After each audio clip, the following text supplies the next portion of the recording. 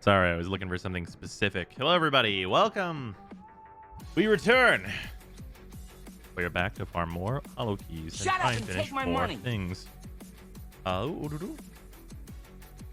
Since we got an upcoming sponsored stream, it only feels right to show more here. Sponsored stream, it only feels right to show more. Here's I'm DR, fat boy. Thank you for the resub, much appreciate it. But yes, we are affiliated with TCG Player. If any of you are going to buy things from there, I would much appreciate it if you use my link. Speaking of TCG and card games in general, I was opening some mail from whenever we were gone, and got something that I did not expect to receive at all. All right, let me go. Wah, hello. Oh, my hair is kind of a mess now.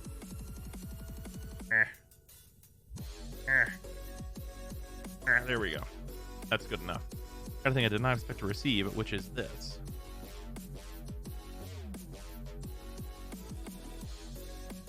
This is the Holiday 2021 card from Wizards, which they sent to me, which is very, very nice. It's also like literally perfect for one of my decks because it has Gisa and Geralt on it. And is fucking dope. I've never gotten one of these before and was not expecting to. It's super, super nice. Have a drink with you? I do have some of a drink. I'd probably need to refill the water in the other room. What's that? This is the Holiday 2021 special uncard. So if you look at it, woo, it has a silver border here. The silver border means that it is not a legal card in any like competitive formats or anything. You can play it in Commander, but only, you know, it's usually like a talk with your table thing and see if everyone's like fine with it. That's how silver border cards work. And it's just like a really cool card. Like it's just like thematic for a Christmas time, and it's really neat. I'm a huge fan. For anyone that wants to know what this does, uncards break like the rules of Magic and like how Magic is supposed to work, and this is no exception to that. It is one, a blue and a black. It's the Wilhelt deck, right? Yeah, absolutely. I will put it in the Wilhelt deck given the opportunity to do so. It says, ask target opponent if they remembered to get you a present. If they say yes, they put a card they own from outside of the game into your hand. Otherwise, you gain control of target permanent they control. And actually, they actually sent a card that is a larger version of the art. It's Geralt with like a arm wrapped up as a present, and Gisa with her axe, so that she may lop one of his limbs off if he does not have one for her. Why do you look so hot? It's pretty warm in here. It's like reasonable. But the office is always like a little warm. I'm not sweaty though. Why does that card say I'm a cheat? Well, it's an uncard. The silver borders are usually joke cards, but some of them are like holiday special printings and stuff, and such like that. There's actually a series of cards called, I think it's called Heroes of the Realm, which are for Wizard employees only. They are only legal cards if you're a Wizards employee or were given one while you were a Wizards employee. But like they're cards that those people are allowed to play. And they're like really wild cards. Like they're all crazy. Can you play as XL Prime? I can, but I don't think he'll be very good at the Railjack. You know, I probably should change XL Prime's primary fashion to be this one, huh? Because this is like the classic. This is what everyone expects to see when they see him.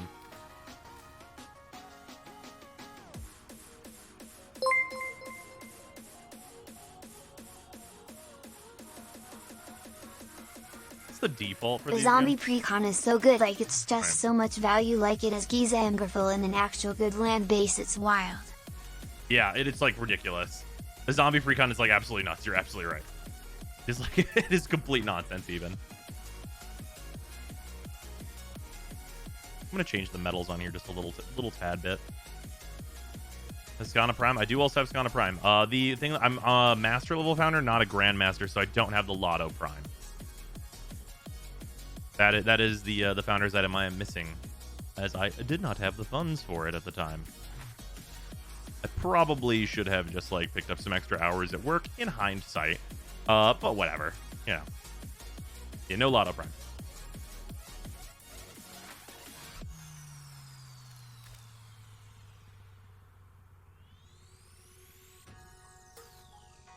Excalibur Umbra with the Prime Helmet looks dope like that. Fair. Oh no, regular Pistol Prime. It's true. Yeah, usually for the purposes of Umbra, I just like this fashion. Like I could go the route of using actually, wait, you can't, can you?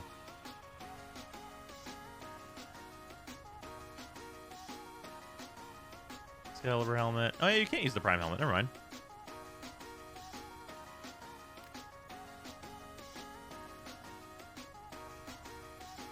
Grande.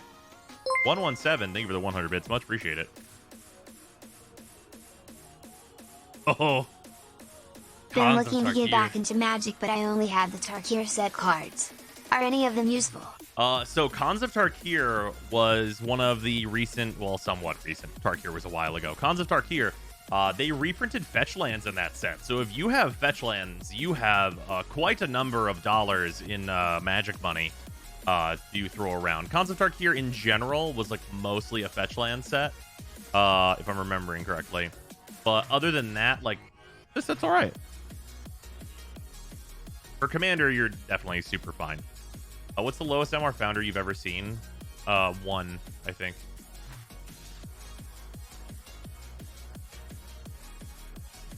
Yeah, there's definitely like a lot of people who like bought that and then like just kind of immediately stopped playing. Or like, yeah, like barely got into the game. Like bought it immediately, like impulse bought and then ducked out. I've never seen one of them playing though. I've only seen their profiles.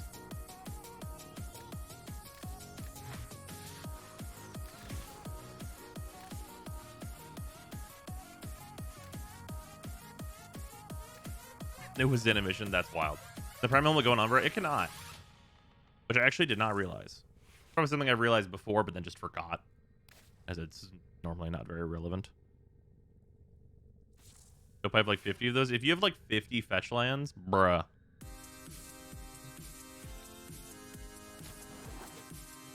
With 50 fetch lands, even if it's like arid mesas, I mean, that's like what, 50 times 15? Yeah, that's pretty good. Nezha gets Roar from Helminth. And then as for the Sea-Doo build, I believe that's in a recent video on the channel, so I would check there. I wish I weren't a broke student in late 2013. That's valid.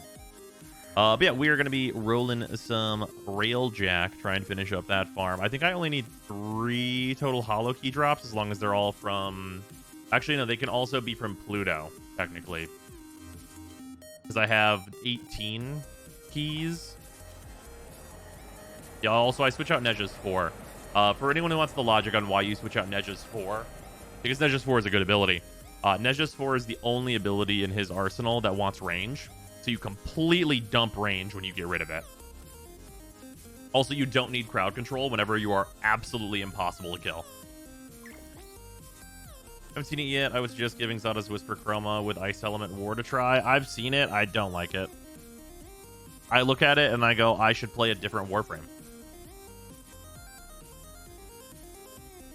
Like, what's the point of being Chroma if you're not going to get all the survivability from Vex armor? Like, I don't get it. New war hype? Absolutely new war hype. So, just got finalized. So the announcement just went up in the Discord and on Twitter.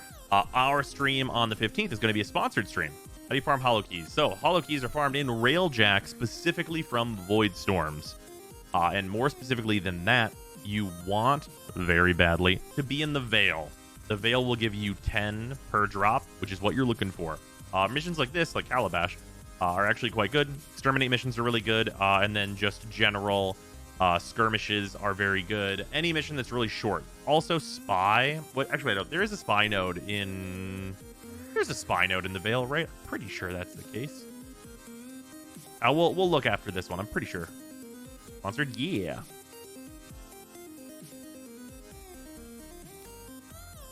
Sure, let's try and grab a Gara Prime Blueprint. Why not?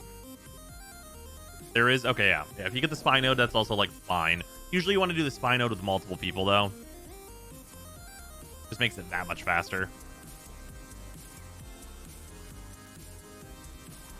You're rolling for Ito, right? So if stream goes on long enough to hit Genshin reset, you gonna do some on-stream rolling? When is that coming out? Like, do we know what day we're gonna have access to the Ito banner? Because if it's the 5th... Oh, is it tonight? Motherfucker. Yes. We will do that. Do we know if Ito's gonna be good yet, though? Oh, it's tomorrow? Okay. Well, then that's a maybe. Any drops for the new war stream? Yes, there will be drops, and they will be active here. You may have this dispensary mushrooming. I'm going to go down here. He's not good for my wallet, I'm sure of that. I have a shitload of primos saved up in Genshin. So I think I might have enough saved up that I'm going to be able to get both Ito and his weapon, if I'm lucky on the weapon, with few issues, hopefully. Because I'm guaranteed to get Ito in like my next few rolls.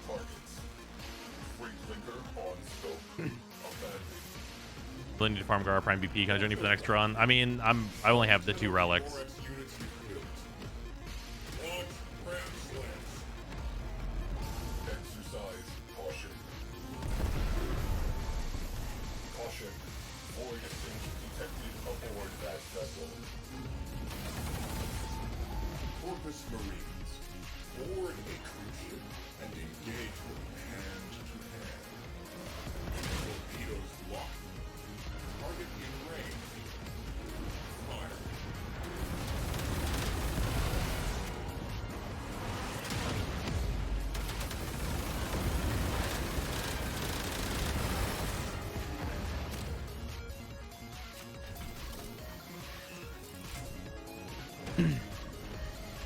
With the stream I'm used, has got a D&D game to play. Nice.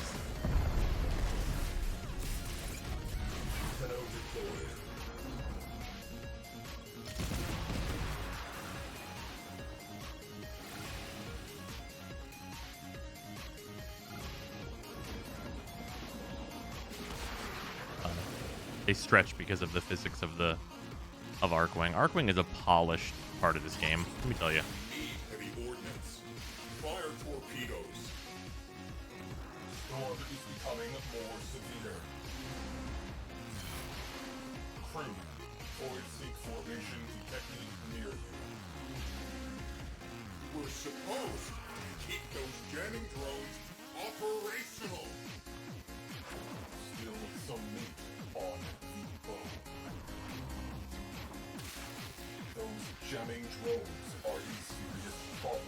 The Helios is just figuring shit out. Did not bring Helios to much Railjack.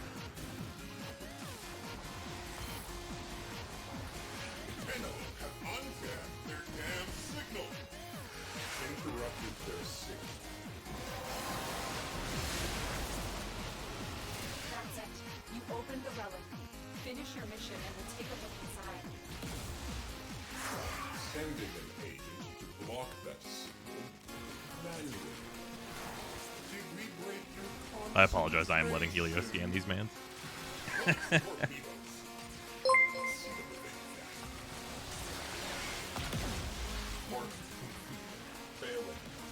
Was asking about Tarkir because I adore Jedi decks, but I'm guessing they're not very meta at all. Oh, actually, so, I mean, in terms of meta, okay. If you're gonna, it depends on what format you're gonna play. If you're gonna play Commander, you can really make anything work because there's like a big like casual community aspect to the Commander format, which you may not have run into before because the Commander format during the cons block was not exactly super well known. But recently that is kind of the most popular format, and it's very open to like anyone, honestly. If you're looking to play Modern, Ojitai, not really much of a thing there.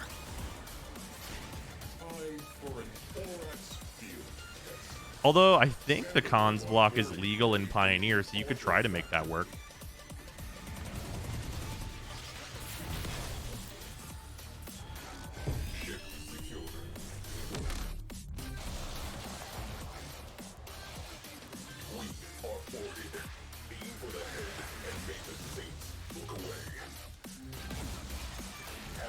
Welcome, bad bro. Welcome.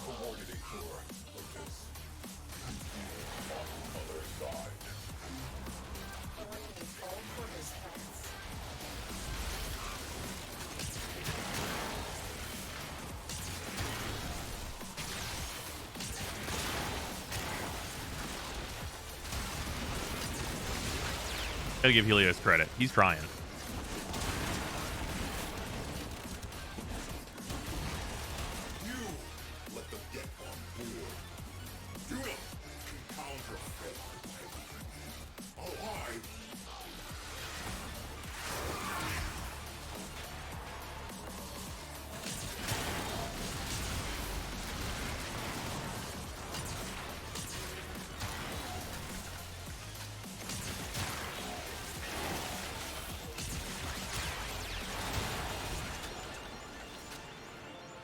I think it's worth to upgrade railjack parts before getting the tier 3.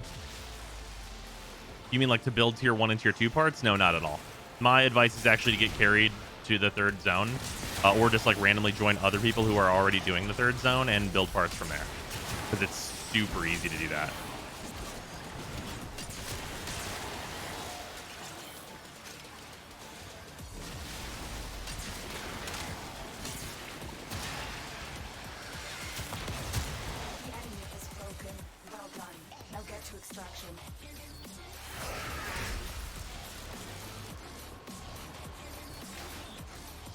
Well, you can't randomly join without intrinsic 7 first, though, can you?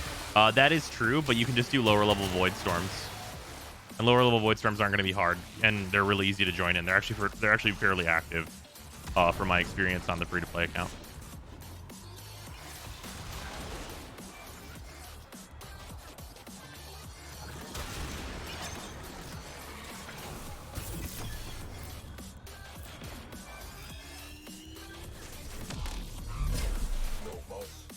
Sure, I'll take a Boar Prime Barrel.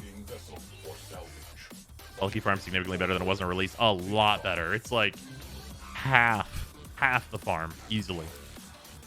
I feel so bad for the people that did it on launch. I didn't even do it on launch because I was like, there's no way it can stay like this.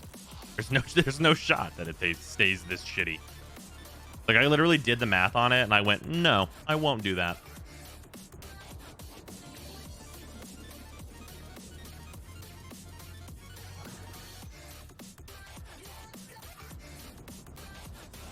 It's half, and I still don't care about any of it. Hey, hemorrhage. Nice. We love to see that.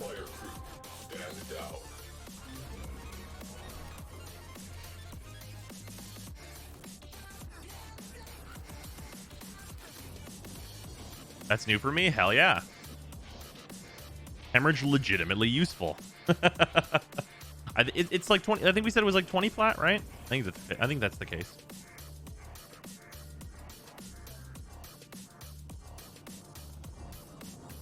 How stacked would our gear need to be ready for a new war? It's not about how stacked your gear is, I think, in a lot of cases.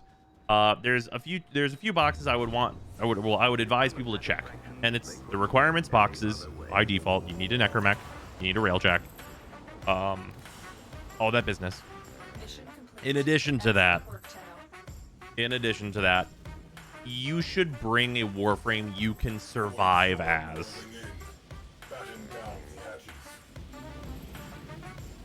And what I mean by that is literally that. Like, if you bring a warframe to it that you're not confident in your ability to survive as, even if your powers get turned off, I feel like there might be rough times, right?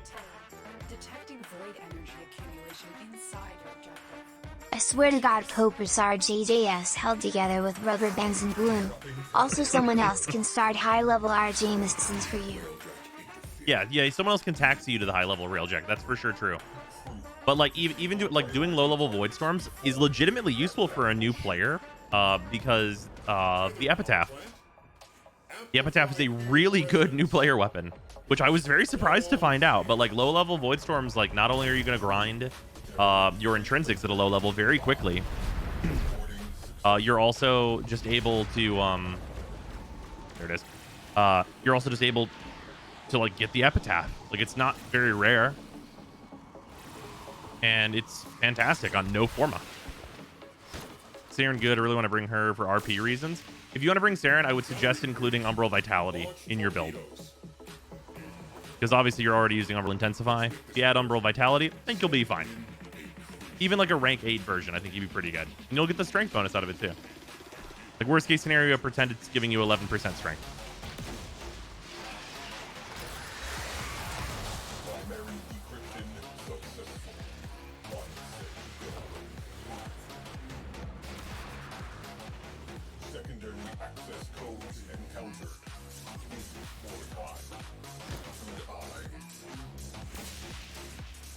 Yeah, Saren's super solid. Kind of hard to go wrong with her. She also has some of the benefits in that her 3 is going to give you a damage boost no matter what. So even if enemies are immune to her spores for whatever reason, you're still going to be very safe on that.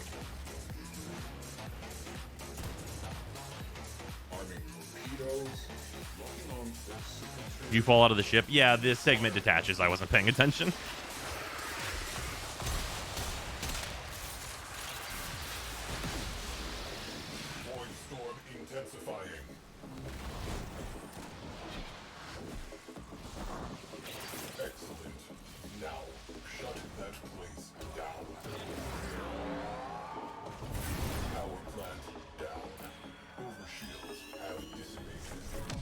We're gonna rush because I like throwing the wolf sledge.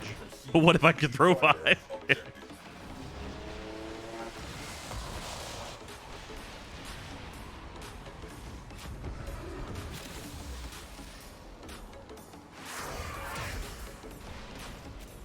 The heck, I thought the Kuva variant wasn't that good. Oh, it's the last primary weapon I need to level.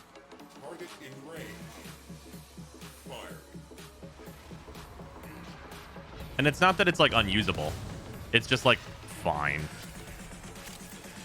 It does a lot of single target damage. It's really good for certain content. But that content's pretty rare. This is the wrong person to teleport to. I really hate that this is bugged to not tell you where they are. It doesn't tell you that they're on the capital ship.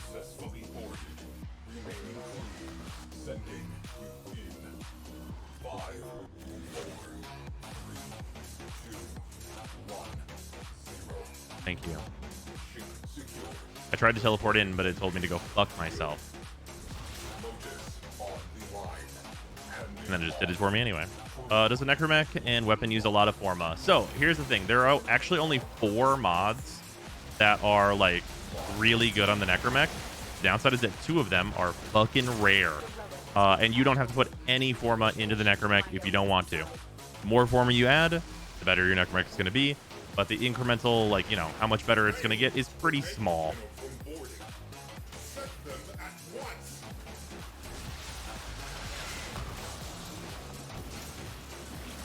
Gonna bring the Strofa, but if the Skijati is able to actually kill Sentience, I think I'll bring that. Oh, yeah, the Skijati is gonna be very fine for killing Sentience. Of the level that I'm expecting to see, the Skijati is gonna have no problem. Also, the Skijati is a fucking Nikana. Its stances are amazing, and its heavy attack is incredible. Like, Nikanas are top-end fucking weaponry. I would say their heavy attack's a little awkward.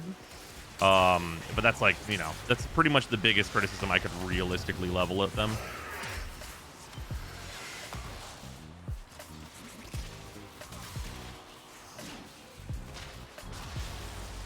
Pump the jams. Let me know if the music's too loud. I'm pump the jams a little bit. Broken their ranks and they are on the run. Another successful mission. Find extraction. Isn't the heavy attack very anime? Oh yeah, no, for sure. It looks cool, but it's a little unwieldy. Your thoughts on Nell Prime stats? Seems like it's going to be better a busted single target weapon. So I don't really talk about pre-release stats because they're always up for changes.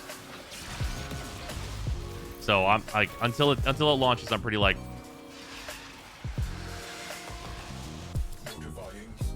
sure, take a rare, why not? We don't need a good railjet because it didn't do anything after building it, and they said you can't do other things until the quest is complete. So hard locked in quest because bad railjack. I doubt that's going to be a problem. I think that they're very aware that a lot of people are going to like want to do this quest like right after like barely meeting the fucking requirements for it. So I imagine things will be pretty easy. Give me them Holokeys, motherfucker. That's not Holokeys, that's a Seeker Volley. Okay. Alright. Oh, again. Only 9 minutes left of Calapash. That sucks.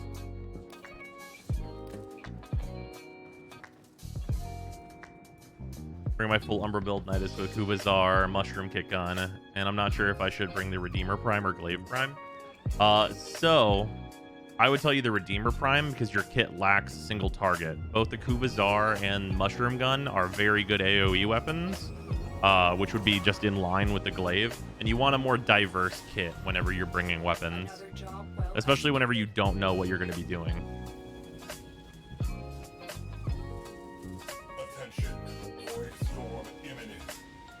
Also, the Tenet Livia as a heavy attack weapon. It's got slash for days. Feels like a better pennant, but I'm honestly not sure. So the problem with that weapon is that the stance is dog shit. Target vessel marked. If the stance wasn't dog shit, I would feel differently about it. But the stance is dog shit. Minnow disembarking. Be aware. The swarm is tearing open void fissures at your destination. All Why slingshot no work? There we go. find the Minnow whose territory this is. Disable priority targets prior to boarding capital ship. Cyclops array. Open fire. In hell. Three finger on scope. Abandoned. Ghost train ordered. Stay frosty. Die. I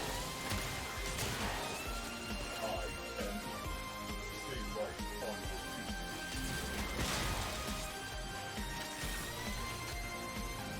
Countermeasures are interfering. There's so much electricity. Rectified.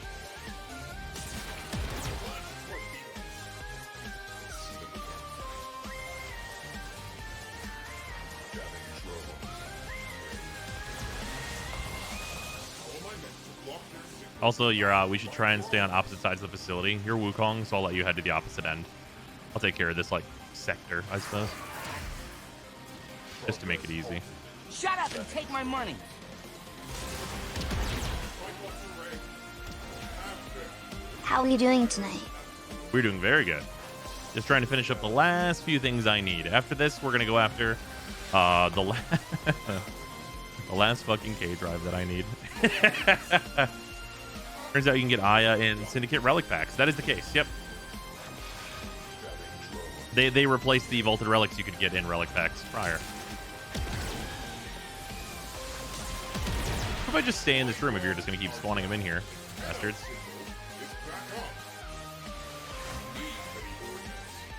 Actually, if they keep spawning them in there, it's good for me, so I'm actually going to go back here. It's probably because we're covering enough of the zone that they don't want to spawn them too close to us.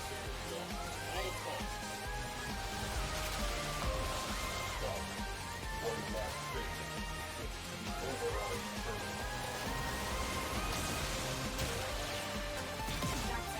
We've opened the relic.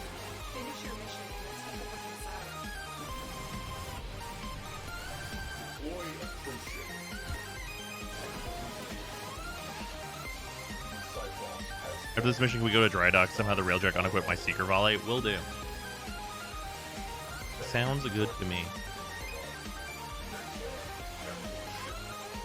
Also, Rataz has been lately really good. Yeah, he's great. He's a little chunky. He's a little on the chunky side now. That's okay. He's adorable as well. He got to spend the weekend at Grandma's over PAX Unplugged, which he enjoyed greatly. Yo, you want to send me to the damn... Literally trying to teleport to it, and it's like, no, we'll manually teleport you. Maybe? Maybe manually teleport me?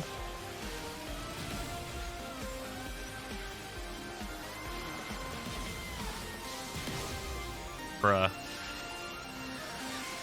I hate when this doesn't work. dropping Minnow out of airlock.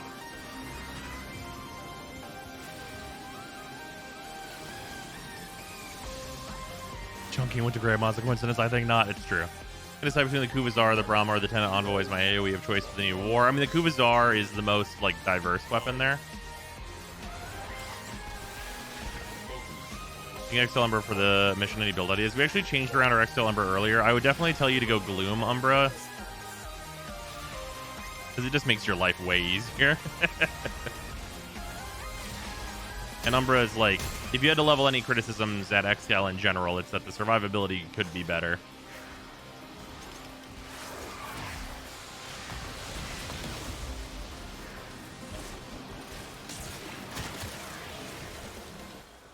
If those Tenno are not eliminated, there will be no bonuses for anyone.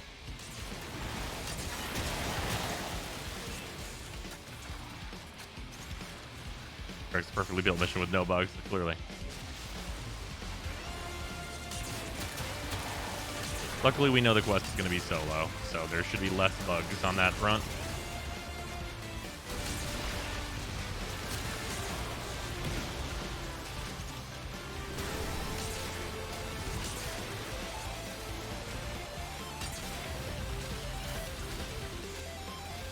Man, Helios is really giving it his all.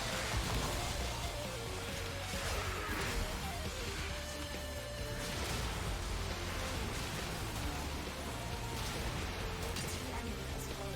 Well done. Now get to extraction.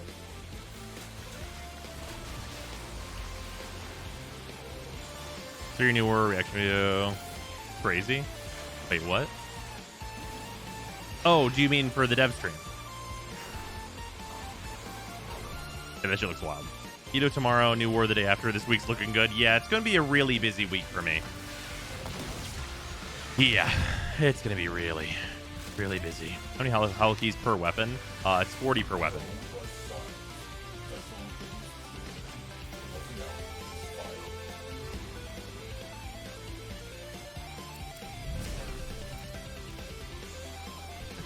I have 10? Why? Why? Yeah, 40 hollows per.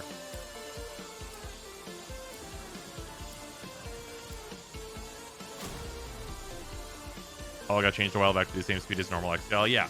Well, the howl is actually slightly faster now.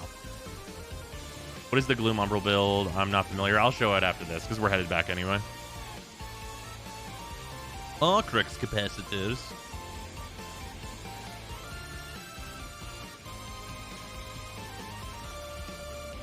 Okay with Endo. Always need that. Nah. Try, Doc.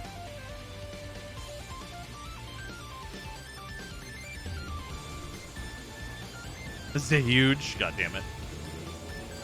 How are you streaming with just you showing and not in the box thing like everyone else? What does that mean?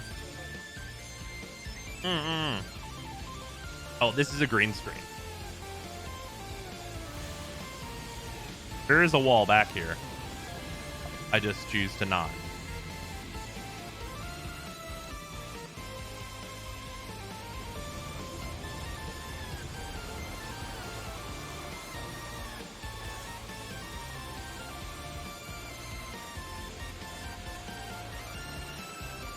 Reject wall. Return to void. My immersion. My immersion. Good lord. Good lord, my immersion.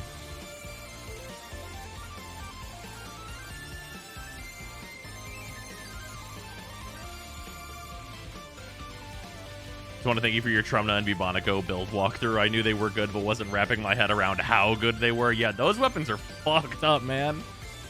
Shit is fucked up with those weapons. Me putting some shit behind the green screen would be a surprise. That's true. Also, yeah, don't look at the Trumna or Bubonico too hard, because they're terrible weapons that no one should be using for sure. Like really bad. You definitely should not go watch my 2 videos I have on those 2 weapons on YouTube, because they're really honestly just terrible weapons you shouldn't use.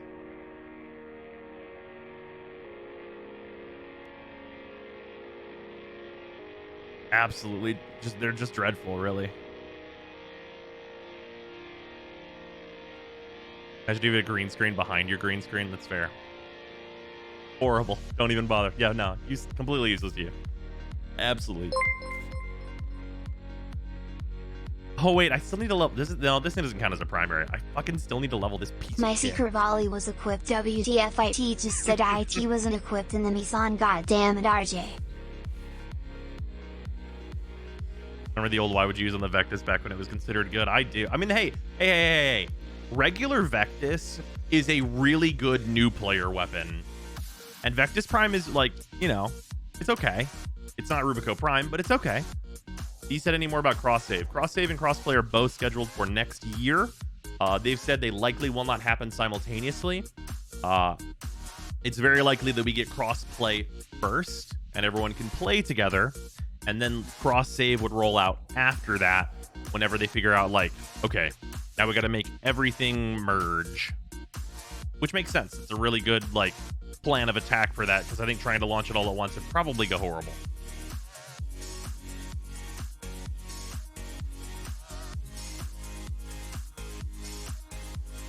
I should probably grab this. There we go. I have the red veil armor. I feel like I'm still missing the Neja chassis and Neuros and all of Nidus. If you got any of the relics, those would be appreciated. Oh, okay, cool. Yeah, I'll go for those then. Might as well pop them. Vectus Prime has real competition. Regular Vectus has hilariously good opportunity cost. Yeah, it really does.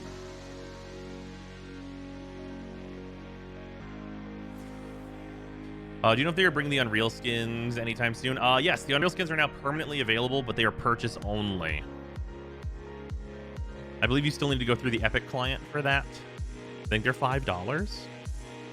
My brain tells me they're $5, but I don't know that for certain. Yeah, they were free, but I think they're purchase only now in a pack. Oh yes, the Umbral Gloom, or the Umbra, not Umbral. Well, it is Umbral as well. The Gloom build for Umbra, yeah.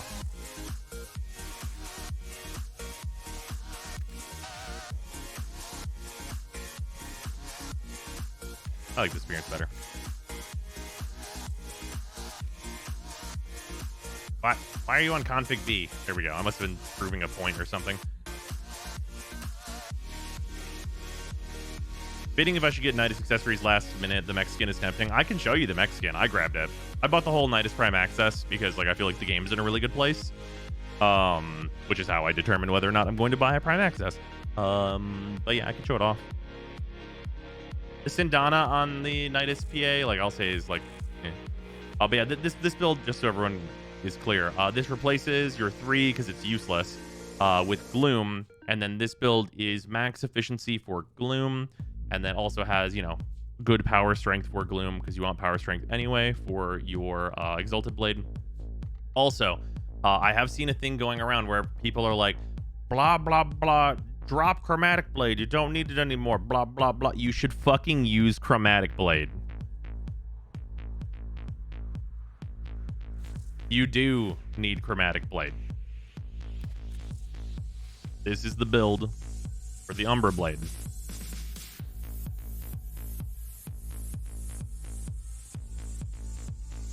I don't really see the point in Chromatic Blade. It's this really important piece of text. It's a very important piece of text where it says status chance is increased by 300%.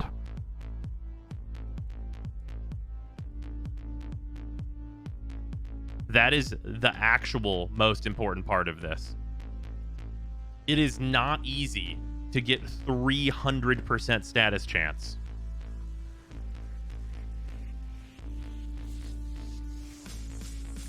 And just slapping a bunch of heat on is really good. 1 second.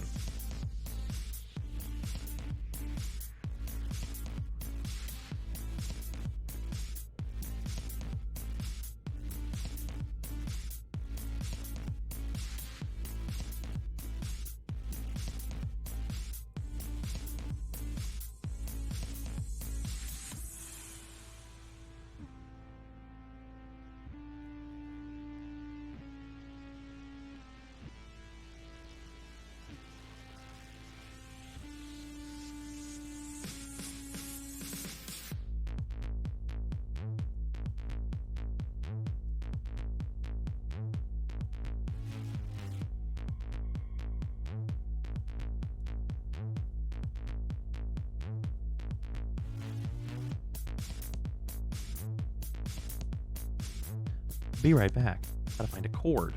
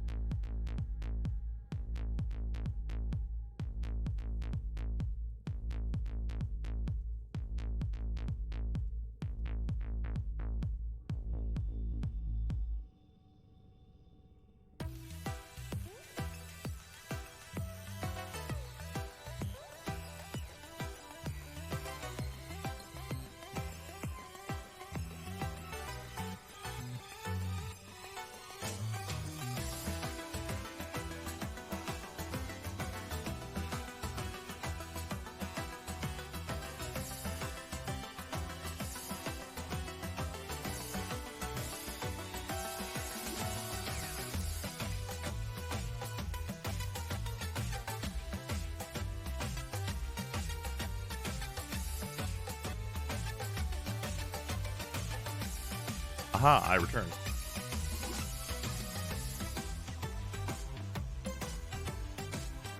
What is Speedva? Speed Nova is a build where you make the enemies very fast. It's used for defense missions.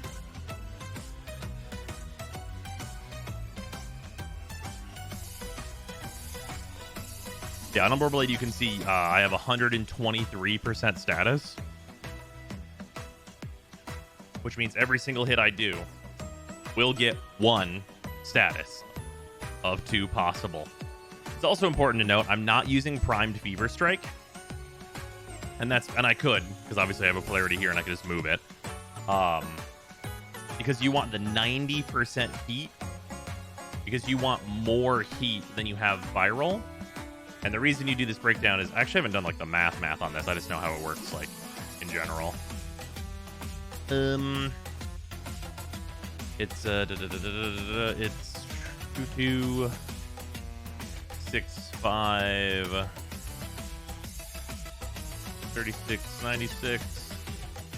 Yeah, you have a 60% chance for a heat proc this way.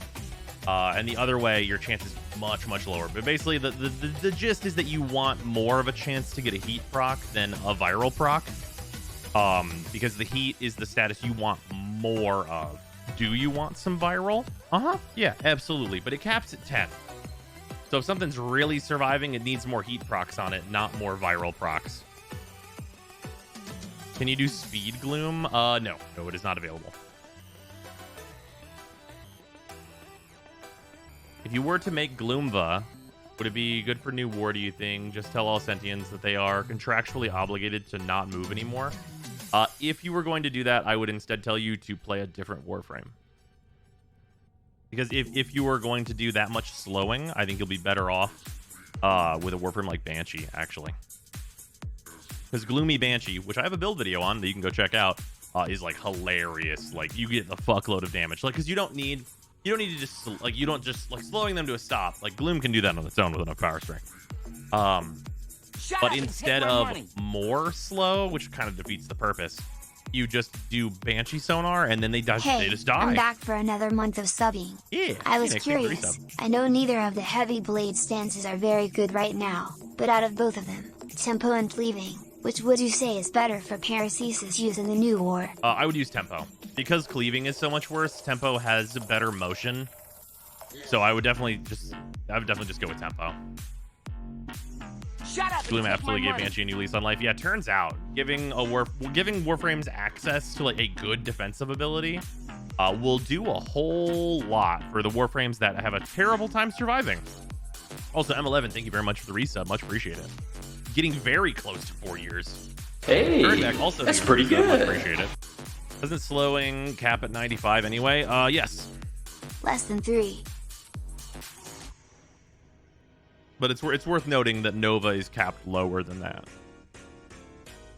Didn't know Gloomshi existed. Have to go check that out. Yeah, Gloomshi is the best frame for hunting the sisters. In terms of killing them extremely fast. Sisters and liches, she just obliterates.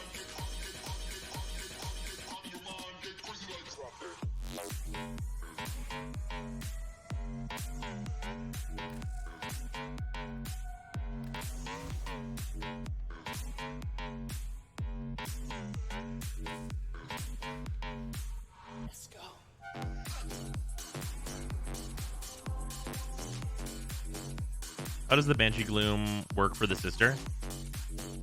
Well, your Banshee and Sonar works on them, and Gloom works on them. So they can't move very much, and they're about to take like 300x damage.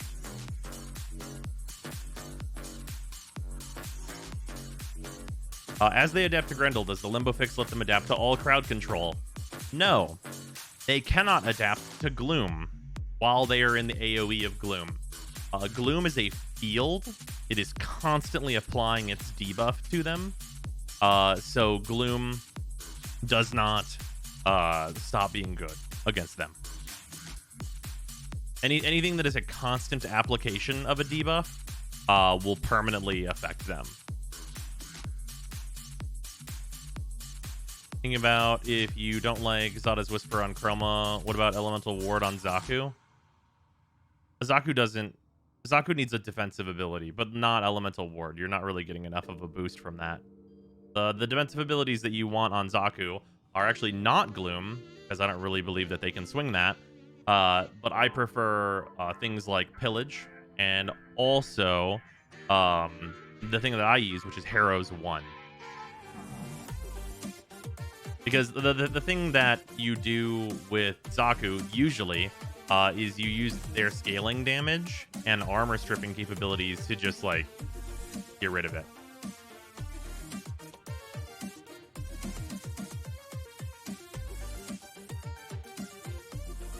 What's the wibbliness on your wrist? Is that an armor effect? Yeah, so the chest armor here has like a chest energy shield effect on it that is for some reason active during the star chart picking, which is a weird one, but it exists. Shut up and take my money.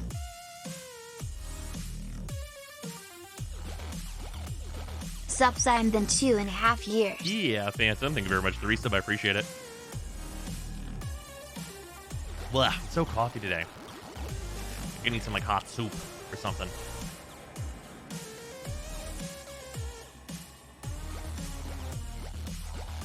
Or some cough drops or something. There are no good void storms right now. What? Oh, whoops, wrong button. This one first. There are no good void storms right now, bruh. Bruh. Oh man, there actually aren't any. Ugh.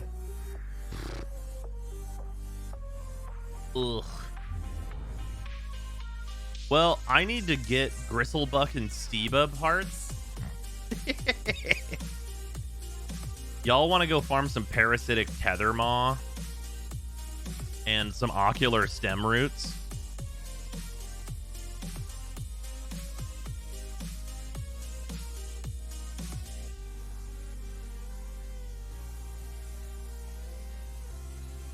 What the fuck is that?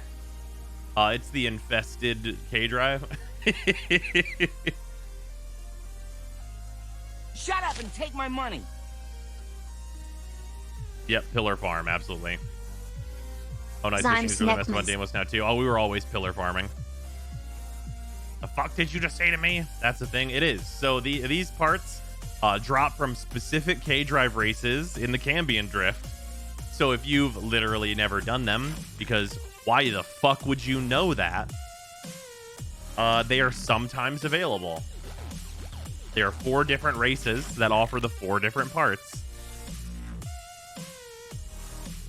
Does Excalibur Energy Color matter for his 4? If so, what do you use? Oh, you want it to be heat.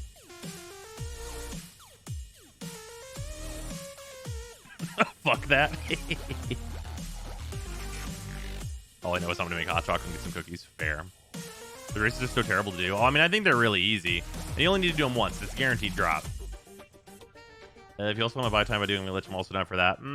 If we get this, I'm down for that. But I want to complete this K-Drive so that I'm done with all of them.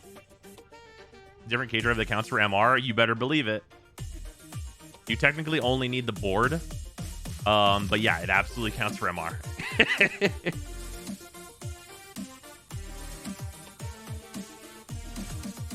Alright, who do I want to go as? I want to bring Larva. I should probably just bring Protea. Yeah, Protea just makes most sense for this. There's a bunch of unnecessary nonsense I have on this board frame right here. I'm gonna bring Helios just for the scanning.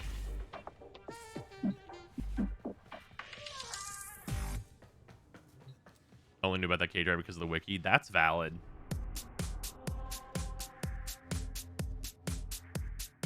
If you knew about this K-Drive not because of like the wiki or because someone randomly told you, like you are sub percent of a percenting it, honestly.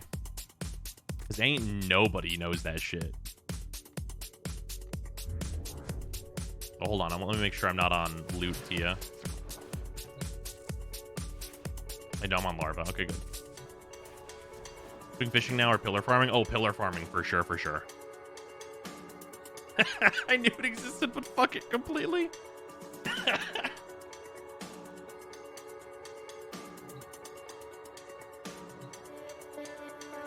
I popped into the one and only prime time I've ever watched, and they talked about it. Damn. That shit's outrageous. Is Bubonico crit as well as status? The primary fire is crit. The secondary fire is heavy status. If you make the secondary fire crit, though, which you can do, it's really fucked up.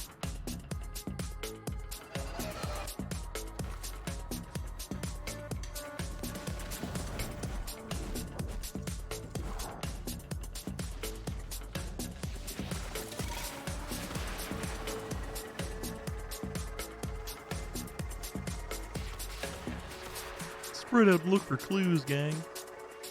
Bruh, literally no towers on any of the usual spots. Fuck my life.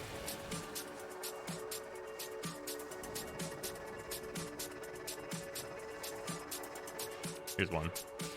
I don't remember what the towers do, though. That shit is beyond my knowledge. Which one are you? Oh, you're the one that really sucks.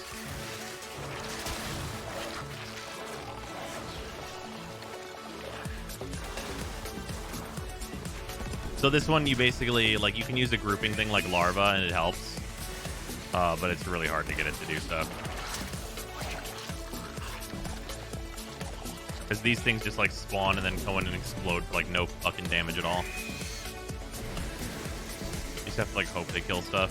This is actually kind of a waste of time in order to, like, to even do this one at all. The next one might kill some stuff, like, maybe.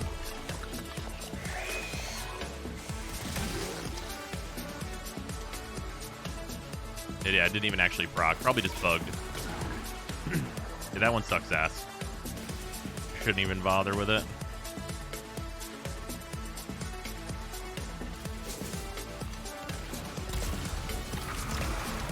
I think this is one of the decent ones. Is this the one that's slow? It is.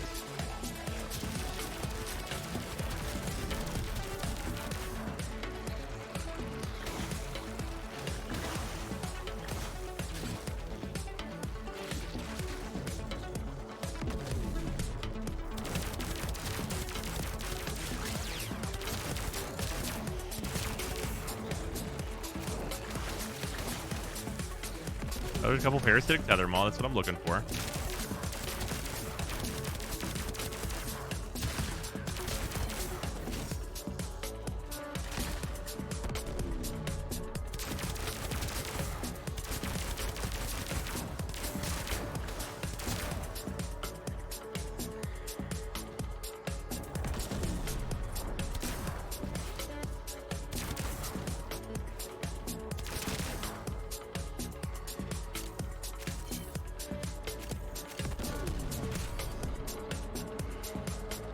Come on, give me some more enemies, please.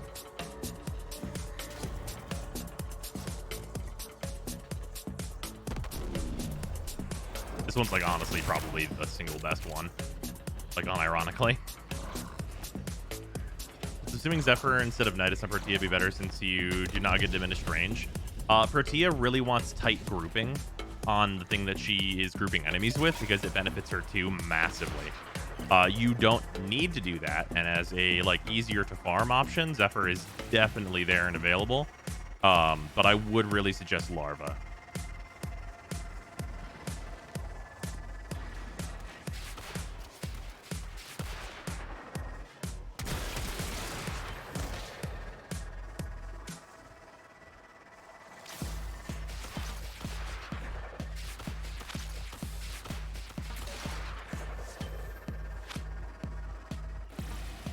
See if there's the one on the hill that's available. It is. Is it a good one? I don't remember. Riss? I remember the name of this one. I actually don't know why this one I specifically remember the name of. I actually have no idea why this is it. Is it going to spawn any enemies at all, though? If it spawns no enemies, it's fucking a waste of my time.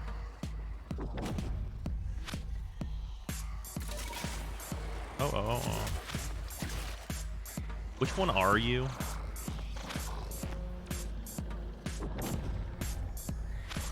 Oh, it's the blinding one. Here, please don't use pull on them. Pull kind of just sends them flying.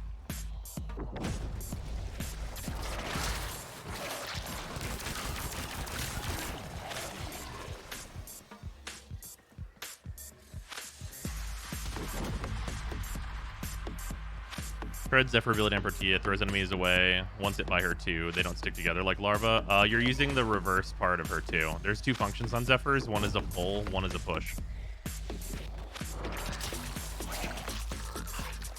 I'm gonna wait until it blinds again.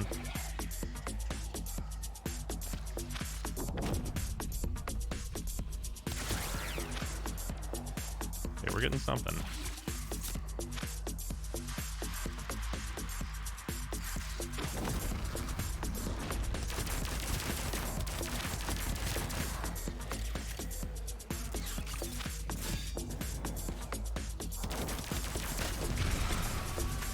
That's unfortunate.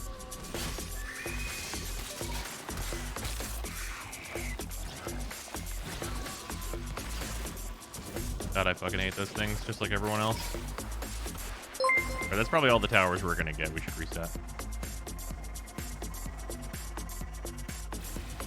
Oh yeah, someone told me about the infested K drive and I had 3 parts for it already. Well, I think I still need that last part. Nice.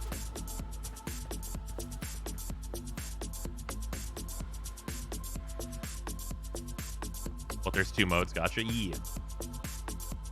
Should I subsume in Zephyr? Honestly, Zephyr doesn't really have need of anything. You can give her Breach Surge. You can. You do not need to. I really want to express you do not need to do that. She does not need it. But you can do it.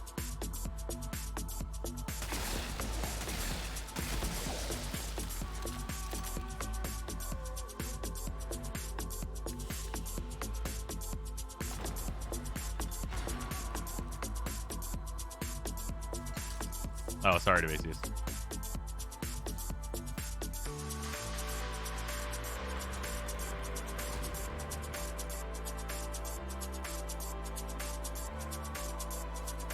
How did it not say received? Oh. What does Breach Surge do again? It's a mass blind and also a chance on hit to tick damage at a multiplier. Is Sea-Doo the best weapon with Zephyr? No. The Trumna is the best weapon with Zephyr.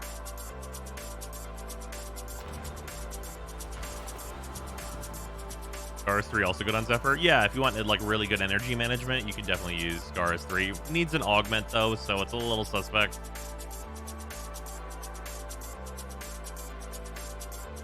Crashed on me when it first started. Ah.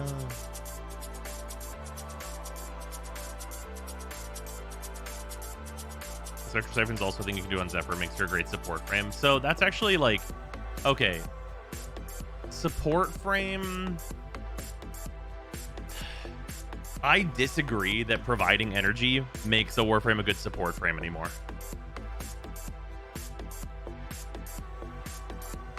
Everyone should build their Warframes to be self-sufficient.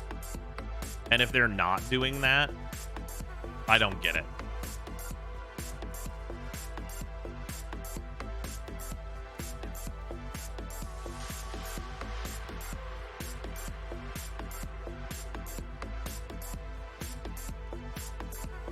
The Trinity mains cry. Well,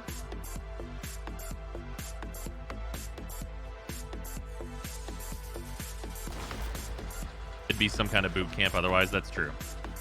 Still fun to build a meme energy fountain. Oh yeah, I mean, if you're building it for you, for your energy economy, like if you're building like a high strength Zephyr for some reason or something, like by all means, like do that. That's like totally reasonable to do. What does this one do again? Well, they died. And that's what matters.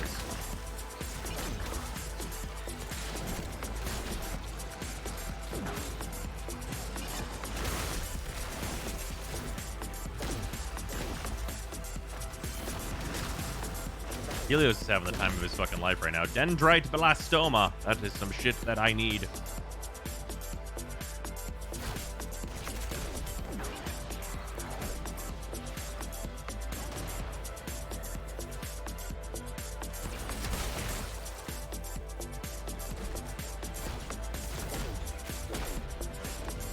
Wait, naturally, he's completely self-sustaining. His 2 causes energy drops. His 2 causes HP drops, actually.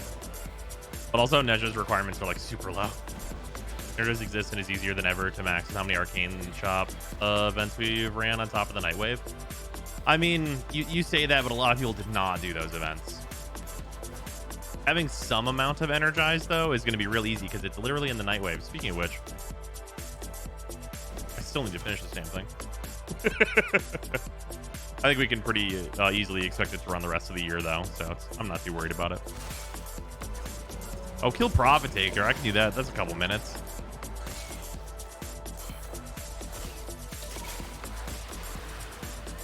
Let's see. We have other good towers. Don't remember what this one is. So it might be good. It might also be dog shit. Oh, this is the one that makes them fast. Oh, this is the one that makes them fight each other, and they've got to kill each other, right?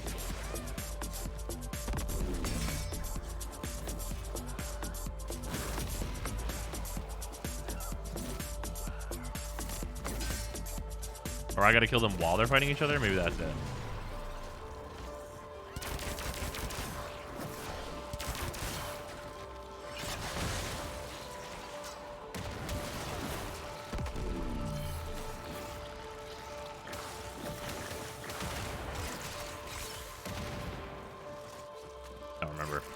Then if even the best Prophet Taker killer, Arcplasma destroys the shield because it hits like everything.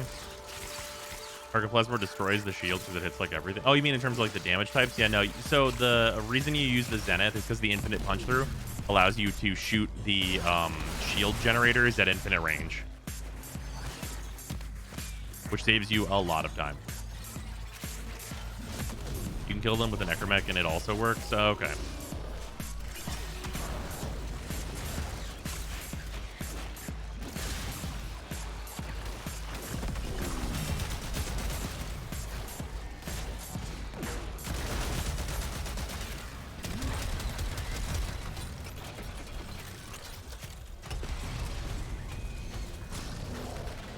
So wait, does the Necromech even need to meet the requirements on these? Or do you just have to kill them like in the area of it?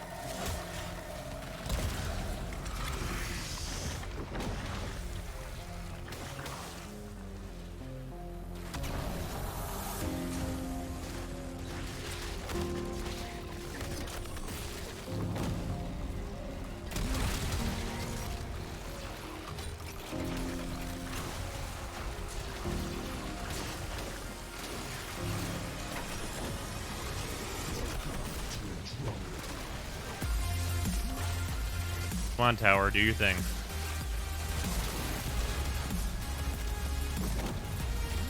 No, it needs to do its thing. That's unfortunate. Guys, wait, you have to wait for it. Guys.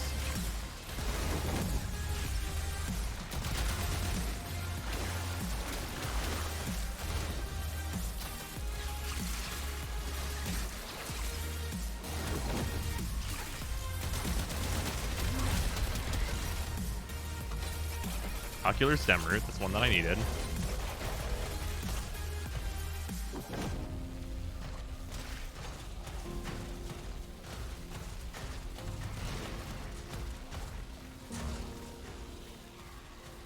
Edja is a strong, independent boy who don't need no daddy. I mean, yeah, that's true.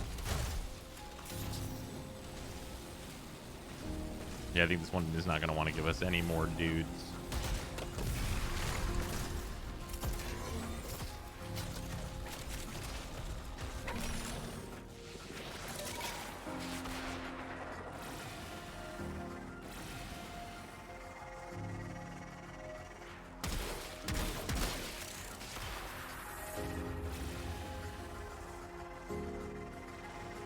None in the valley, none here.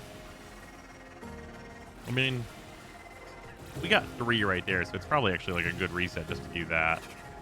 Check this one, though. Oh, this is another one of the good ones. Okay, okay. All right, all right. I see you. Maybe we'll spawn some mans.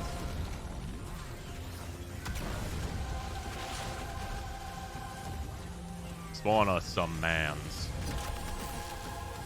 Bring a Gloom Neja build to New War, and it's dumb. My testing made sentience a joke. I mean, yeah, if you're Neja, just period, even, it's like, what the fuck are they gonna do? Like, they're not. Hydrate the Vermislicer primary, it's okay. It's not setting the world on fire.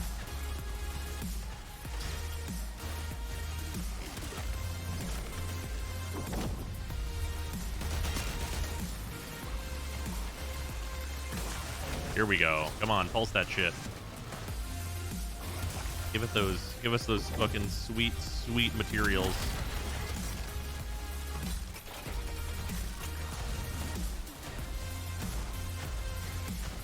Where's the classic dummy dick option? It really is.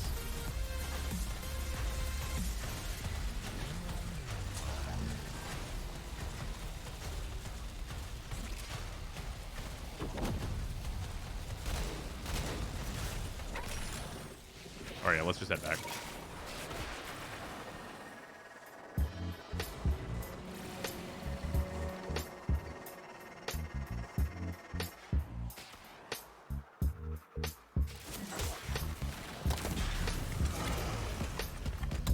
Spawn more? No, it doesn't want to. Okay, we're good.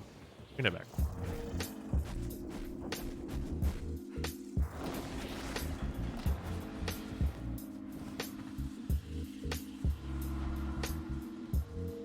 Sherman saying there's a race with a part. I believe it. If you guys want to go roll one of the races while like I roll some towers, I'm a-okay with that. None of the towers are hard. I feel about bringing Zaku to New War. I like them thematically for it, but a little concerned about getting my frame turned off. Yeah, if your frame gets turned off, that's going to be really rough for Zaku.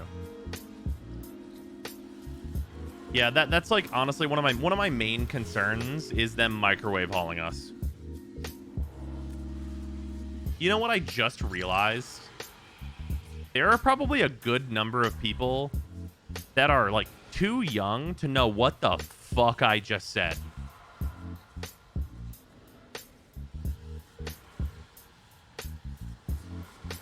MGS4? Uh-huh.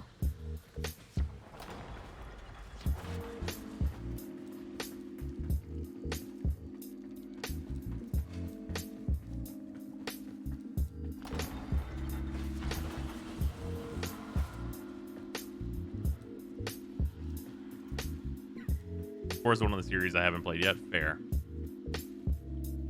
MGS1. I mean, MGS... in 4, it's more prevalent. It was more of a thing.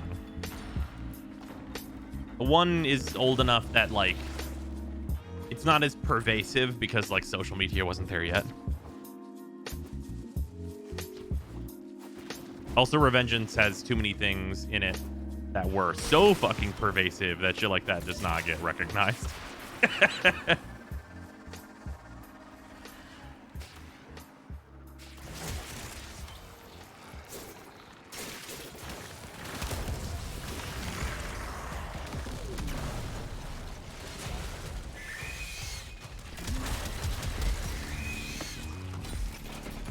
Did it? No, this one just sucks. Okay, fuck you, Netra.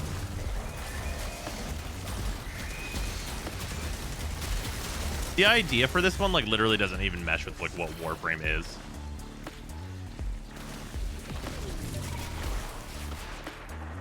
Because the idea is that, like, you're supposed to, like, get the enemies low health or whatever, but, like, what the fuck is that? Like, I literally need false swipe in Warframe in order for that to ever be a conceivable thing I will do. We all know what false swipe is, right? Am I an old man?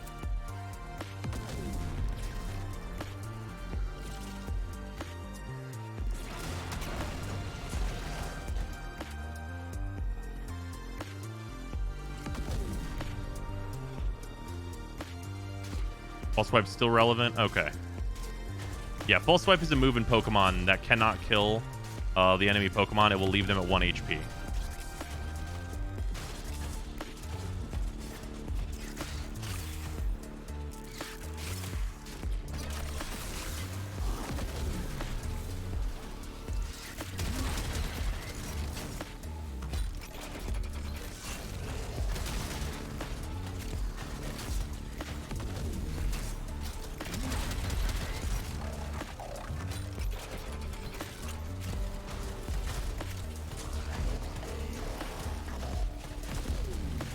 Enemies in Warframe exist in 2 states, full health or dead, pretty much.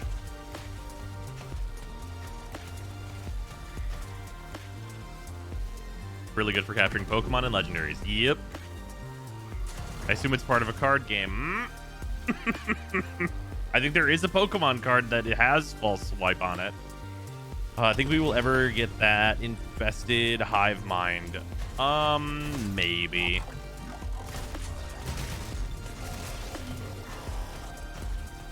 It doesn't seem impossible.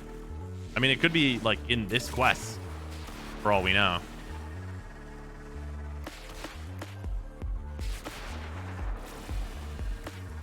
Later bites of Pokemon should be 1v3, but the legendary gets 2 to 3 moves per turn and better stats. Make that shit brutal. Okay, but then if they give a legendary Earthquake, that becomes really problematic immediately. Fucking Netra. Fuck off. It's not even worth activating.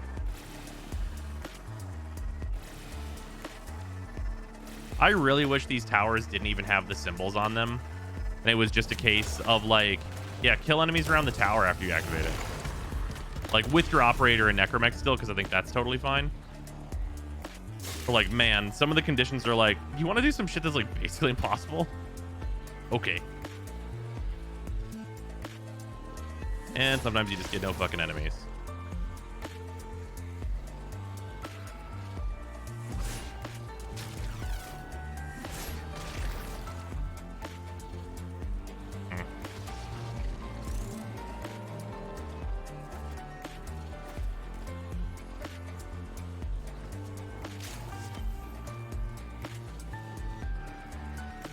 This game refuses to give me Gyromag systems. Just buy them. You can buy them from Little Duck. One of your teammates may have gotten it. The towers refresh before the spawn zones do.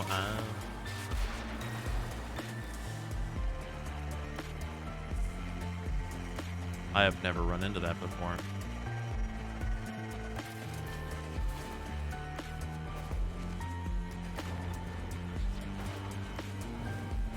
Yeah, for the rank, you need them to rank up. Trying to get that rank up. For the top level ones, I thought you get them right before you need them. Or are those are gyros the one right below the top end?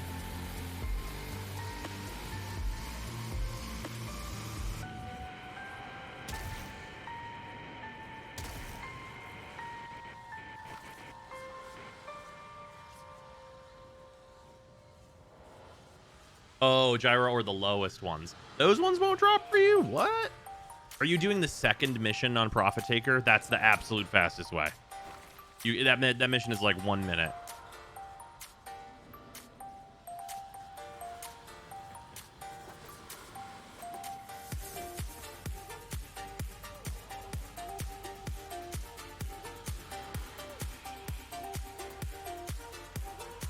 I'm spamming it. It's literally giving me the rares. Fuck.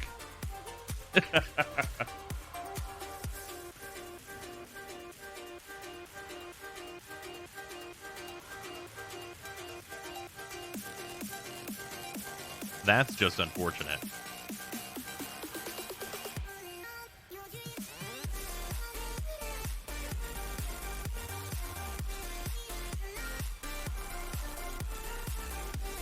A desire sensor at maximum.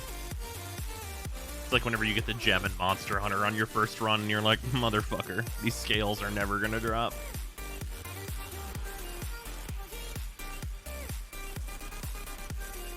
What do you feel about the Strata? Seems like a decent Glaive Prime side grade. Nope, not at all.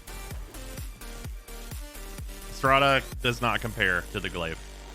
The Glaive has Forced Slash on its throw explosion, and like nothing even comes close to that.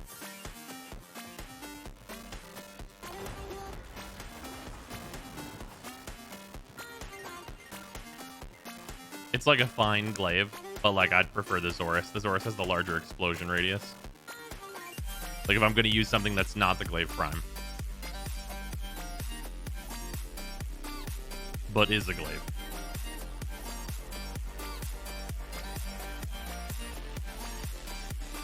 We did for Zaku, but I keep putting off the Fortuna Depon grind, as you fucking should.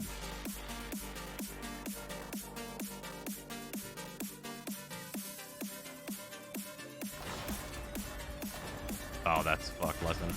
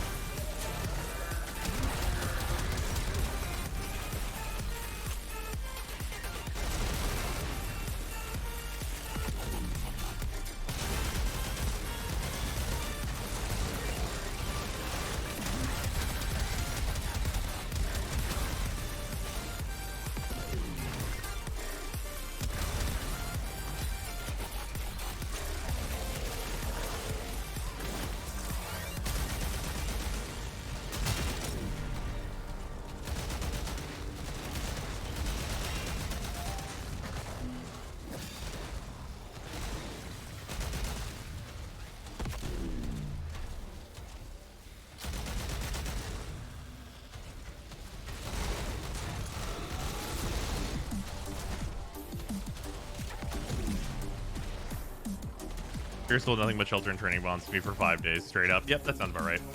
That's actually a bug on Ticker, by the way. This Ticker is supposed to sell a variety, as per a patch before, but no longer does.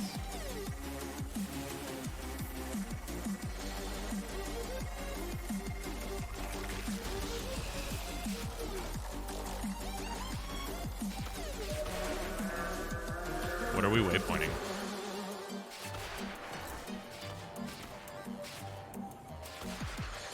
Oh, is this one of the races? Oh, okay.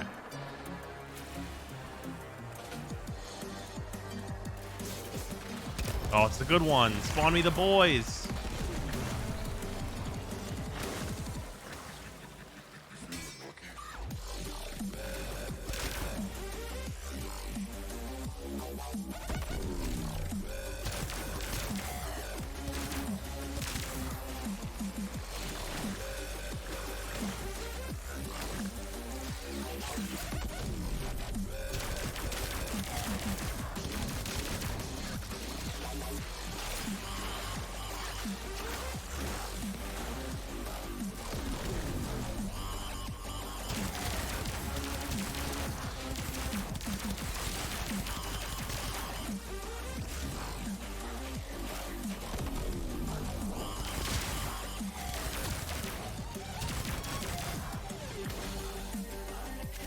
God, this one's so good.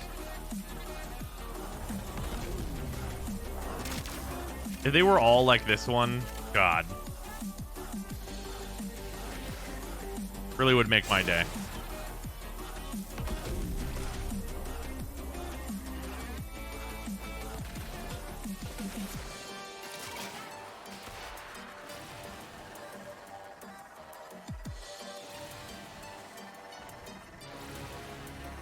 For me, Damus Bounties, you've given me the Quasis BP instead of Aya at the last stage in 2x of them. Over and over, I have 60 Quasis BPs, even though it's the rare. Fuck. That's just rough. I think I remember this one being good. Oh, no, this is the one that's random. Of course it goes to fucking Netra. Netra fucking sucks.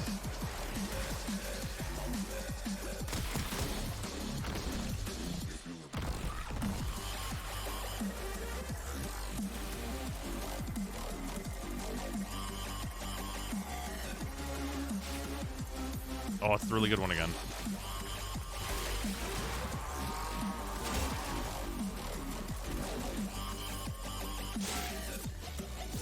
Let some enemies show up like before I hit this one, though. Okay.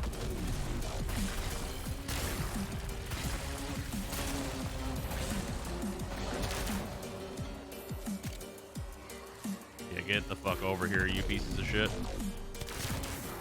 God, the range on it, too. Everything about this one is, like, definitely the best one.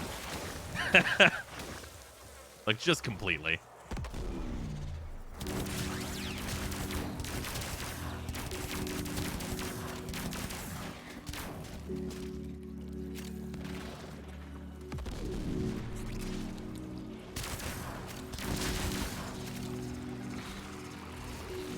Plastoma and Tethermaw, fucking hell.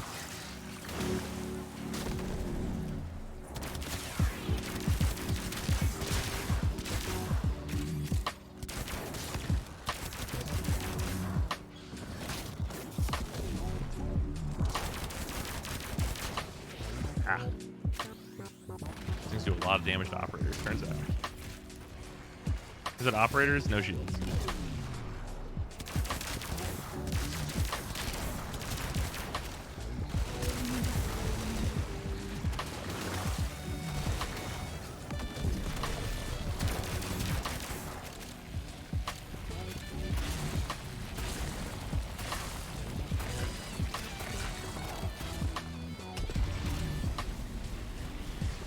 God, I'm just so sad it's over.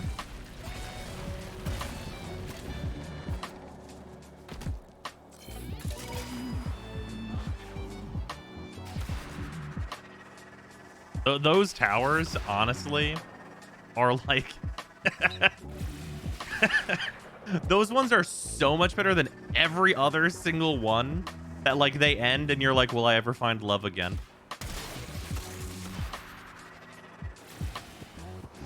What does your title mean? Oh, Last of the Holokeys and then Teardown. Teardown is a video game.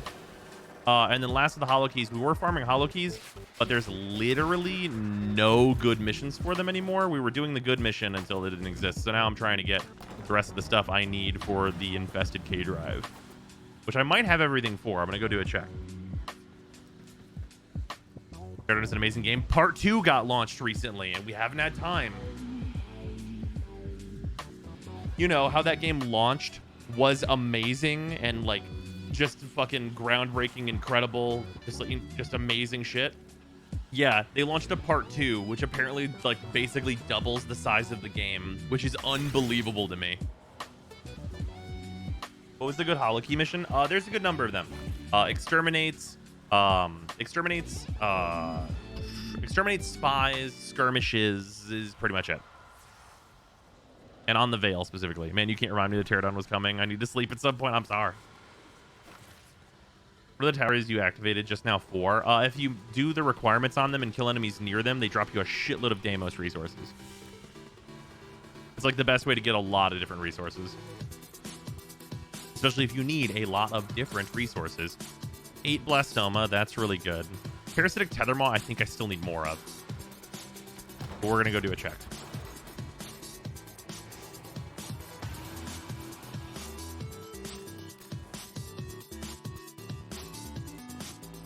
I really wish in hubs you could look at your foundry and didn't have to go back to your ship for it.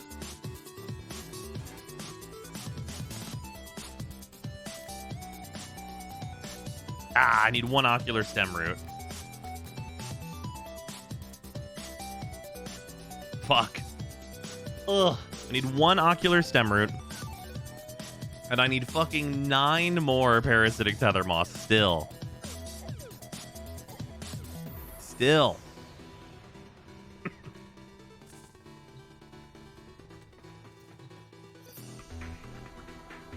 What resume thing do you not want to rank 10? Gunnery.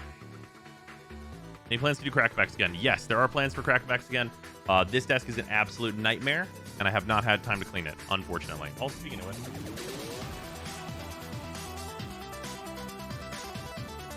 Now the light is here, making it so the green screen is better.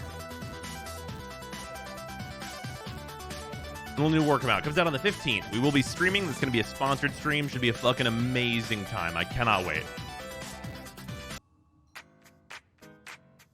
Looks like I need 6 more parasitic tethermaw for the pulmonars. Fair.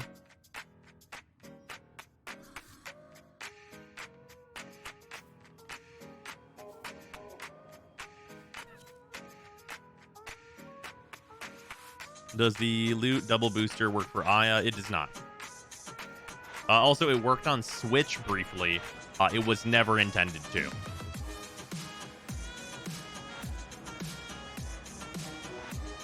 Do you have to be an operator when killing those enemies or just in the radius? You can either be an operator and killing them with the operator, or you can use the necromech.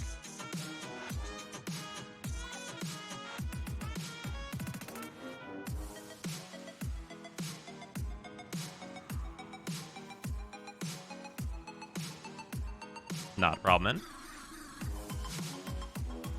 But I was getting 2 XI as per stage of the Deimos bounties. Damn.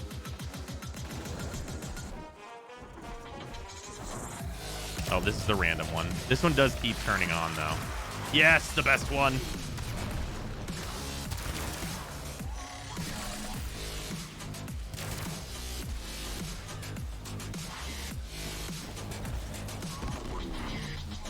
Kill them all.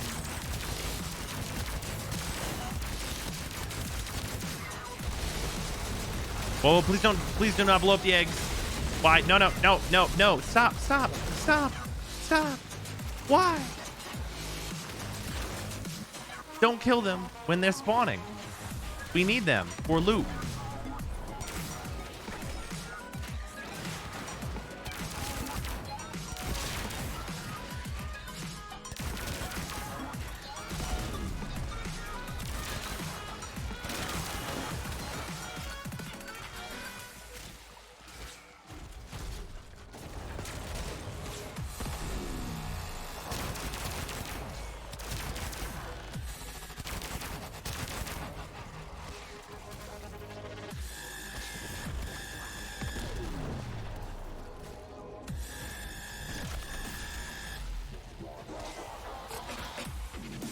I heard kill them all, so I started blasting. Yeah, no.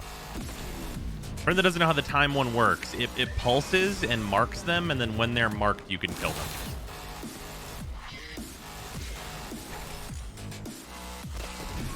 That one gave me like nothing. That one might have bugged out.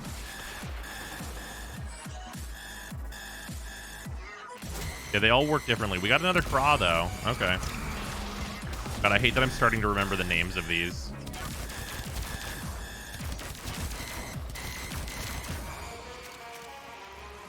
Ocular stem root, I'm done with those now.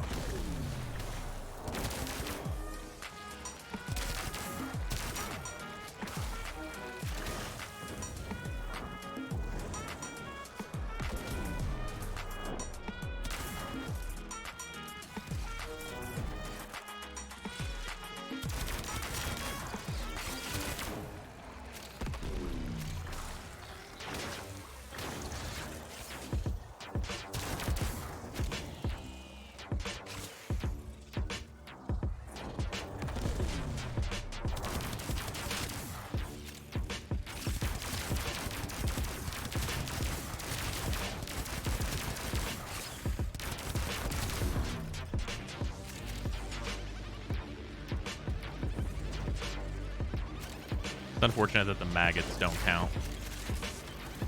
Oh, parasitic tether maw. Nice, nice, nice.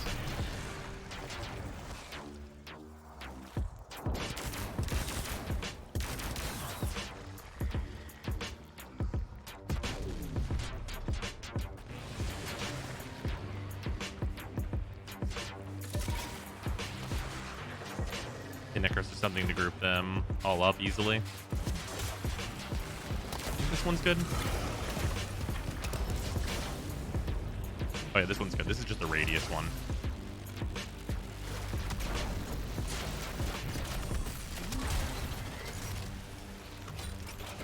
This one's also very good.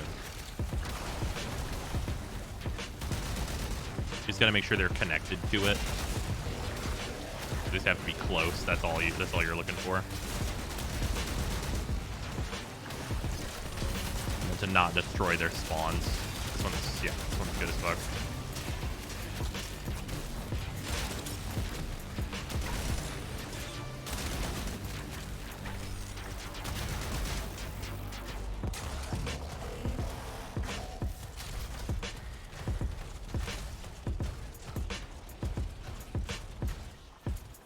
Well, if I'm clue hit a haircut, yes, it is much better now that I've received a haircut.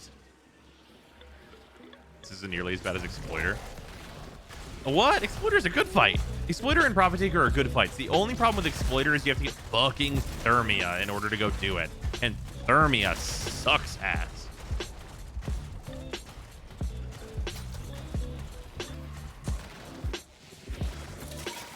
These drop already processed ores. They're not pre-processed. Main account or free-to-play? Main account. Yeah, free-to-play, like, we're trying to finish up everything on, like, the main account before New War gets here.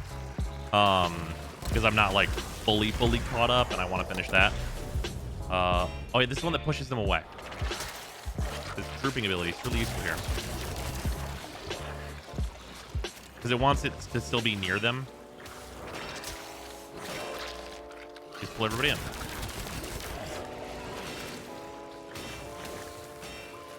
This one's really good as long as you have a grouping ability.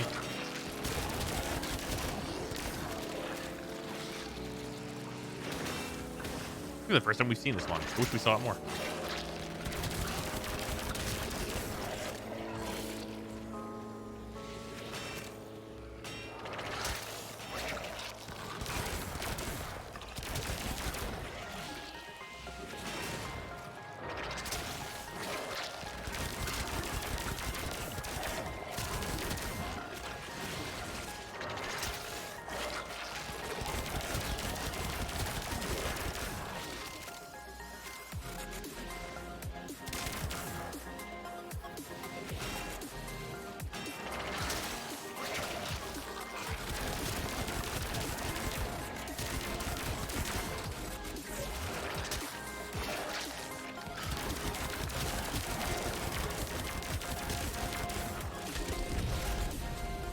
Yeah, that was very nice. Not on the Smita for this. I probably should be, but like Helios is grabbing some scans of some things I've missed.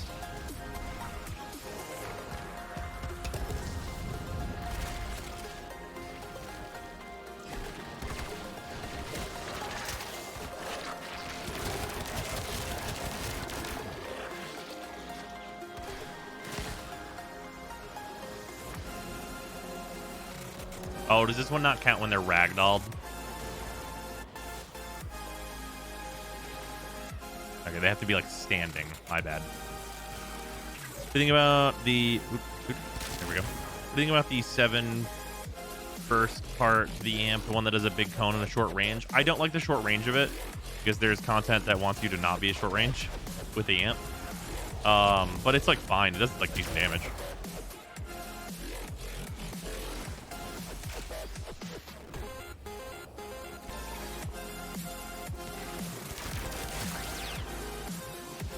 That one doesn't want to give anything. Weird.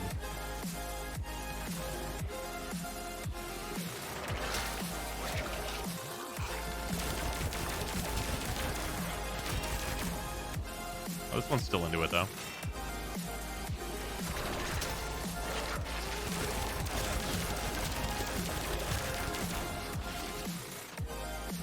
More ocular stem roots. That's what I need. Hey, that's pretty good.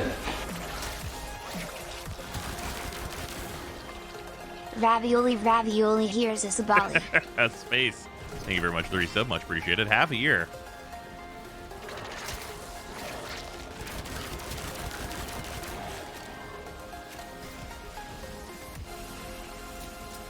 What's poppin'? We're trying to get the rest of the parts for the infested K drive.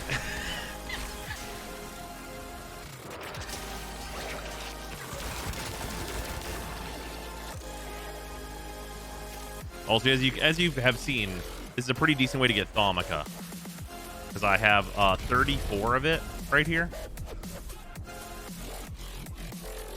That's pretty nice. Why? Completionism. Also, the Holokeys have no good mission right now, so that also is a thing. More ocular stem roots there. Actually, if ocular stem roots drop from those, I should do a Zephyr run. By the way, Zephyr's a loot frame. Anyway. I could probably get this done really fast if I just did some Zephyr run-throughs. If they can drop from these, period. What mission are you looking for? Exterminate, Spy, or Skirmish. Better than Zaku? Better than Zaku, sort of. It depends. Because the thing that Zephyr does that Zaku does not do is all of the materials group up wherever she fires. And Zaku needs to subsume pull for that. And that brings all of the loot to them, of course. But it's debatable which one is more useful. We'll actually do some of those runs. I need those ocular stem roots. It was from the pillar, I think. Was it from the pillar? Airburst? Mm-hmm. There's a Veil Skirmish up. Is there? Okay. How long does it have on it?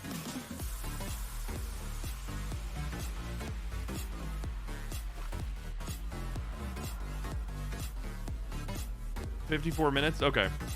I'm gonna do a run, one run through with Zephyr on like the route that I take. I've shown it in a video before, but I'm just gonna show for anyone that's curious on how to do some farming here.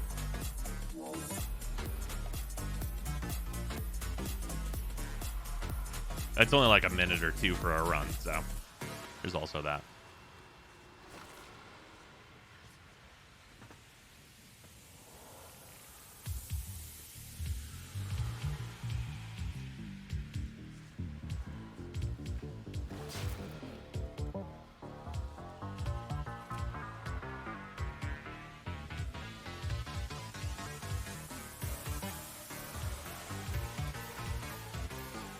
Loadout on is super cool. It is very convenient.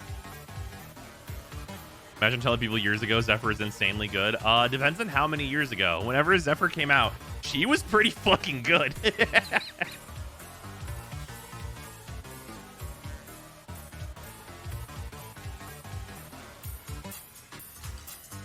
Actually, wait, I got 10 Ocular Stem Roots. Oh, no, I'm sorry. Parasitic Tether Maw is the thing I needed 10 of. Ocular Stem Roots I needed 1 of. Where do you get the plugin? It's just on Twitch. DE made it, actually, which is very nice. Okay, I am just going to go solo for this because you should not do this in a group.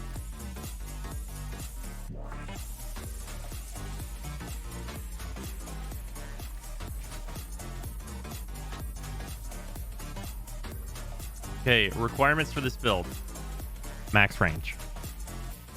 By the way, that's what you want anyway. Also, you want to be using Tailwind. So, like, on Tornado Breach, you use Breach Surge instead of Tailwind, but you want Tailwind, so you can go for that. But as long as you have max range, it doesn't actually matter, and Ground Pound is a gimmick build that also has max range. So that's nice. You can also do Loot Detector instead of Gross Projection as a thing as well. You don't need that much Loot Radar, but there it is. And then if you've got one, you can use a Smita. Catastrophe. We have not seen in a while.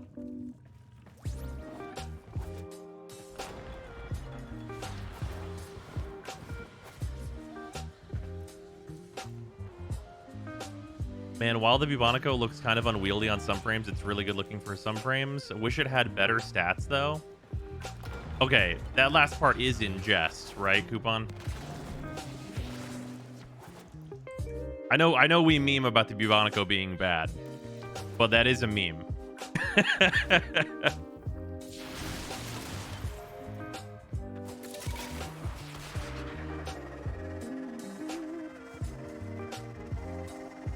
I like to start at this cave.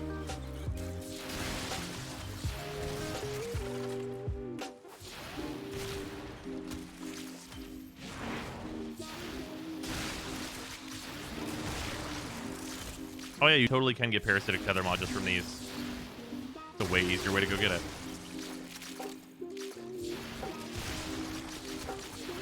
You see how Zephyr breaks everything? Yeah, her 1 does object, or her 2 does object damage. For some godforsaken reason.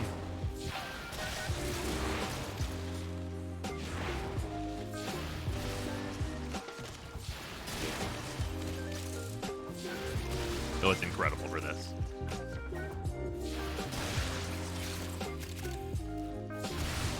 It also groups all of the material that comes out of these objects together.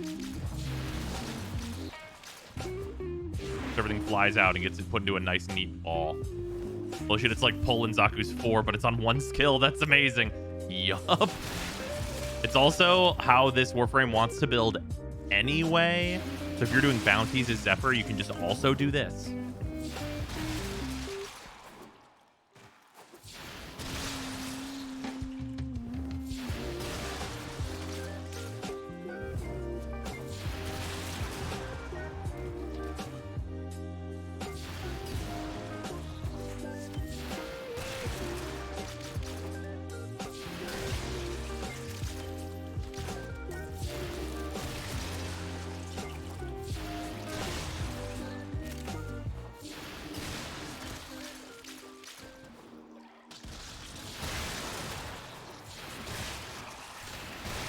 Little overzealous there, Tenno. You were not supposed to massacre it.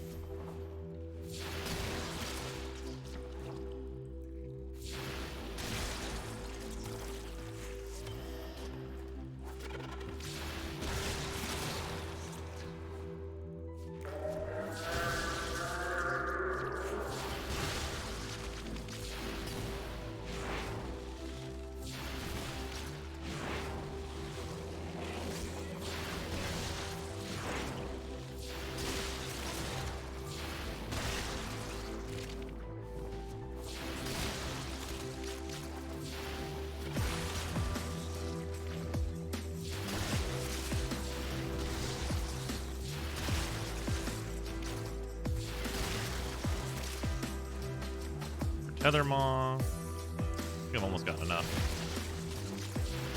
Bravo! Annihilate that life form. Obliterate any mostly data might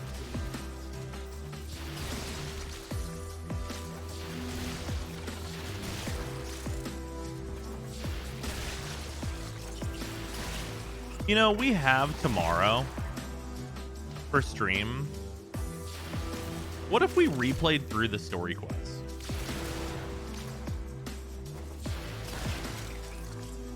Because it wouldn't take that long.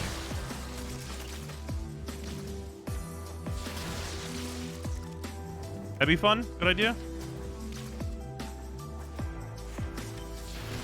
Do a nice recap and talk about things.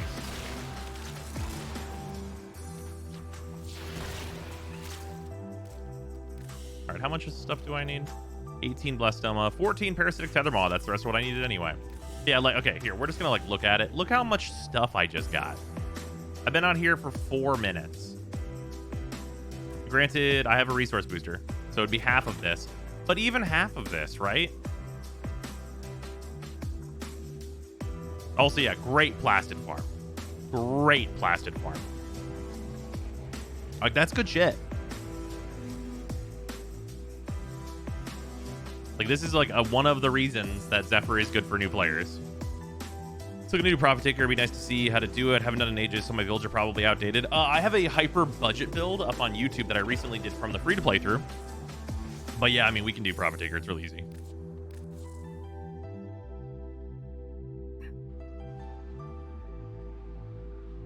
What? That's broken? So recently, then the second dream, your dialogue choices change the order of the focus trees based on what you sound like you align with. That is the case. It used to just specifically suggest one to you, but I don't think it does that anymore.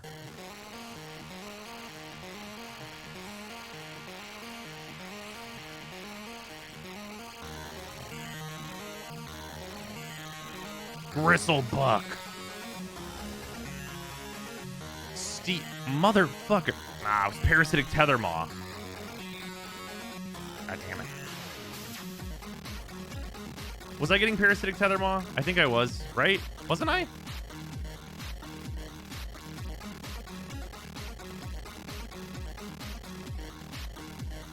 Am I wrong here? Was I getting Parasitic Tether Maw? Or was I thinking it was a different thing? You were? Does Gristlebuck also need it? Was that it? Hold on.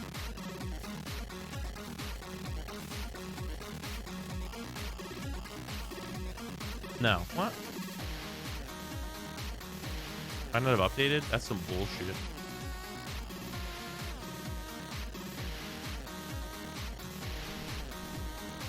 I think it robbed me, yeah. Might be because I just quit out. Yeah, I left instead of, like, walking out. Fucking goddamn it. I hate that shit.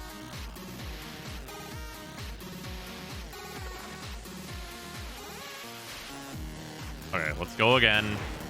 I wish it just fucking saved my damn rewards.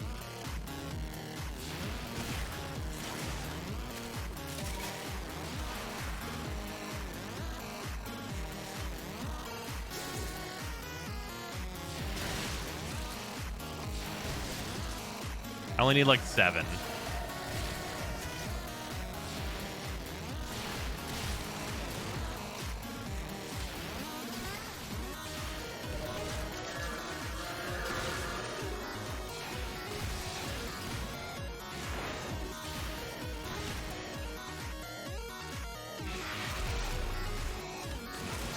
There's 2.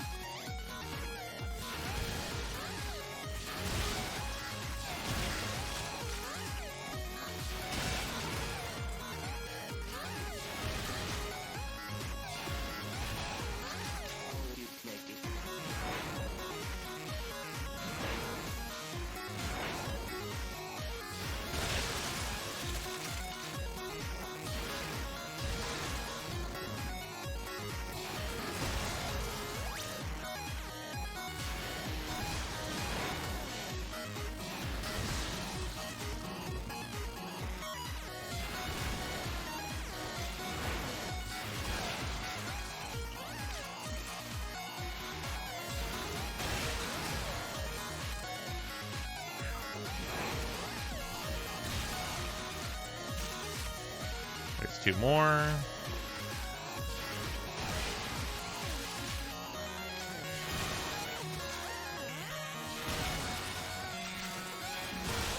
There's another 2.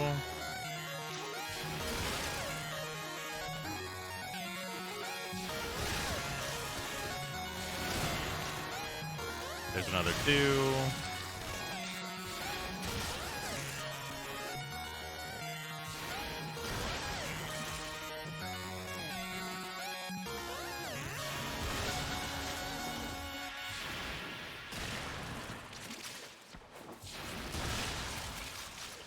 And there's another 2. I think that's everything that I need.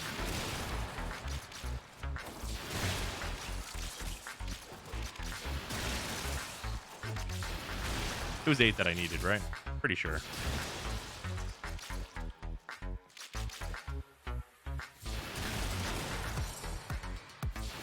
There's 10 anyway, which is definitely enough. Abilities, the item suck. Oh, that is Zephyr's 2, which is also her subsumable ability.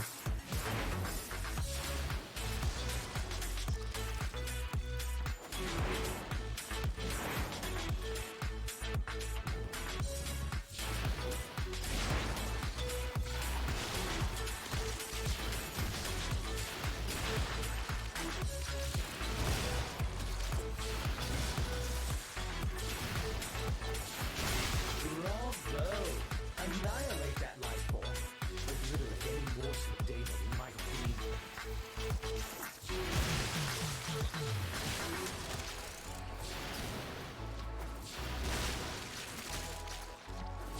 Lots of parasitic tethermaw here.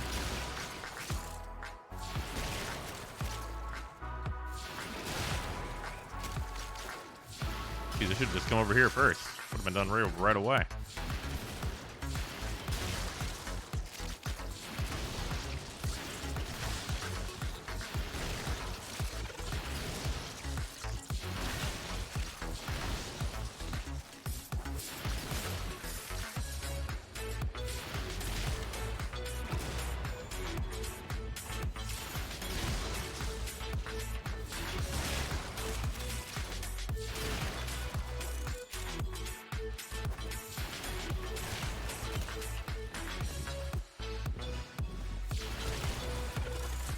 I don't even need to do this much. I just want to see how much I can get super fast. Is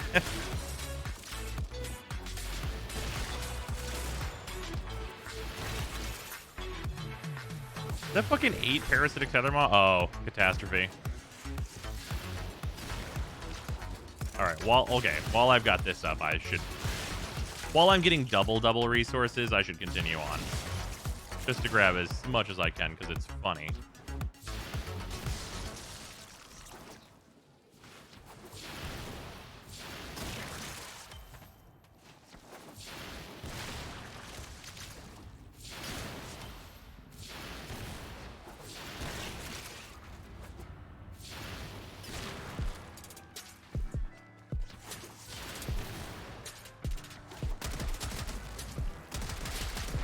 This is one of the things that it doesn't do object damage to this unless you hit it like basically directly, I think. Yeah, which is a weird thing for the residue. I don't know why that is. Lots of other object damage things do hit that.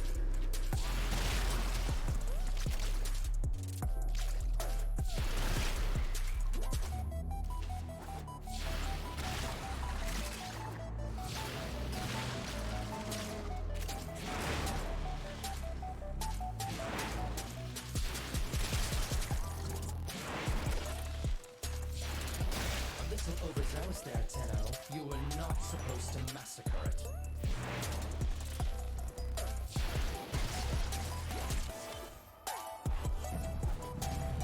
Have 30 more seconds.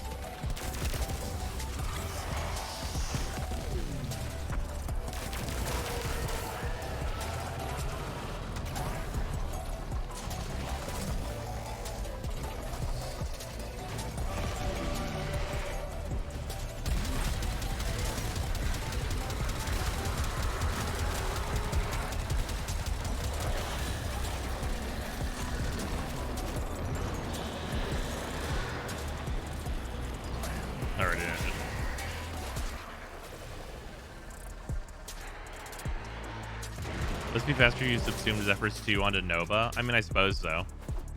But if you want to do it at actual max speed, you would put Zephyrs 2 onto Titania.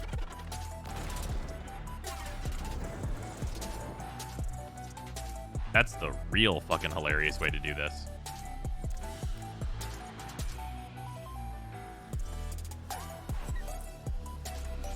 All right. Yeah, this looks pretty funny, right? Like, this amount of stuff looks pretty funny, right? Considering it was only like 7 minutes and it's this, and you could presumably get half of this in that amount of time.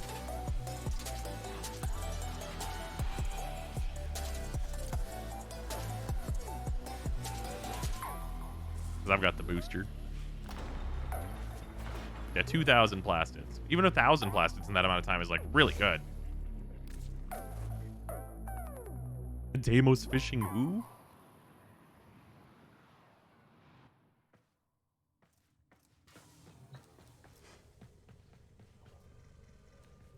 You can even do minimum strength, so spamming 2 doesn't make you so fast that you can't see. That's true.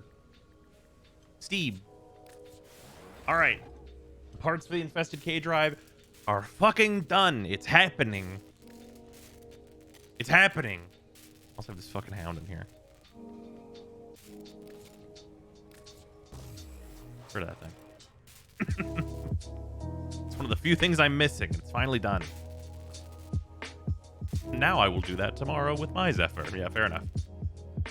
You can sell it right from the menu? Yeah, that's what the little X does. Oh, did I just create regrets in chat? Like, I spent so much time opening these fucking menus and diving 20 menus deep.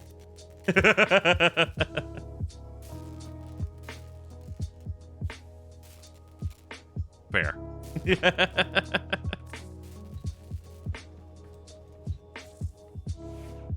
All right, Wisp. And them adding that sell in Foundry for that was such a good thing. Oh, yeah. But where'd you sell it? In the Foundry. He's at the Lex. What if you rushed it to get the paint over with? No. We have plenty of other things to do currently.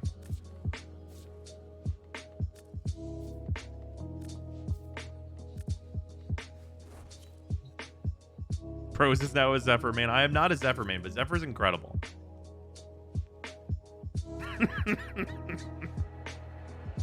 Having the how to fish on Deimos Reddit thread permanently open. Does it say go do towers and fucking open boxes, you fool?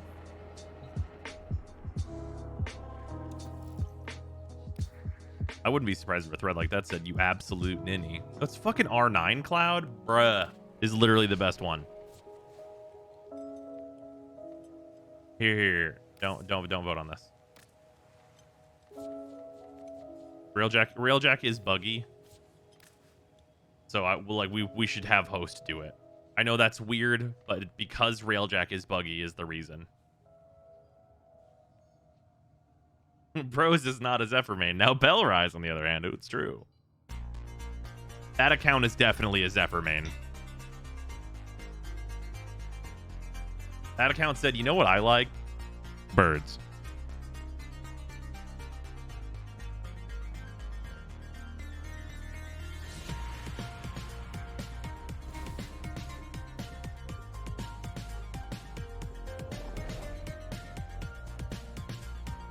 Did you get all the tenant melee weapons you need? That's actually what we're also doing. I need 22 more Holokeys. Corpus more buggy than Grenier, but also that's fair. Yeah. Fishing on Deimos step 1. Infuse Titania with air burst. This will get a little bumpy. Fighter launch detected. Holokeys closing in.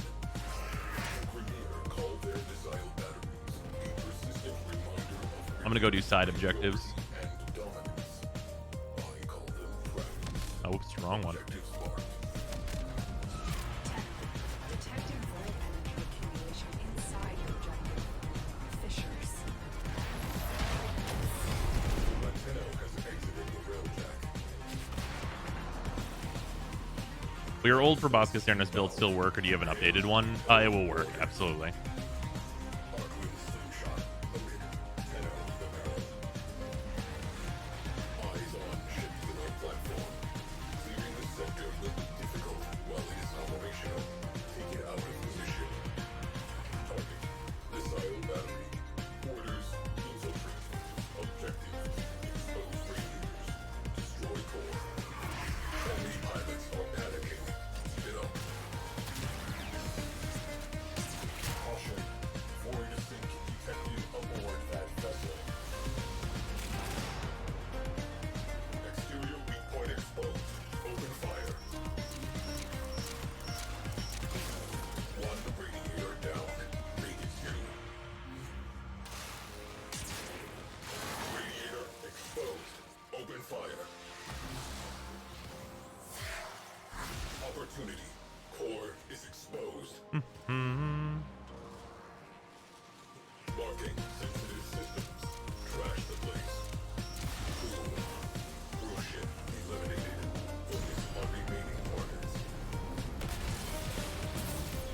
There we go.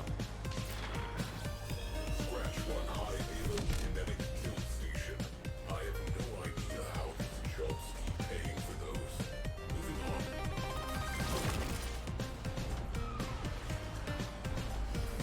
Enemy fighters are routed. Void storm intensifying. Wisp is so good, even her passive is gold. That's a fact. Premier ocean on scope. Ocean reactor has detonated. Ready. Tenno deployed. I was constantly using Protea until I started leveling Lavos. Haven't had as much fun with the frame in a while. It's good. I wish Lavos was a little better personally. Void seek formation detected near. Scratch one crew ship.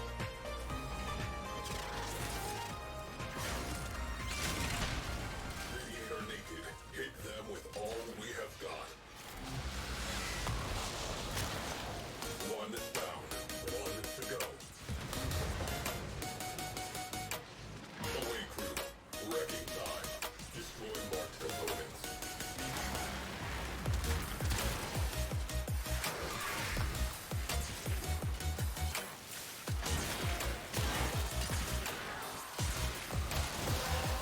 There we go.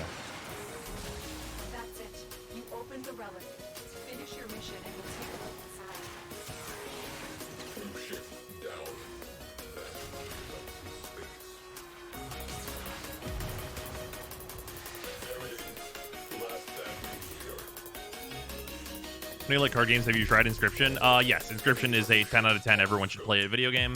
That stream is in the archive. It is absolutely fucking phenomenal. Key components marked. Destroy them. Ship killer platform neutralized. What other ways can DE improve Railjack? Honestly, like more onboarding for like a reason to keep doing it. We have Like right now, there's not a reason that like pushes you towards getting to the Veil, and I think there should be. remaining targets. Other than like, you know, the ability to do the higher level Void Storms and stuff, and maybe Sevagoth. But I think there needs to be something a little bit more enticing, a little bit more of like a road there. You know what I mean?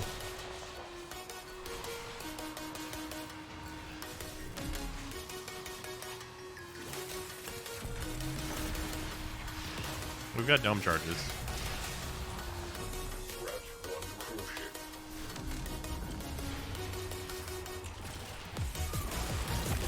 Just out here providing energy. You have unlimited. Like, I'm gonna constantly drop dispensers behind you, sure me.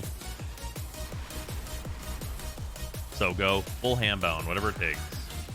A lot of people are going hard on Warframe right before the release. You guys going to Burnout. This being a quest release, there probably won't be much replay stuff to do afterwards, right? Impossible to know. Hey, Night is Prime BP. Direct attention to remaining targets. Objectives fulfilled. Local scavengers. Yeah, I don't think I'm gonna burn out. I mean, I just had like a whole weekend at PAX Unplugged, like very much like unplugged from like everything except for like some social media stuff. Really curious how the physical card game they've talked about will go though. Yo, are they making a physical Inscription card game? Like, where do I put my Kickstarter money? How do I get the first editions?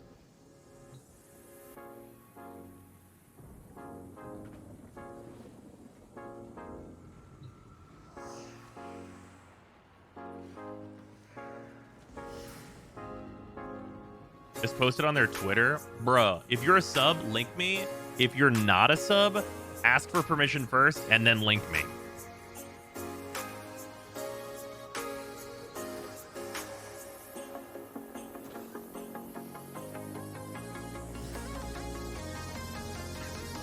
The Genshin Impact event can be fully completed as of today if you want to add a samurai dog to your teapot. I do want to do that.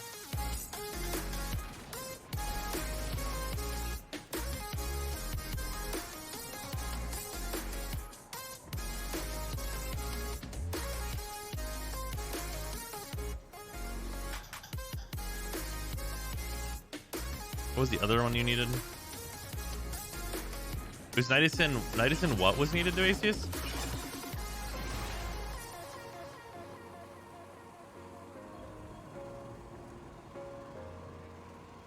They're so excited for Wednesday. This quest is gonna be awesome. Yeah, no, I am very fucking hyped. Any thoughts on the recent Runeterra expansion? It looks really cool, but I have not had time, unfortunately. I played a little bit of Bandletree. I think Ari is cool, but probably a little broken. And almost certainly Bandle is gonna get nerfed. Because, like, Lulu Poppy lists seem, like, real fucked up. Neja, Chassis, and Neuros.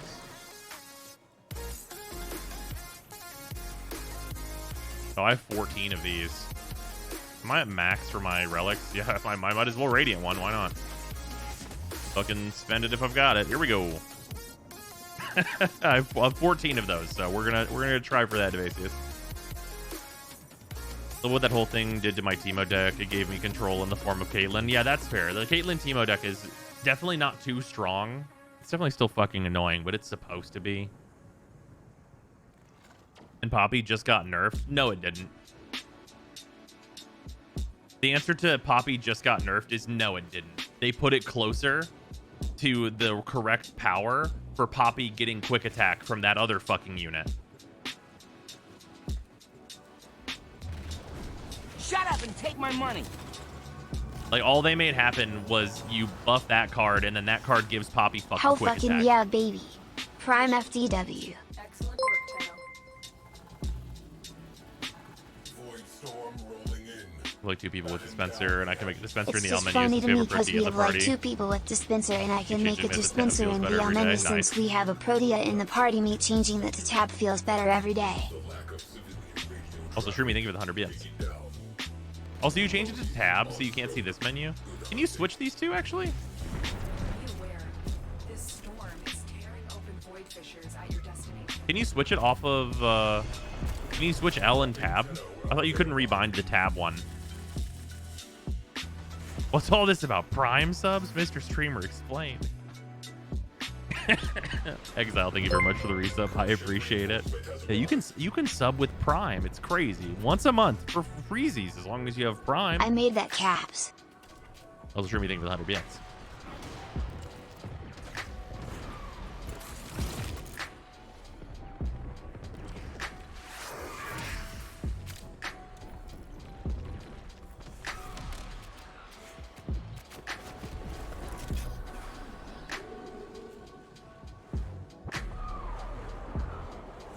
Where are we aiming, my dude?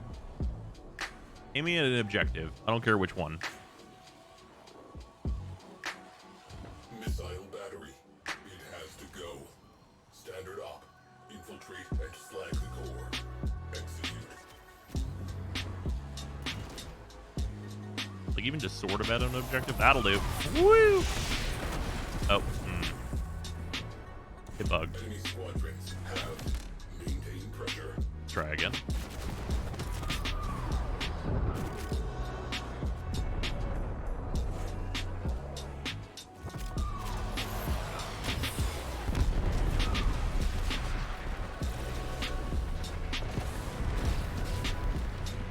Please stop being a hit stun. There we go. Do so chill for war crimes. Well, war crimes is a bit strong, don't you think? Fighters are being called off. Excellent. Prettier cruise ship has translated in sector. Bingo. Crew, trash that radiator.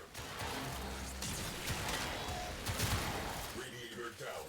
Away crew. Expose the next radiator. Hull breach. Repeat. Hull breach. It'll be fine. Radiator exposed. Open fire. Radiators destroyed. Away crew. Go for the core. Cruise ship reactor has detonated. Pretty. Repressurizing. Components marked. Destroy them. The relic has been cracked open. Finish your mission to find out what's inside. You know, gets Prime on New War Day. Nice. That is the problem with missile batteries. They are packed with explosives. Cook off gutted the place. Moving on. For the new Pokemon remix, we're looking into Pokemon Legends Arceus. No. Pokemon stuff, like, I think right now, because I was looking at this earlier, people are making some really cool versions of like Game Boy Colors and Game Boy Advances. So at my current time, I think I would be probably a lot more likely to pick one of those up and start playing like Fire Red than anything that they are releasing right now.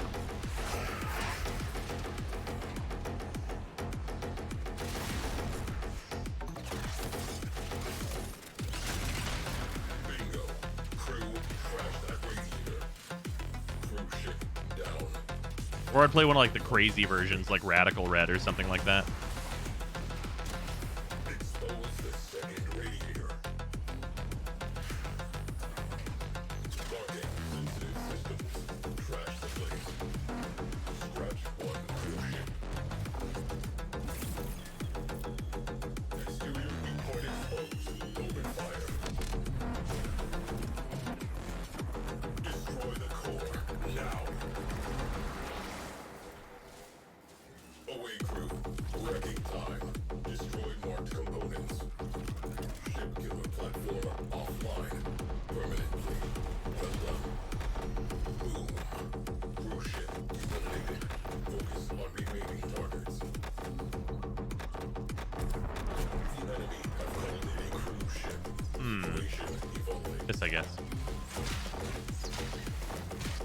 For people making portable SNES and N64, yep, that's definitely the case. Crew ship. My phone can play Nintendo 64 games.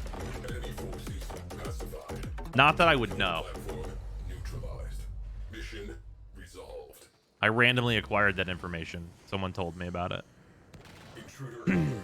Full squad. Small arms. I want those amateurs off my ship. Fires. Ship secured. De-escalating.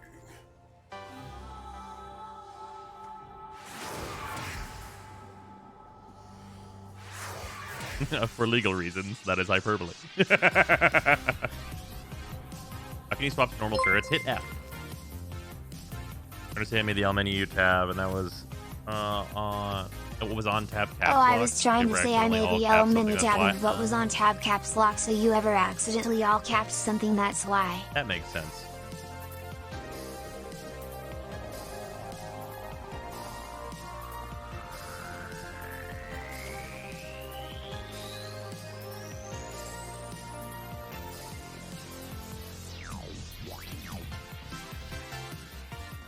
Let's throw this on.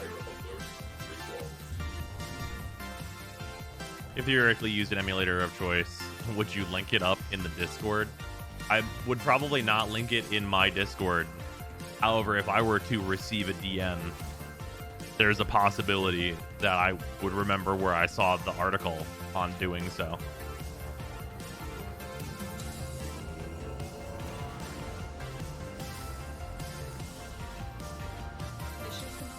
Also, if you Google that and you own an Android phone, you may acquire sources for this kind of information.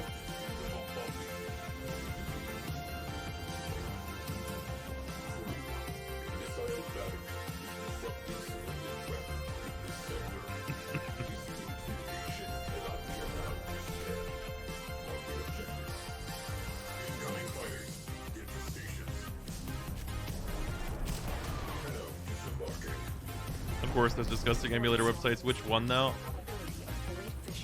I mean, as far as I remember, these types of apps are just literally on the Android App Store.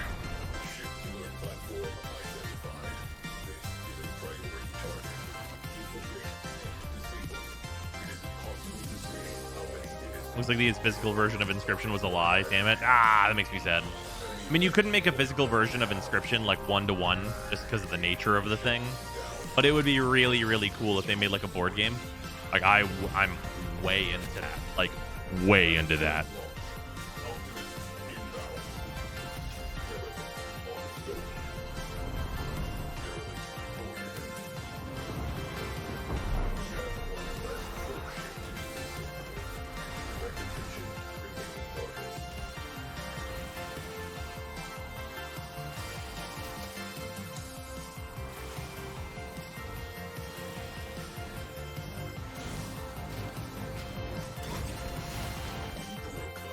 They're making physical cards, but it's more like a collector's thing instead of an actual game. Wait, no, I actually want that as well.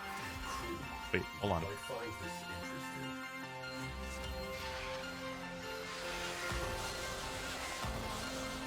We're working on it. I need it.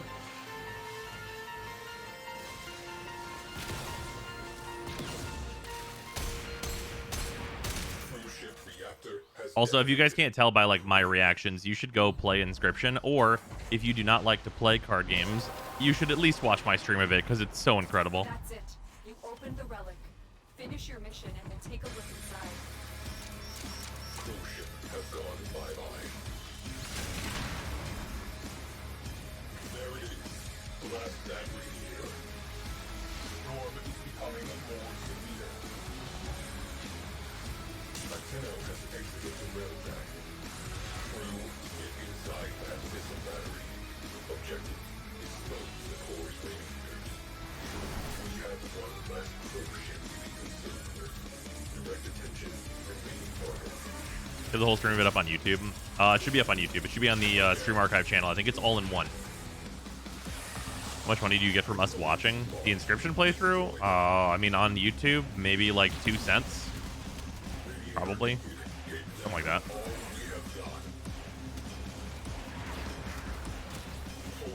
I just want you to see it because that game's incredible and you should know about it and tell all the people that like card games in your life about it.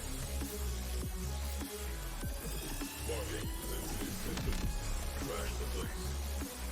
Scratch one cruise ship. Translate be found.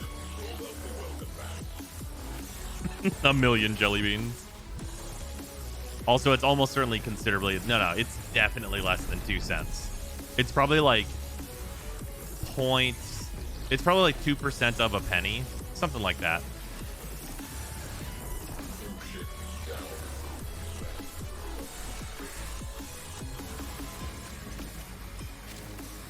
We have avoided it. And here is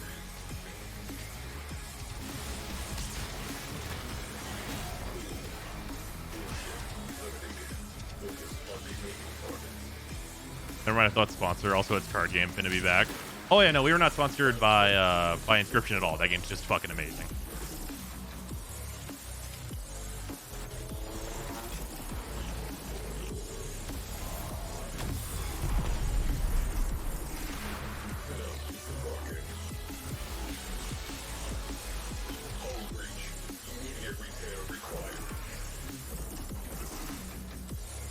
Also, if you decide that you are like you don't like to play card games, that's super fine. If you watch the playthrough of Inscription though, and you think that that game is fucking radical, even if you don't like card game gameplay, if it goes on sale or something, at least buy it. I'm just saying, they really do deserve the support. I feel like that game did not get the love it deserves because it's a bit niche for sure, but they did such an incredible job.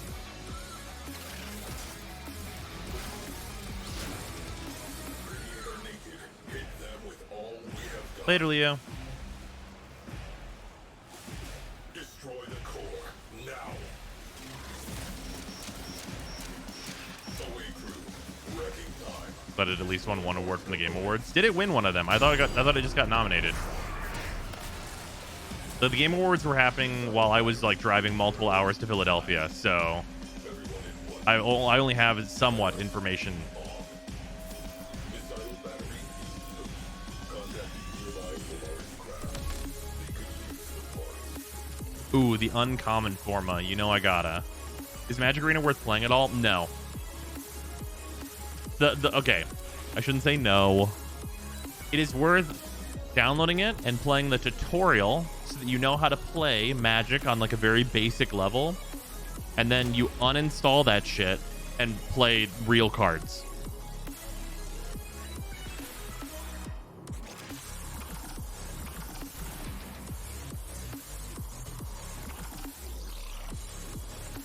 Yeah, Magic Arena is very good for learning the very basics of how to play Magic, but like Shut up from a and take my money. gameplay standpoint, I cannot suggest you play Magic Arena.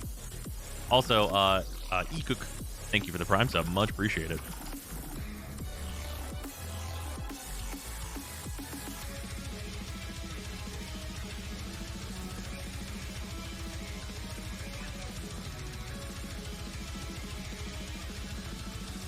How'd you get all the modes to cast at once? There's an augment now for it on Wisp.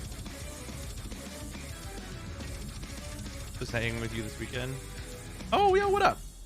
Wait. Eliza?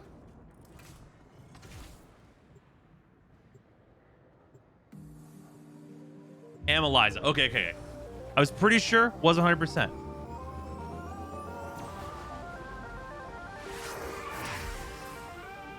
Another job well executed.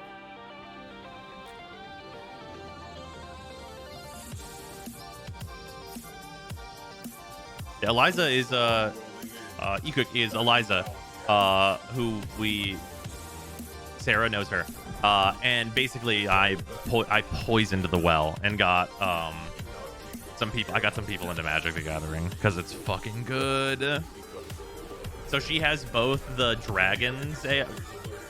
Eliza, if you don't want me to talk about this and like call you out, I won't. But she has the AFR dragons deck and oh shit, what was the other precon? Oh, the Spirits one. The brand new Spirits precon as well. So she's like very set up to like play some fucking Commander.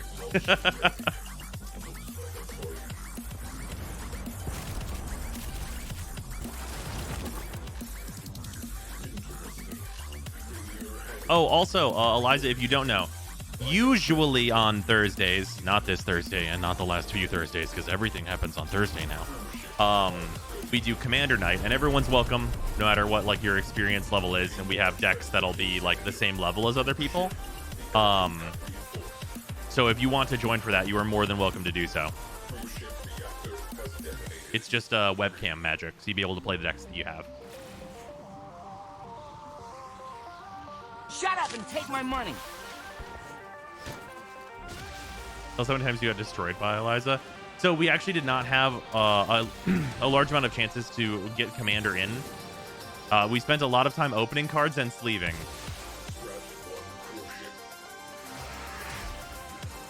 Yeah, between me, Sarah, her, and Simon, it was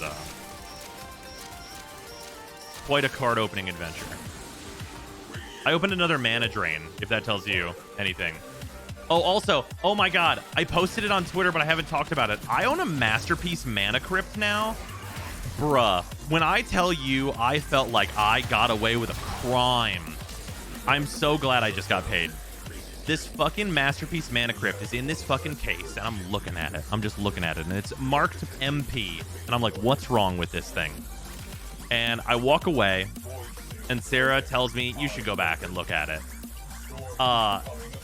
And I look at it, and this guy's like, it's damaged. He hands it to me, and I take it out of, it's in two sleeves. It's in the inner sleeve and the outer sleeve. I take it out of the outer sleeve, and I'm like, okay. I take it out of the inner sleeve, and he goes, yeah, I guess so, as long as you're careful. And I take it out of the inner sleeve. The sleeve was dirty. The inner sleeve was dirty. It looked like it had been in that sleeve since it was pulled out of a pack. Like, the inner sleeve was this grimy ass motherfucking thing, and it looked like shit. But the moment you take it out, it is absolutely pristine. It has a tiny little itty bitty baby nick on the back. So I get this fucking card for like $500, and it's worth like $700-800.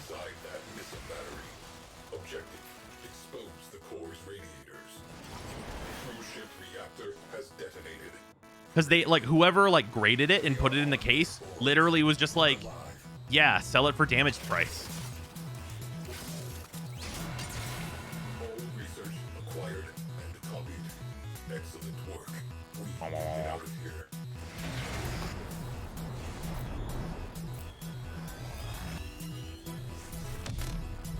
You thief. Stonks. Yeah. It's fucking like I could not, it literally, it's impossible to like get better than that. By the time I got my foil Mox Diamond was bent, but it was just the sleeve. Ah, good one too. That's the weakest the new core's looked in months. Yeah, you can't crit on objects, and also I had no stacks built up.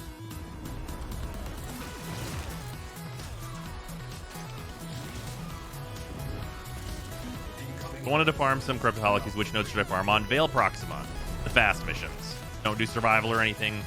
You want to do spies, exterminates, and skirmishes. Spies preferably in a group.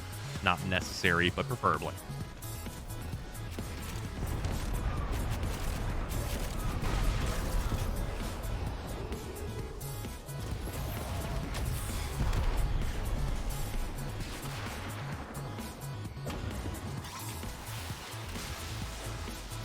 Speaking of card games, you tried Faria on EGS. So I played Faria a long time ago. Like ages ago. And I have no idea what state it's in now, but I have played it before, and it's interesting.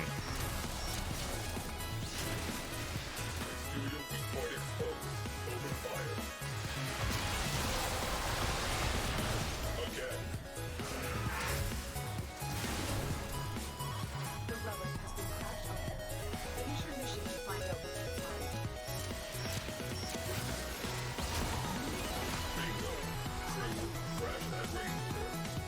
Also, for anyone that doesn't know, whenever you shoot your 2 out, you become invisible, so you can just like use that to hack terminals like super safely.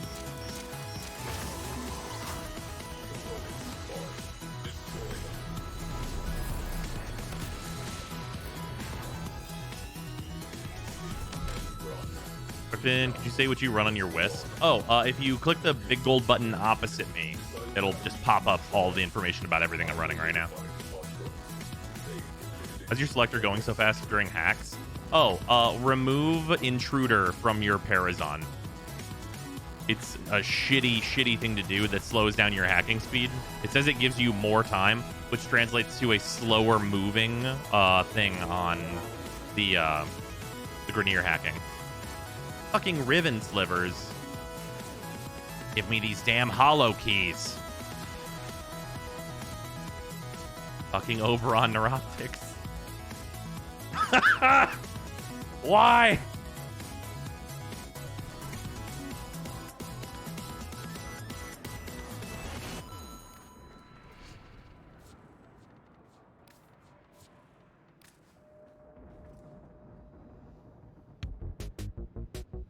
I finally randomly found the auto hack mod for the Parazon. Full build acquired. Nice.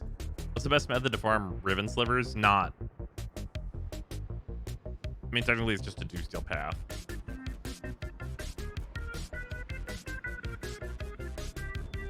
Sam and I are doing our own little sealed standard thing. Open 15 packs each and gonna build some decks. I'm an addict now, bros. Fuck yeah.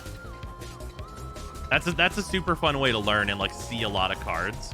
I will tell you to keep in mind, if you see like a cool legendary creature that you like, totally can build a deck around them. As long as they're not banned. If you open a Golos, he's banned. Sorry. Attention. Void storm imminent. Very nice, Goblin. It is going very well.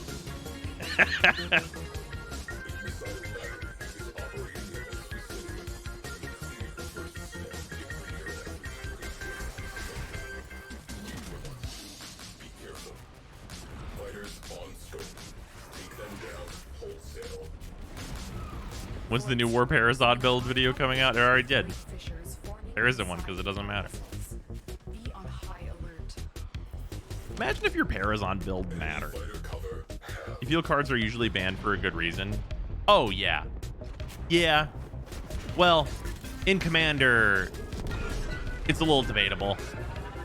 The Commander ban list is a little weird, though. The Commander ban list is a little bit more philosophical than balance-oriented, which I could have probably like a 5-hour discussion on why that is and whether or not that's healthy for the format. Because I think that Commander would be worse if they banned based on power level, just due to the way people play Commander. But for Wizards bans, because the rules committee and Wizards are separate and they do things differently, for Wizards bans, yeah, usually things get banned for a good reason. Usually it is like literally admitted mistakes on Wizards' part. Other times it's like Wizards clearly made a mistake and like they're like, we didn't see this, and it's like, did you not see this? Like sometimes it's like really out there, like, are you sure you didn't see this, bro? have one less crew ship to be concerned with. Direct attention to remaining targets. Radiator exposed. Open fire. All right, the radiator gets exposed at this part. Oko, I can believe they didn't see. Uro, I don't believe that shit. I fucking knew. It's on my Twitter. I have my fucking receipts. I literally, like, Uro got previewed. I think it was the day of or maybe the day after. And I was like, this card is giving me some serious Oko vibes right now. And guess where that card's banned? Like every goddamn format it's legal in.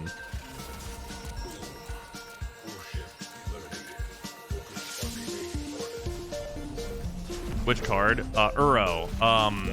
Shit, what is his full name? Uro, Titan of Nature's Wrath? Is that the full name of Uro?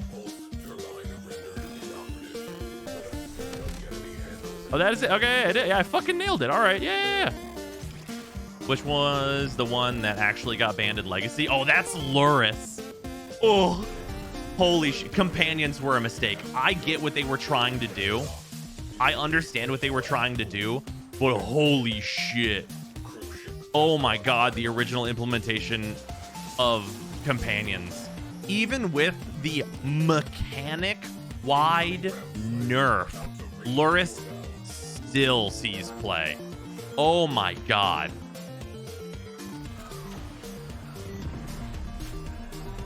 Shut up and take my money. Do you think Baruch is New War viable? Yes, absolutely. Baruch is an extremely Do you think Baruch is survivable New War warframe. viable? Yeah. I'm sure it's fine, but I just worry a lot. Yeah, no, you'll be mega fine. You'll be A-okay. As long as your build puts the daggers up so that you have a bunch of damage resistance, more than fine. Let's say I hate companions, but Yorian allows me to put an extra 20 cards in my deck without feeling like an idiot. That's fair.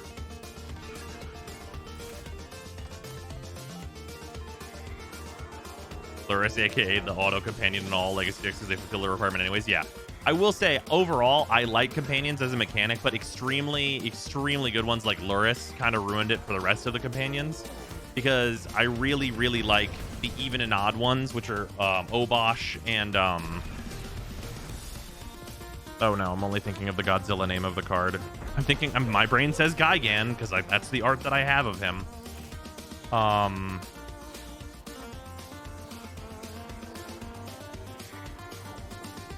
What's the evens only companion? It's not Gigan. That's the Godzilla art for him.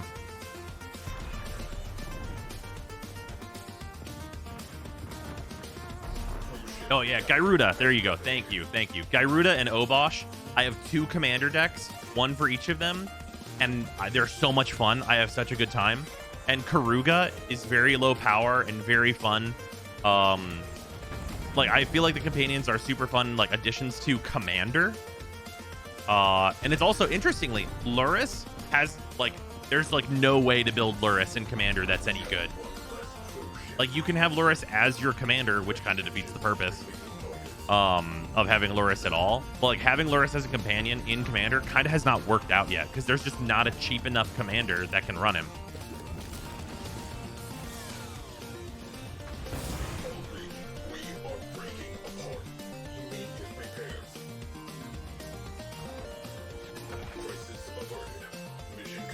Oh, yeah, we need to grab some more reactive. Never mind. Yeah, Gyruda, Doom of Depths. Finish your mission and we'll take a look inside. How does Luris work? Does it make all permanents cost 2, or just when you're checking for CMCs, it says this is a CMC of 2? Luris needs every card in your deck at the beginning of the game to be 2 CMC or less if it is a permanent.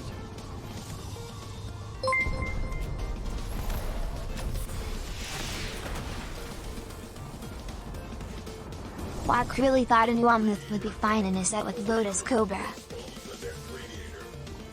Oh yeah, Omnath with Lotus Cobra. Like, that was... I mean, let's all be honest here. Lotus Cobra was a mistake, even back in the day.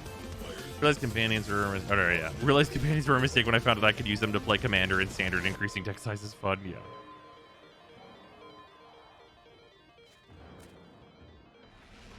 There it is.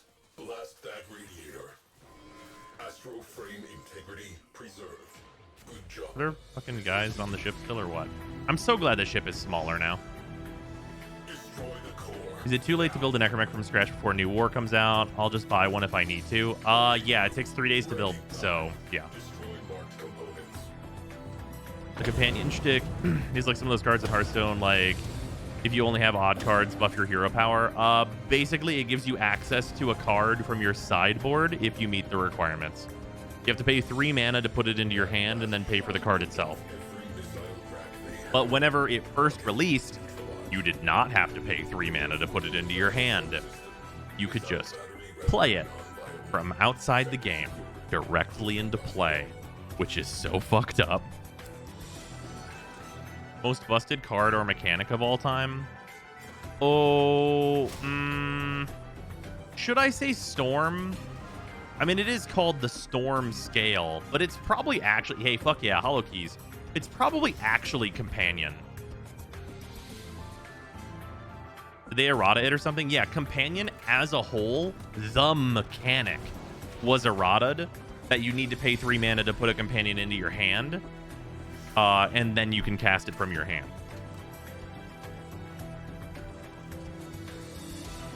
Annihilator? No, not at all. In fact, definitely more problematic than Annihilator. Annihilator is such like a non-issue. Like, I know Commander players don't like it, but Annihilator is not a big deal.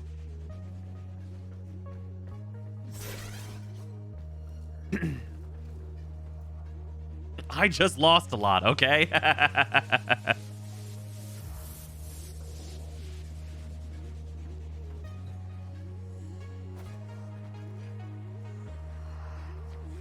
But yeah, it's probably actually Companion, which was a relatively recent, like, gigantic mistake.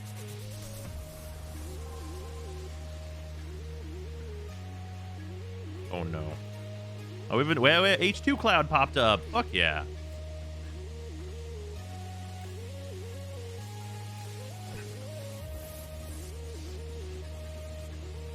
Also, not gonna lie, the companion change was so excessive for non-standard formats. No, what? No. What? No. Luris is literally still like 30% of decks in Modern.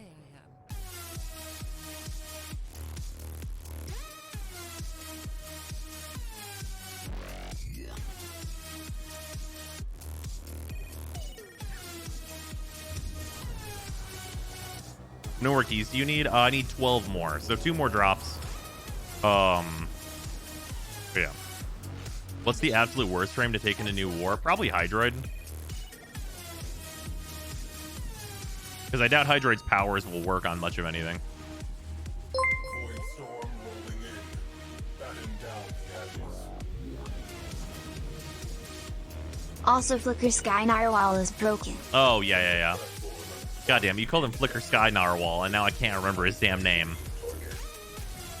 What is his actual? Now I remember every detail. He's 3 Azorius. That's his mana cost. He blinks all permanents you want to whenever he comes. I can remember everything but his damn name. Yorion, thank you.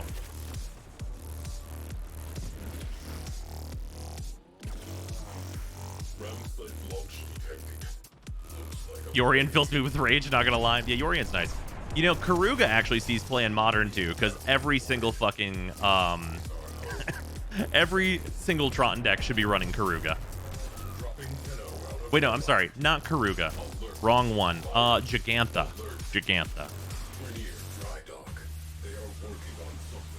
Blink's permanence. What color is this man's? I have an unhealthy obsession with Blink. Yorion is white-blue. Favorite deck of all time is Azorius Blink, so I swear Yorion was made with me in mind specifically. Oh yeah, no, they know about it. They know that people like Azorius Blink. Companion wasn't the problem. The problem was what they with Companion. Yeah, that's true. I think if Luris was all cards in deck, like not just permanents need to be the specific CMC, I don't think it would have been an issue. Like all cards except lands, of course.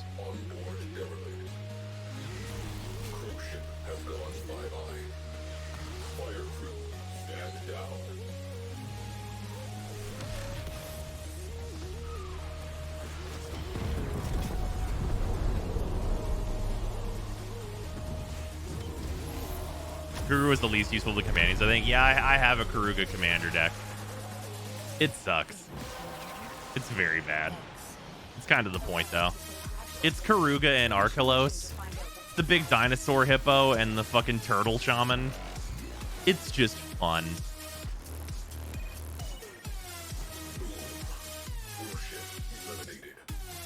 It's like the definition of please leave me alone. Please leave me alone and let me do my thing over here. I know a few people who can recite a card's effect by heart without seeing it for a year and a half, but resort to generally calling cards fuck stick the magic dragon when they can't think of the name. Yeah, no, absolutely, 100%. That's like now I can't remember its name. Okay, I've talked about this card before. It doubles the triggered effects. No volume. Of what? You guys can hear me, right?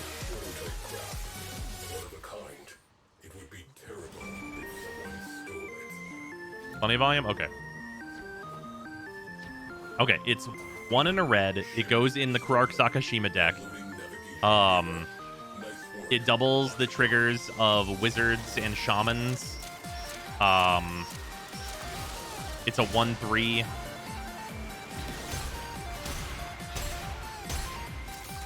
This fucking card. Harmonic Prodigy. I did it. It's Harmonic Prodigy. I remembered it. Holy shit, it happened. Harmonic Prodigy. There are so many decks where you should be running Harmonic Prodigy. It is $1. Why are you not running Harmonic Prodigy?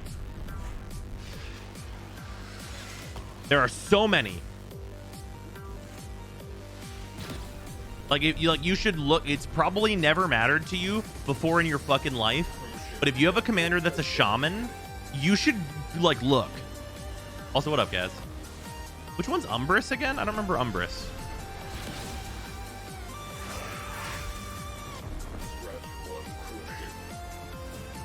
Is Umbris the cat that forces sacrifice when it does damage? No, that can't be right. The new horror. Oh, the one where it wants a specific CMC and then it flips, right?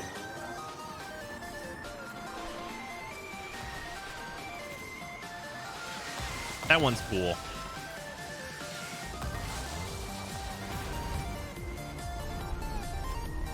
Does it work when you started streaming? Try to remember to get on here. When I got home and dead. I forgot till just now. Welcome, Toxic. Definitely see you as a person who can remember every detail to the point that you know what set it was introduced, but you won't be able to recall its name for shit. No, absolutely. That's fully the case.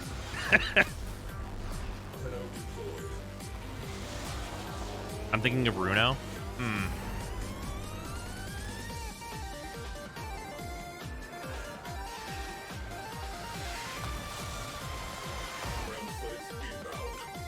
Man.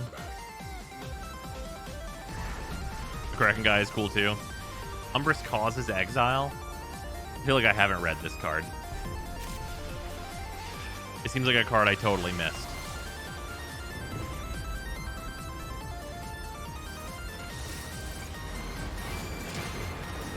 What set was Thrumming Stone introduced in? Bruh. Oh, I don't remember that. All I remember is that Thrumming Stone desperately needs to get reprinted.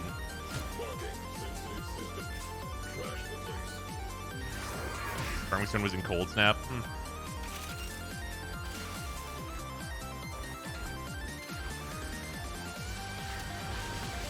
I do remember that that card is like $60.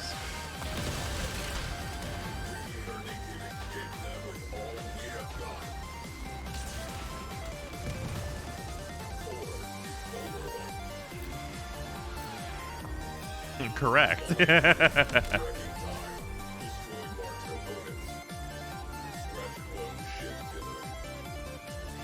to be a big MTG player. I was around for Kaladesh, got really into the lore and everything. My mom was trying to teach me a lesson about the power of association. Made me sell all my cards because she compared it to D&D.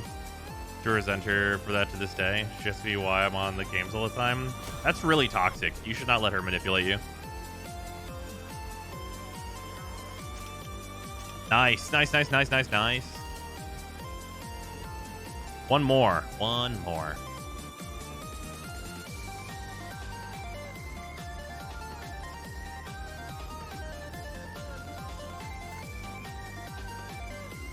Oh, fucking Sahili cat standard. Jesus.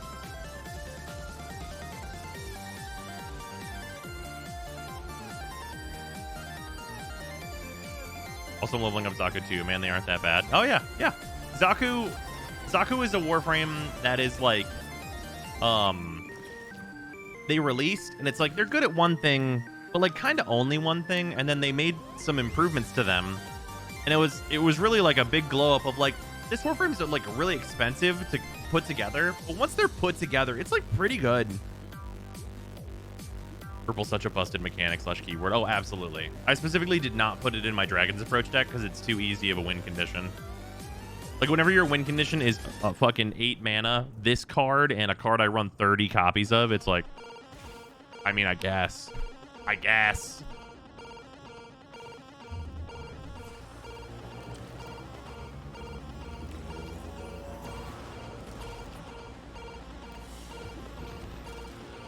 Also put together Zaku sign, please. I don't want to tell you.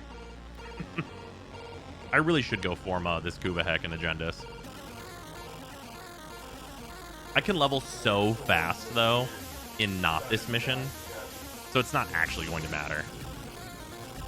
After this one, though, I will go form.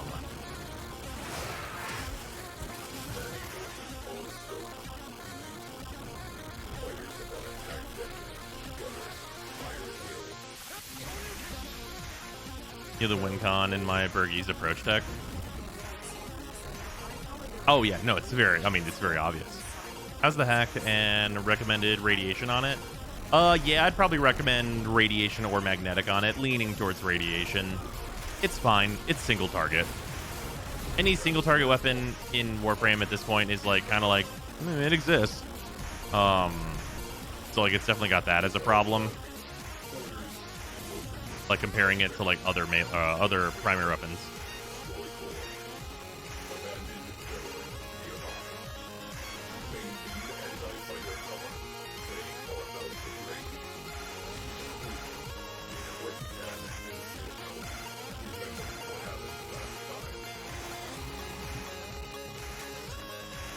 Farming Wisp so I can build my first amp. Fair.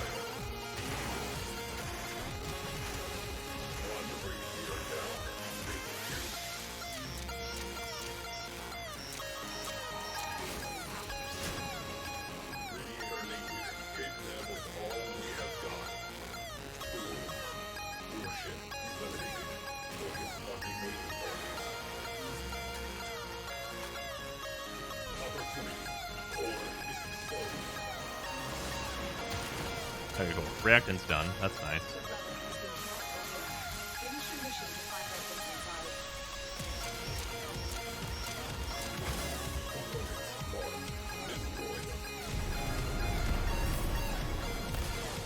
MTG Arena seems like garbage with the new alchemy sets and no refund of resources. Yeah, no. Arena is like literally just getting worse and worse. I would not suggest it to anyone to play, honestly. Like, I've completely stopped playing Arena. If you want to play like a fully digital card game, you should play Runeterra. Like, I like MTG a whole lot. Arena is a bad deal. If you want to play online Magic Gathering, you should play Magic Gathering online, not Arena. I know that online's client is not pretty, and it's like still kind of fucky. But if you want to play good Magic the Gathering, that is the place to do it online. Other than Spell Table, of course, which is, of course, the best thing besides playing in person. But it can be a bit harder to get a game that way.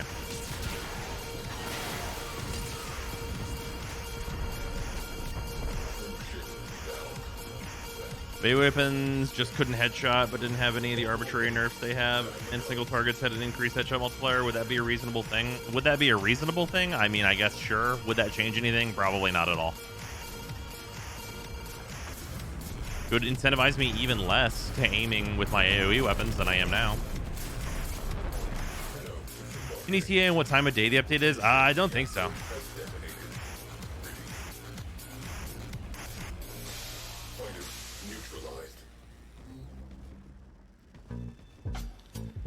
Not having a multiplayer on the table is another problem with Arena.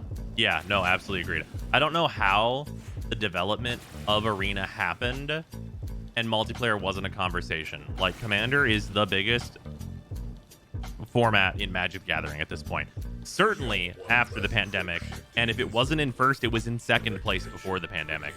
So, like, I don't know how they couldn't have planned for it. You know what I mean? Like, it just doesn't seem like what the fuck happened. Find out why it is here. Is Balefire Dragon even a thing worth using? Balefire is great. That card's really fucking good in Commander. Commander's best format. I tend to definitely agree.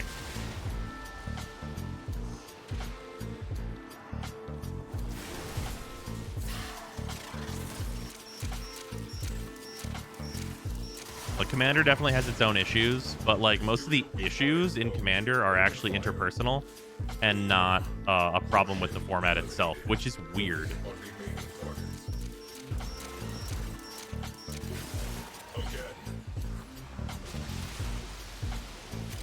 There it is. Blast that radiator. Experimental Grenier war vessel. Locked down tight.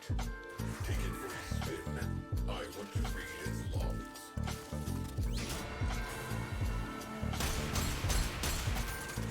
It will take some time to parse these millions of files. Meantime, enjoy your new jets. Cruise ship has gone bye-bye. Yeah, Balefire is really good. Balefire's my baby. Got one in my Ura Dragon and one in Kalia. Yeah, yeah. Balefire rules.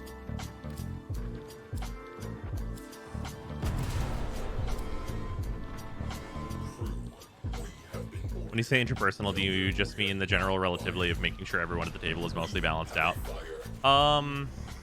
Yes. Fuck yeah, we're done. Just 3 in a row, that shit. Wow.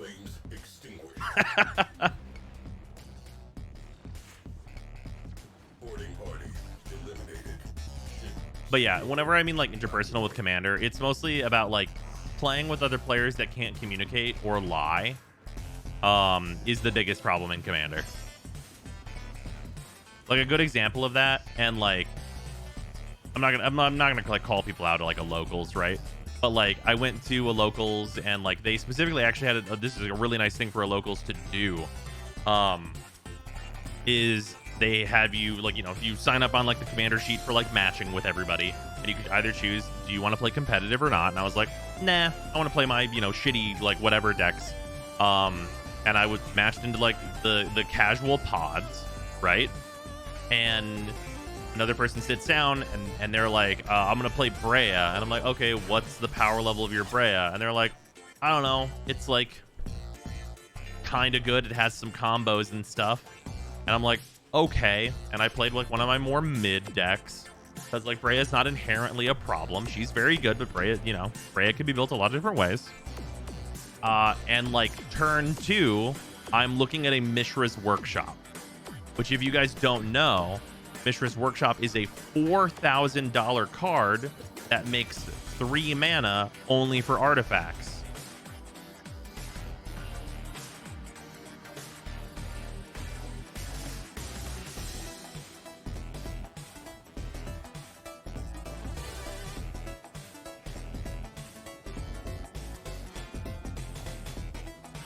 Luckily, I was playing the police. But, like, that type of shit is, like, that doesn't fly. Like, it kind of has some stuff in it. I'm gonna start asking what's the total value of your deck. I mean, that really doesn't determine power level in a lot of cases. But, like, there's some things where it's like, you should tell me you have a fucking Mishra's Workshop in the deck.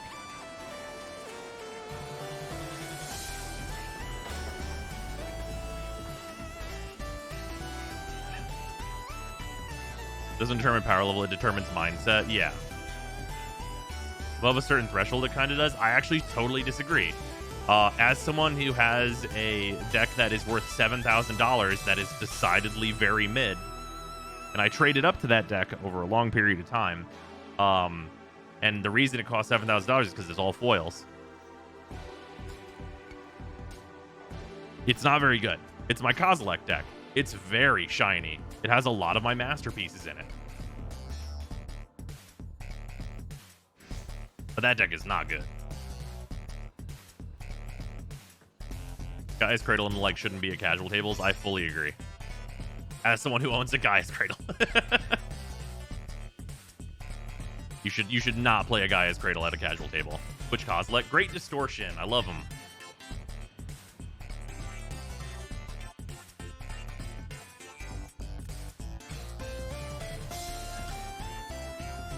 We don't count foils as increased deck value for that question. I guess that's fair. How expensive would the deck be with the regular version of the cards? That's a good question. I do wonder. It's probably still like 1,000 because it's artifacts, so naturally there's a higher cost to them. Emrakul the Promised End is a pretty fun commander. Yeah. So here's the thing. The reason I don't like Emrakul the Promised End is you get to do a thing that I'm not a huge fan of, which is taking other people's turns, which is kind of a hassle.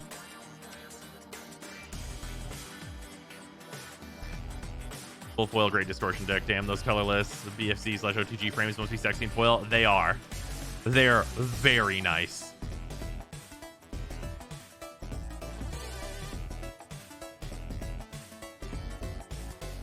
Oh, you know what? I did say full foil. There is an exception to that in that deck. The metal worker that's in the deck is not foil. Because I cannot pay for that. That is, I do not have the money for that. And I likely will not ever, unless I'm going to buy a Time Twister.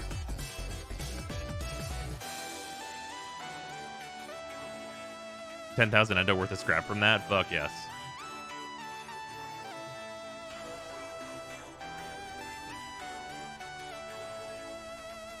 That kind of stuff was why my friends and I stopped going to our LGS. Playing casual/meme decks was mostly off the table with a lot of the other people there. Yeah, I mean, I like playing like the higher power commander stuff too. I just want to know. And I will likely never, unless money ceases to matter to me entirely, which would be great, of course. How much is that foil going for? I think the foil metal workers are 2,000 right now.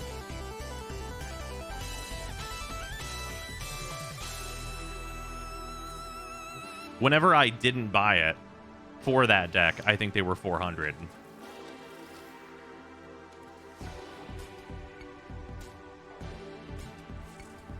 How much is a foil version, though? I think, yeah, no, the foil version of Metalworker, I'm pretty sure is 2,000.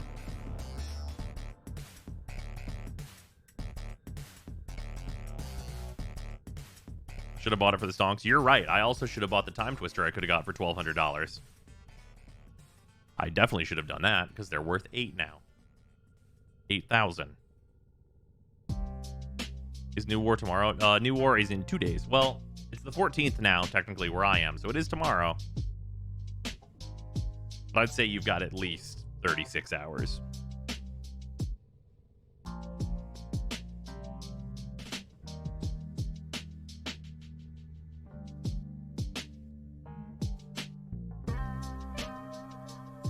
Generally like playing casual decks, so there's an asshole power gamer at the table. I'll break out one of my 2 mean decks. Oh yeah, doing Derevi Sax things. Yeah, that's fair. When Teardown? Good question. We should probably switch to that. Here, let's see if this K drive is done. It is.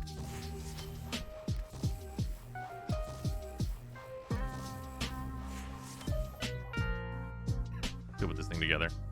Still farming for Holokeys. We just got the rest of the ones that I needed. So we are actually done acquiring all the items in the game after we go grab these 2 things.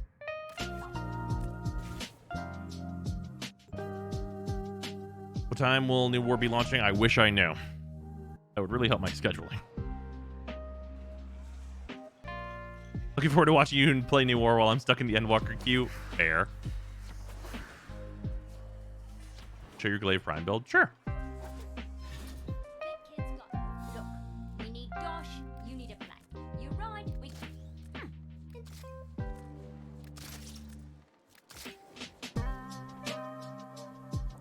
What do you guys think is the percentage of people that have ever built this?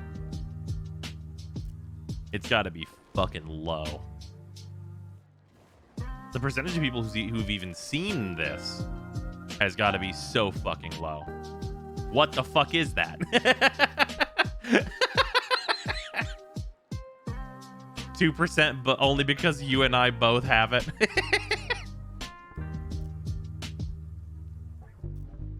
Low enough that DE should remove it from the game like raids? No.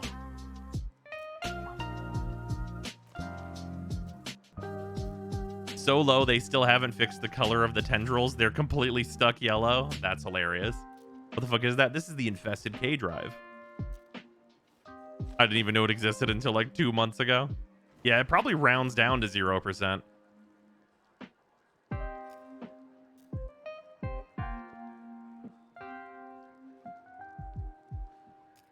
I would love for DE to release the actual number of how many people have this.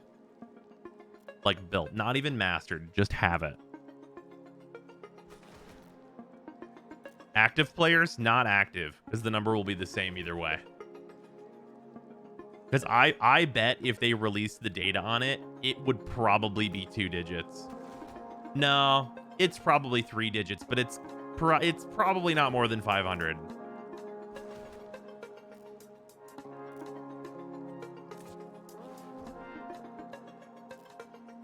Someday, Gritty, the system's gonna know my name, and you'll be able to say I bought one of the first rides by Roki.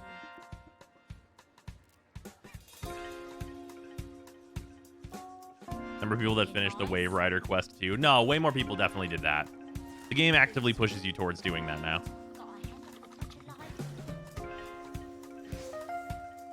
I mean, I have the blueprints, but I'm never building that shit. That's fair.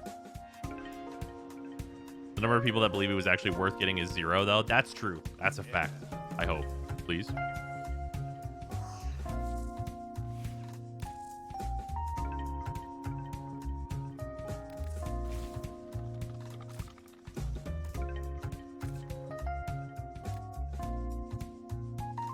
Oh, was I supposed to name it? Did I like skip the menu where I was supposed to name it? Oh well. It's named K Drive now. I forgot the you don't guild K Drives though, right? Do you still guild K Drives? I literally don't remember. You do? I thought you didn't. Guys, are you ready? What's the percentage on this? This has got to be 5, right?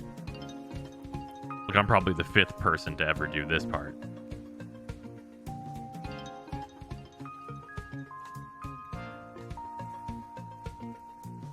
Like, no one should do this. This is stupid. You can install reactors into K drives. You can. You should not.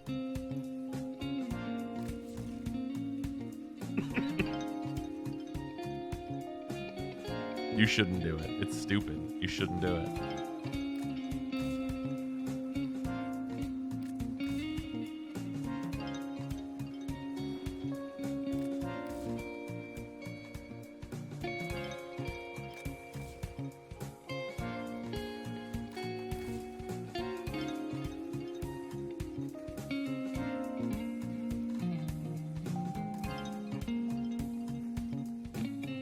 Oh no, there's a different thing that like gives me more.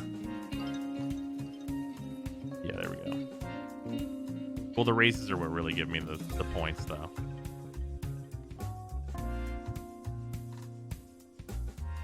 Wait, one of these like adds the double jump though, doesn't it, or something, or something?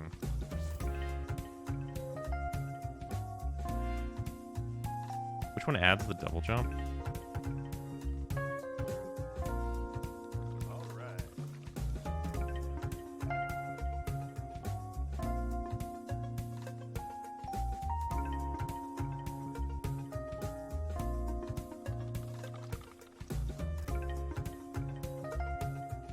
It must be pop and vert.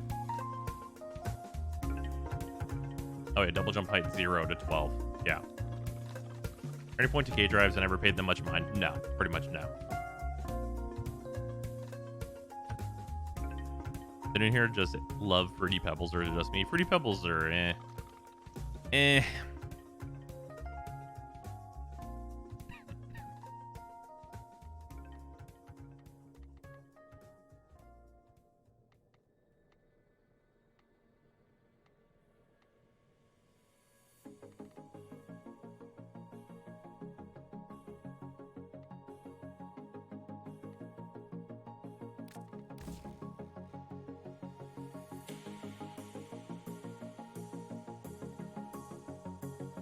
Fruity Pebble cereal bars. Yes, I agree with that.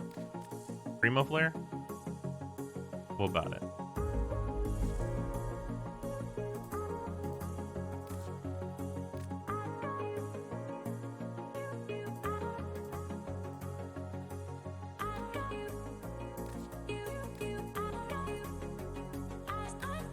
Huh, you don't fucking say, huh? It literally doesn't work. You actually can't equip a fucking K-Drive scroll.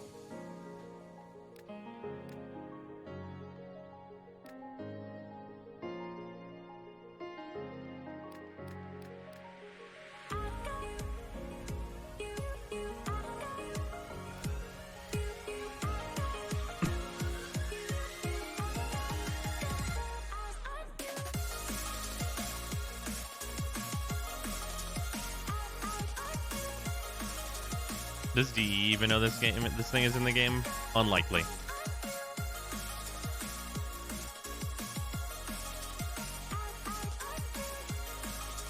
You can still see it whenever you do the tricks. Wow.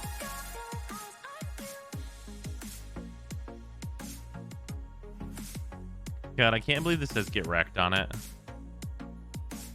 Like multiple of them say get wrecked.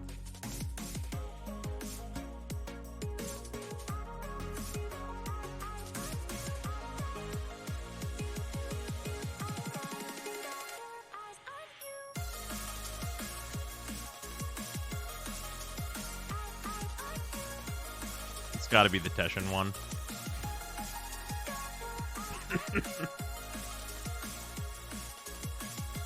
I think Pop or Puppeteer are the rarest ones. Wait, why?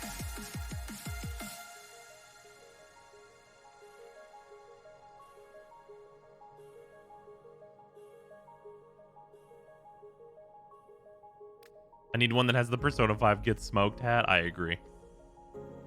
Because of how you got them. You don't think this one would be it?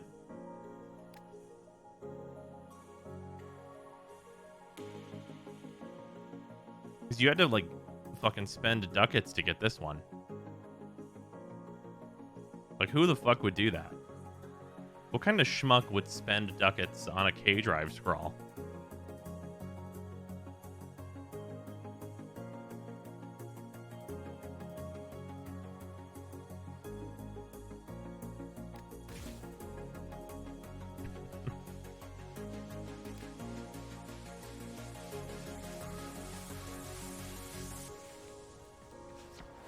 Those are spending ducats on more borrow bobbleheads? Probably. Just wait for the K-Drive Mastery Path.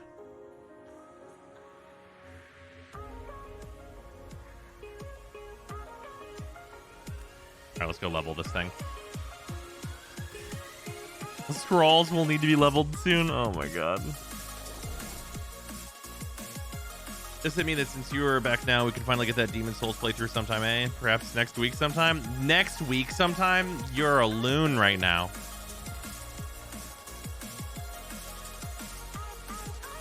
Which button did I make this?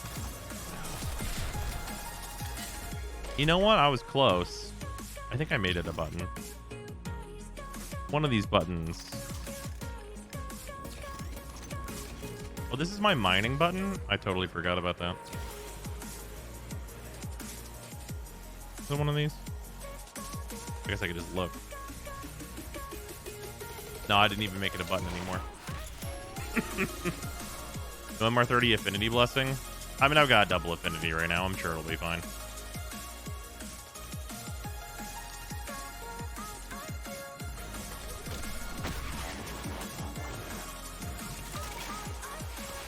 I'm kidding. I would never ride this over there. Here free on the 16th for some Demon Souls? And absolutely not. I absolutely am not free on the 16th for some Demon Souls. I can tell you this week, it's definitely not happening. Do you make equip hotkeys? It's just in like the menu for making hotkeys. Like this. Hit the marker, the timer starts. Vapor trail, check. Your bomb. And Oh, this one sucks. ready? Nice ball. Let's see you keep it.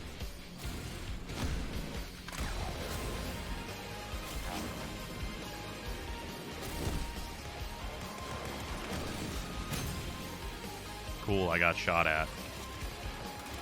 sucks ass.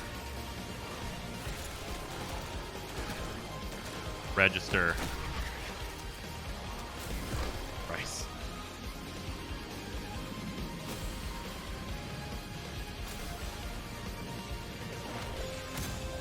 Oh yeah, no, that definitely sucks.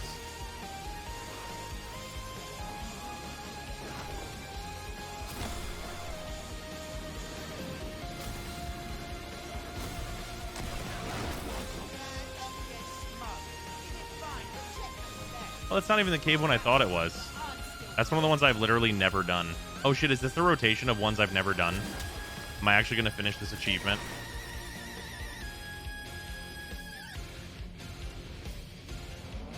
This one have the other two that I'm missing?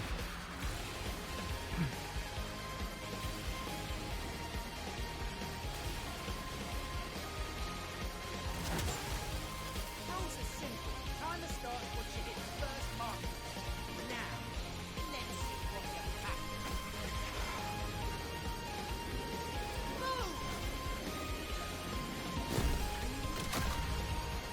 Move! Okay. Thanks for not giving me any forward velocity at all, game.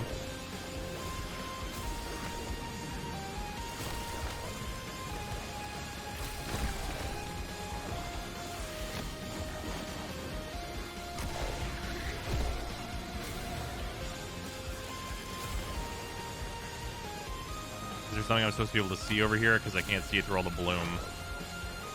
Literally, I have bloom on 5%.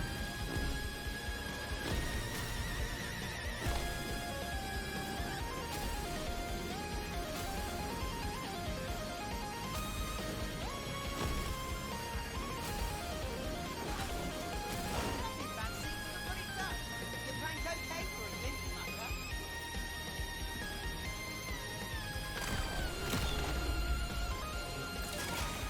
So they made K-Drives more annoying when Ureli came out. That's just because you had to look at them again. They were always annoying. Is there a unique dialect for doing K-Drive races as Ureli? I'll never know. Also, almost certainly no.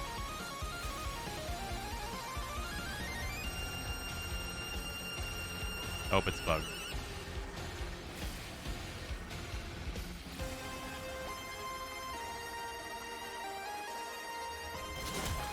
Yeah, K-Drives were annoying immediately. There was no delay. I say go, you're flooring. Time kicks off once you hit that first They came out and the universal reaction was, why did you make these? first marker gone. Ta-da! And like the response we got back was, I just think they're neat.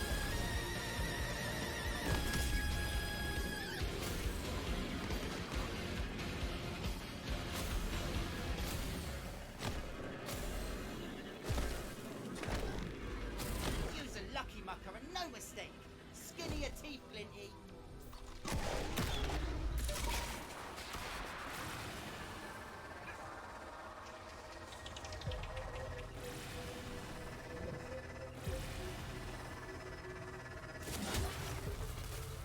Rules are simple. Timer starts once you hit the first marker. Now, let's see. They're kind of neat. Useless but neat. Yeah. I did not say that they were wrong. Nice form. Let's see you keep it. They are kind of neat, but the execution is, you know. I really don't know why you can, like, fall off of them. Like, you should have a bail button for, like, the comedy aspect. But, like, I don't know why you can get knocked off these things. Like, what is the purpose of that? Like, just to make it feel like shit? Is that it? Is that the purpose?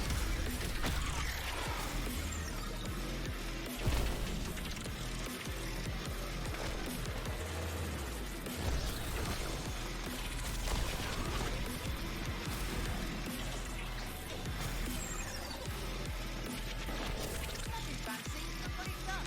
Your plank okay for a glint, mucker?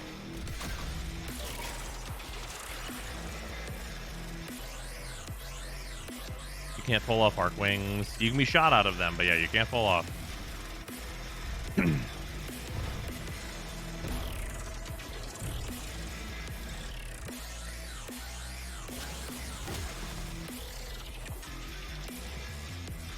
like this. Hit the marker, the timer starts. Vapor trail check. You bomb, and you There are also hoverboards that like get caught on terrain. Like, what's that about? It's a hover fucking board, dude.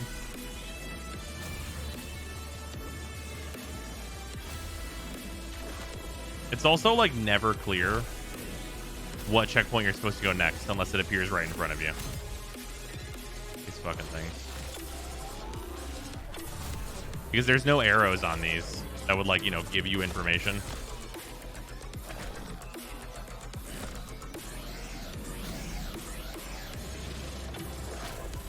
Also, it's like this fucking white red on the whitest fucking tile set in the entire game.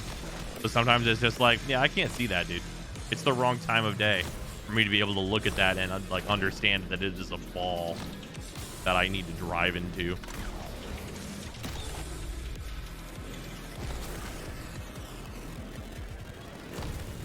It'd be okay if we didn't have arc wings. Would they though?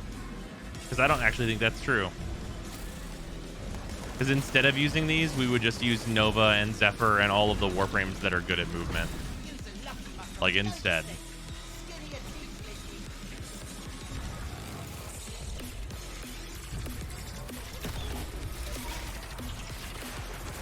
Yeah, an Operator Dash, etc.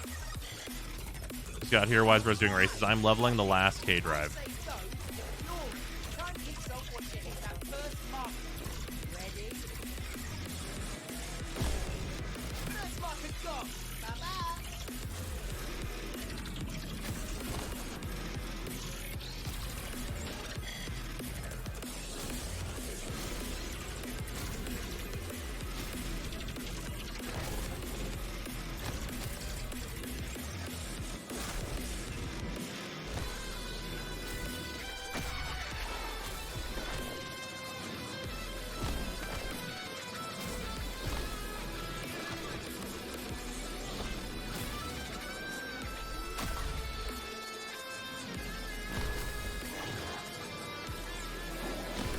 A reminder, you can slam with the fucking K-Drives. Did you guys know that?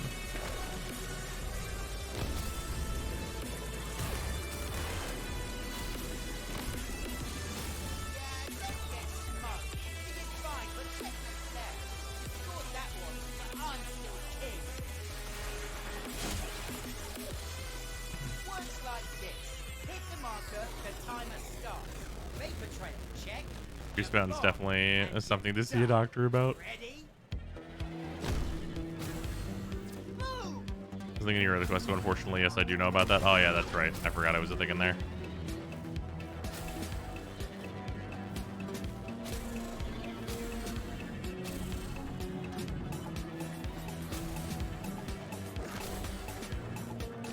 I think the Ureli quest like is already firmly removed from my mind. I remember none of the objectives because I never intend to do it again. Like, even on any free-to-play account, I, like, never intend to do it again.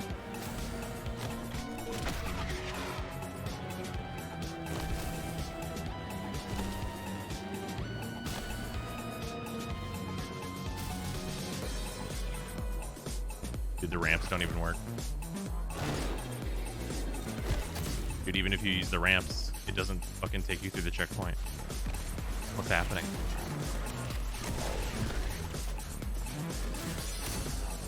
Dude. I'm glad that my Warframe has scoliosis. Like, honestly. It's crazy.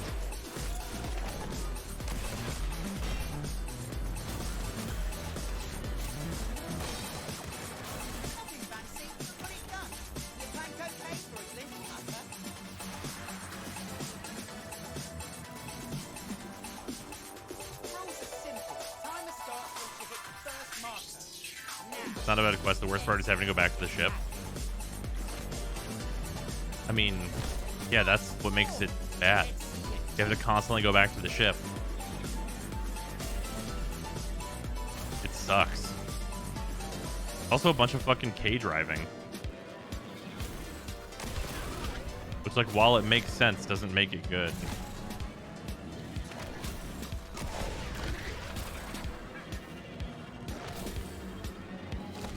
They also give you the same fucking objectives like 6 times. Get more points this time, though. Okay.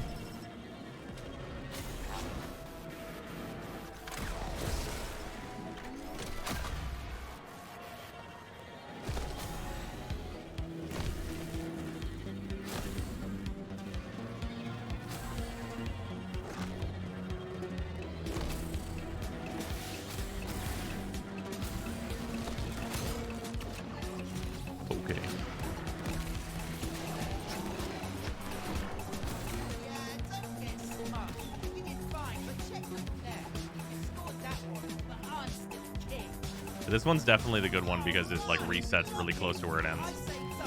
Deploy it. Time kicks off once you hit that first marker. Ready? First marker gone. Bye-bye.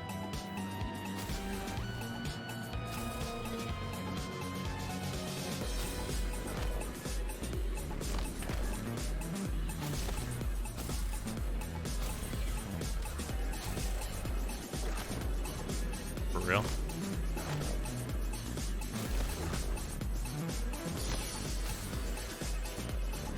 Should definitely have not put in the mod that increases jump height. That was a mistake. Take that out.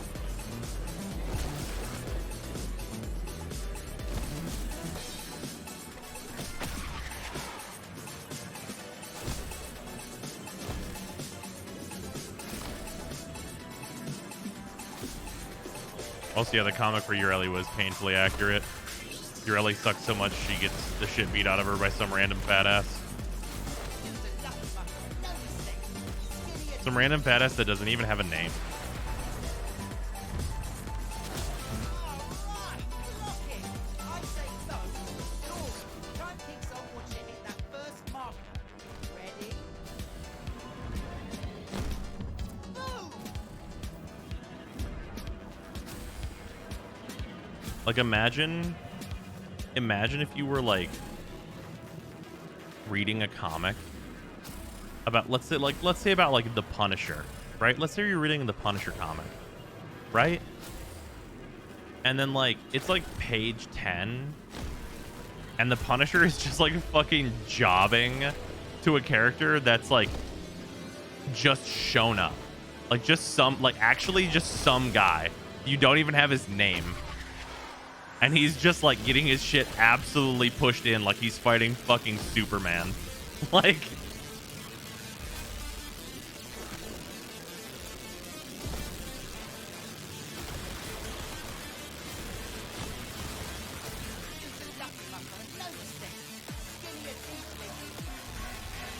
yeah, imagine you're watching Avatar and Katara just like jobs hard to some fucking random faceless Fire Nation soldier. Just like gets absolutely fucking ripped apart. First marker gone.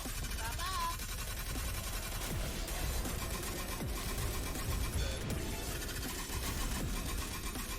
Yeah, not even a bender. Literally some guy. Like just one of the dudes on the ship just like fucking punches her. And it's like, what did you expect? Did you expect someone that matters to this story to defeat you? No. It was me, Rick.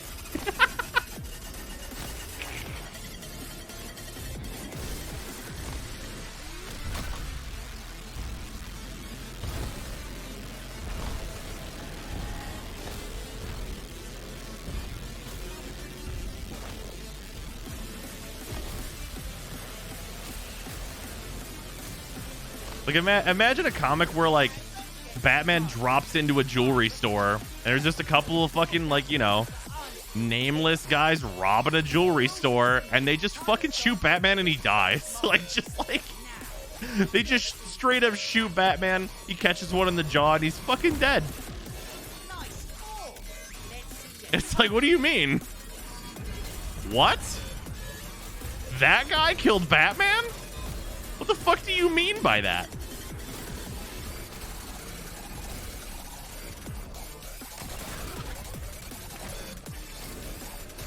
The 5-page comic.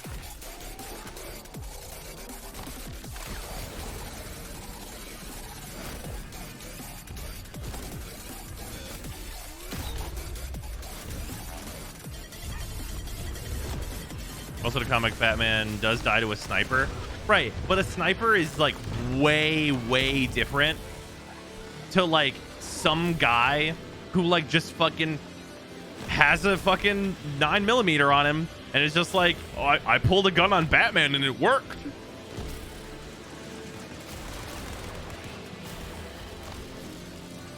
Nothing fancy, but got it done. Your plank okay for a glinty mucker? You're comparing Ureli and Batman? Right, lore-wise, Ureli's stronger than Batman. Let's, like, be clear here. Vapor trails check. You're bomb. And you're done. Ready? First marker gone. Ta-da!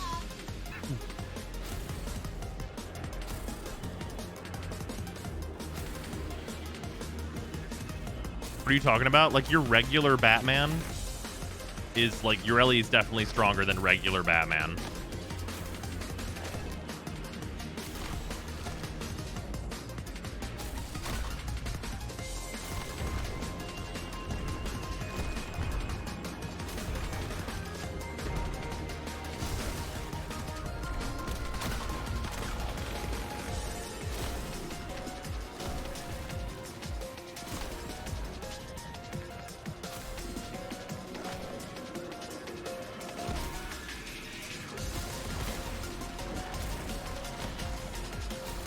What about Ureli versus Prep Time Batman? Ugh.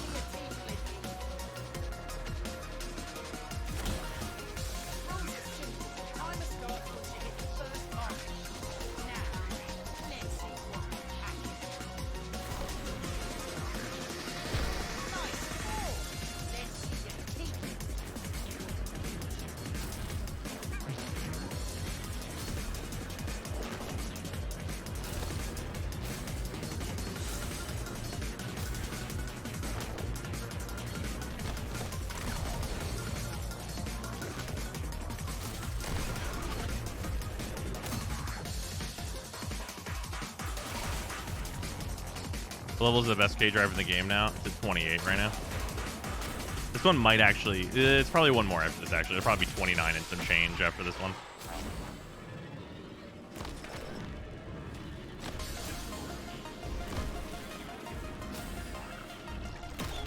Why have we not renamed Ureli Bubbles yet? Because she's not even as good as that Powerpuff Girl.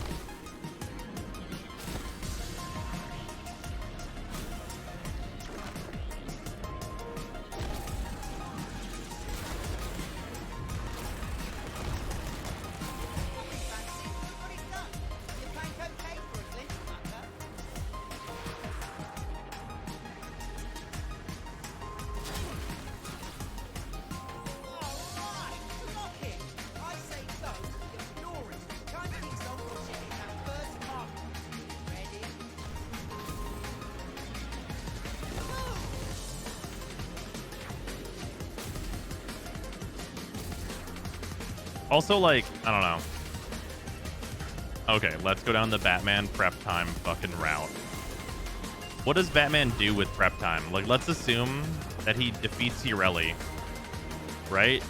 What does he do whenever, like, the canonical operator jumps out and literally turns him into a fucking hamburger?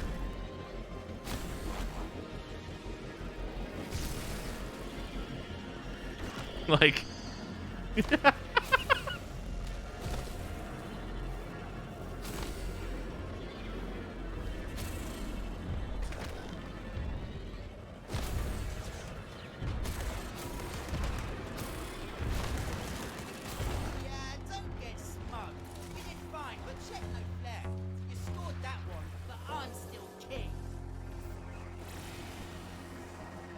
Batman makes a Warframe and does fucking what with it?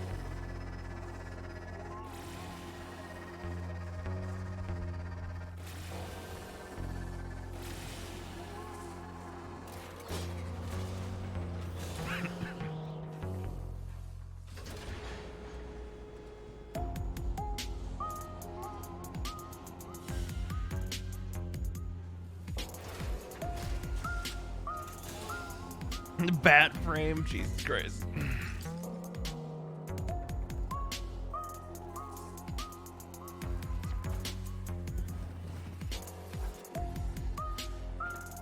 Doctor Strange can just send Ureli into the mirror dimension.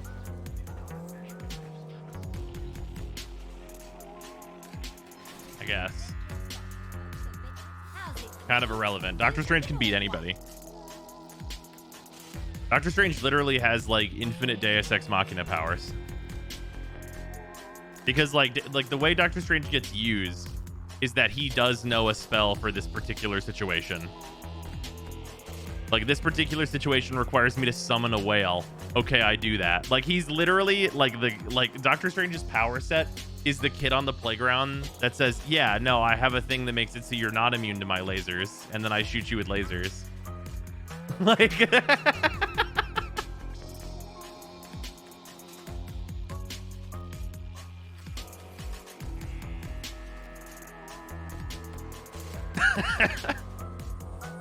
not that kid. That's the Sorcerer Supreme, baby. Oh yeah, no, I like Doctor Strange, but like, he really do be doing that though.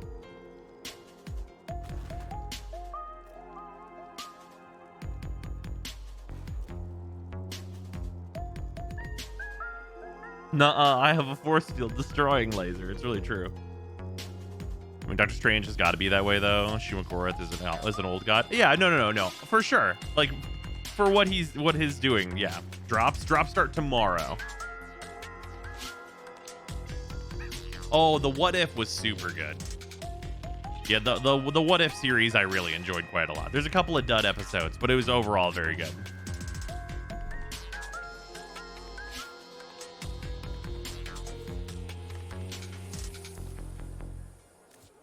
There's no gilding. Can't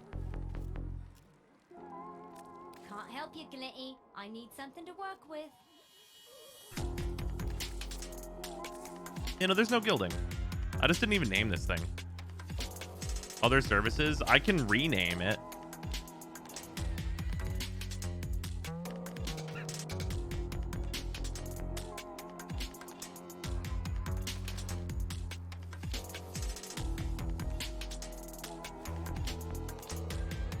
Yeah, I think I just totally didn't even like read the menu. I was just looking at chat. Oh well.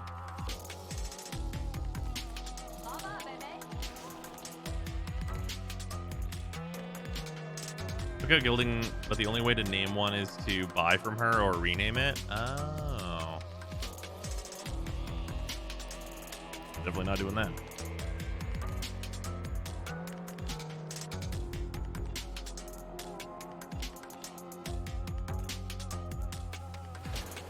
Time for drops for UK time. Translate it from, I think it's 2 p.m. EST that it goes live, so you have to translate from that. Think about gilding K-Drives isn't a thing. D. Can't steal more of my soul.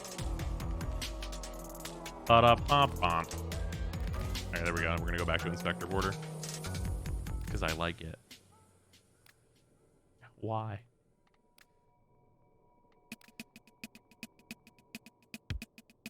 I forgot my names for this thing. Should I use this one just because no one has it? I feel like using this will at some point fuck me in the future because DE will forget it exists and I should use a regular K drive instead.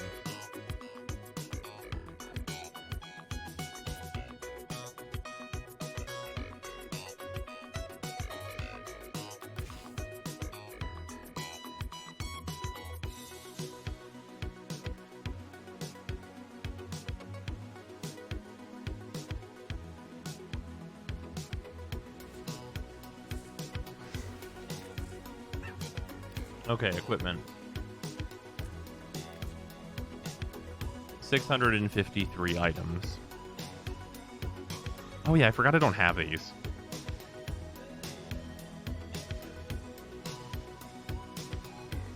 I do have... Is it the exec or the Livia that I have, but I just don't... Like, have not equipped it yet. I have the exec. I need to go grab the Livia. It's the dual to Kurion's oof. I'm really not worried about it.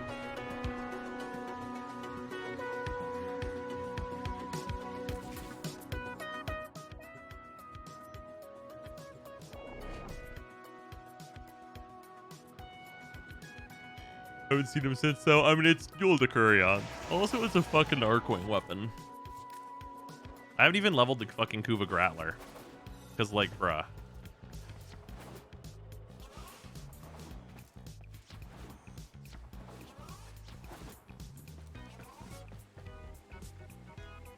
What was I coming here for?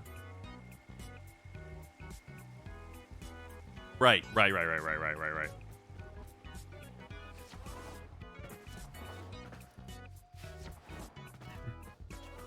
Need to get the Livio. Good fortune, Tenno. Or the Livia. This thing. All right, I'm done. I don't need any more Holokeys. How all business should be done. Interestingly, the Velocipod skin is bugged to increase your K drive speed. Of course. Everything guaranteed comes around once per year because TennoCon. Yep.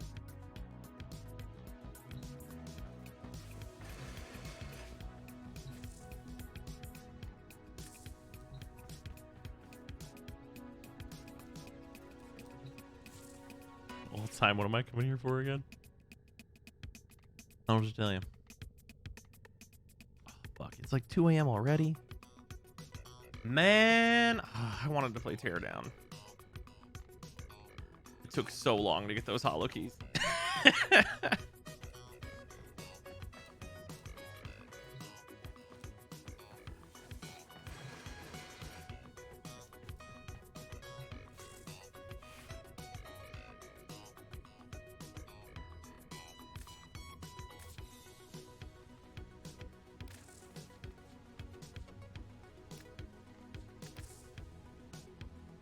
If that Teardown is pushed back 2 weeks, I apologize. I do really want to play it.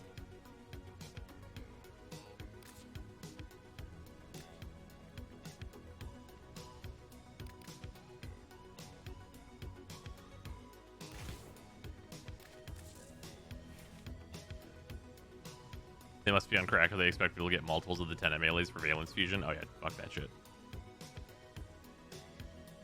That shit is not happening.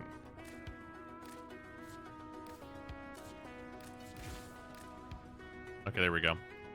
All the forma necessary for that are now in it.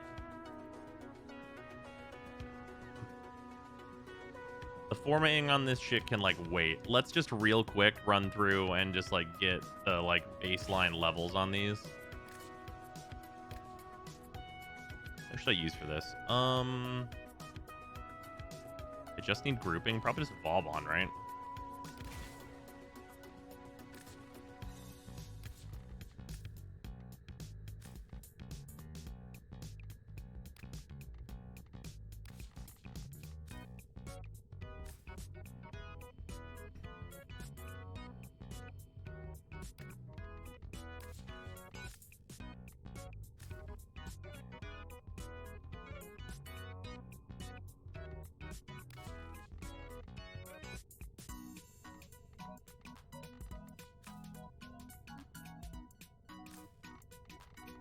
Okay, let's just make him a little bit more faded.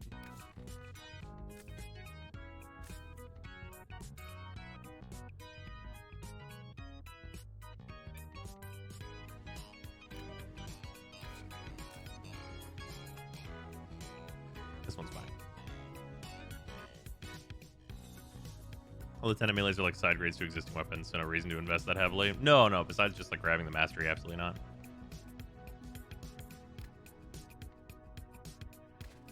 Just on your big range build, right? Yep. I've got my dispensary and all that good business. So that my life is easy.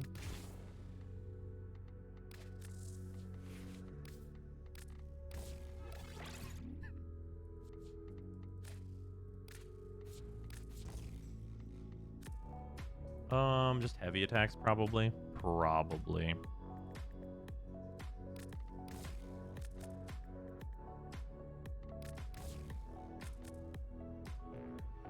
Killing blow, corrupt charge. Where's sacrificial at? Sacrificial steel. Oh yeah, for this one I'll need reach.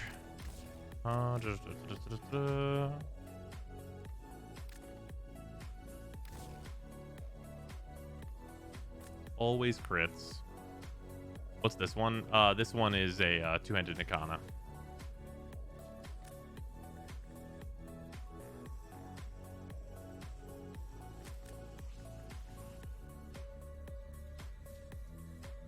I don't have an extra virulent level to 6. Whatever, this doesn't actually matter.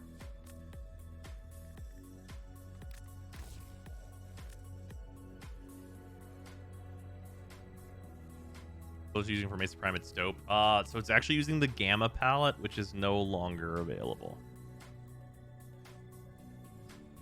I feel like I'm missing something.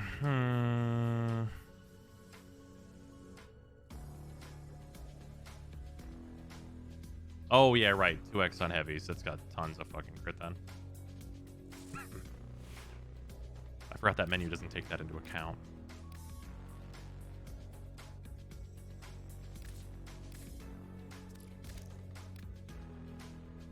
Structural armor using on your Wisp. Check real quick. Oh, it's the same one as this. Okay.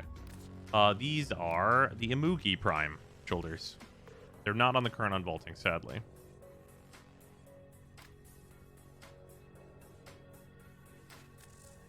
It's still a QT build, right? Yeah. That's fine.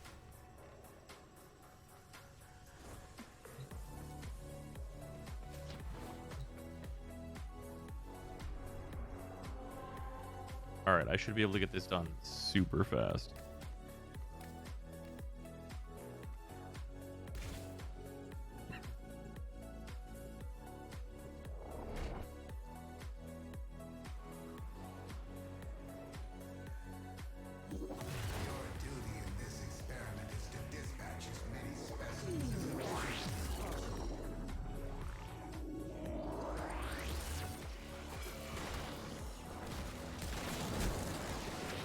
But there was immediately energy draining. That was my favorite thing in the world. Ugh. Fucking hate that shit, dude. Fucking sucks.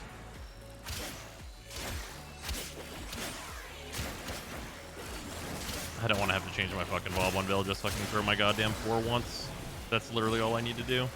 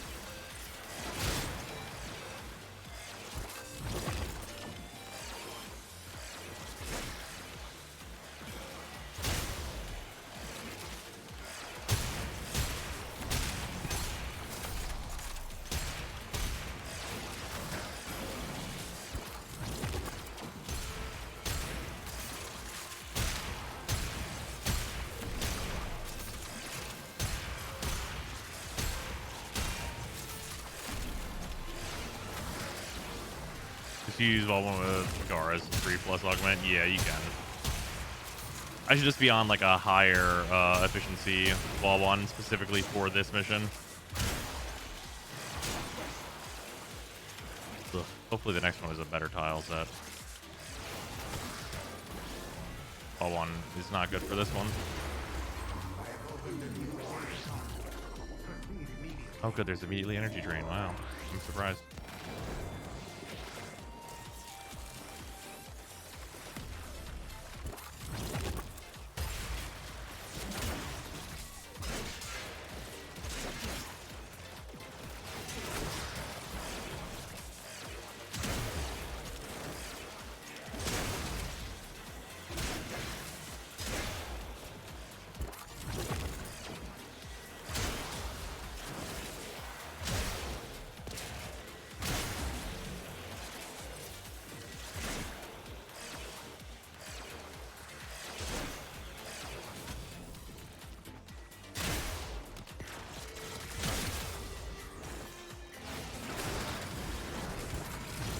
Is this Nightwave or self-arm? What do you mean? What would the Nightwave have to do with this?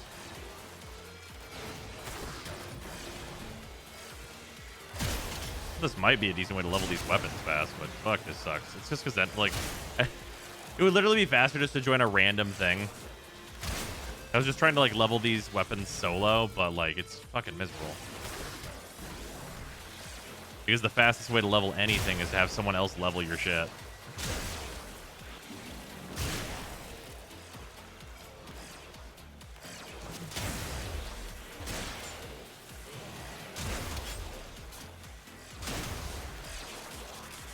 I do Banshee leveling with silence. Oh, I hate that farm so much.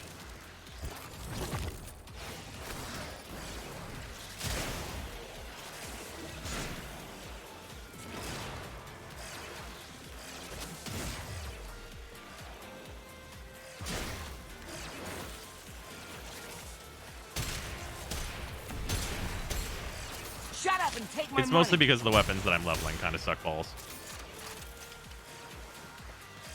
Back in time for me to resub for another month, bros. Timing is perfect.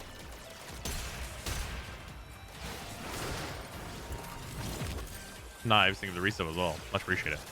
Fucking over 4 years.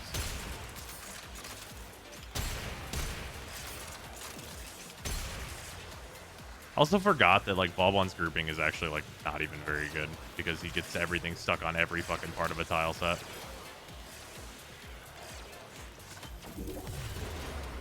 Enter the conduit now.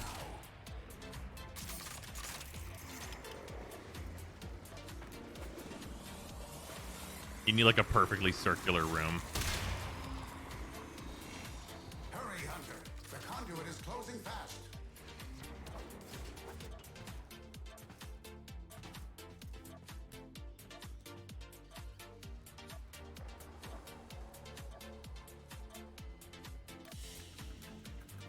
Hunter, the Oh, excuse sanctuary will go on without you.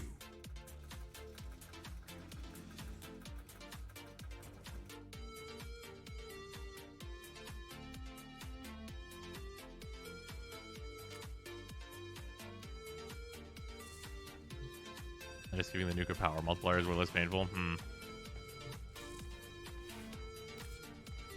Alright, Balbon.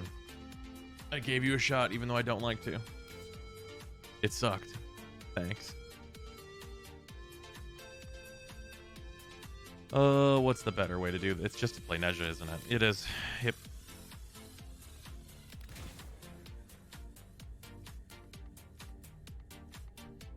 Or Wisp. Nezha's good though.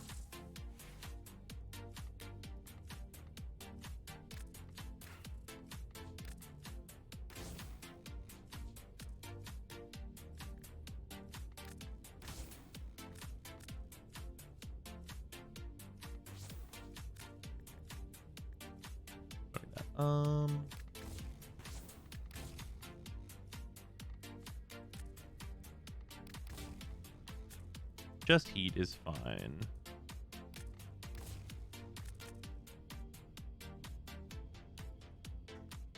What am I forgetting?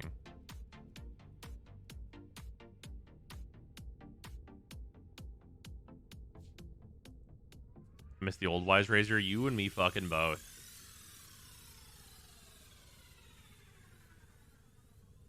Ever level on Adaro? I spent so much time on Adaro that I never want to do it again.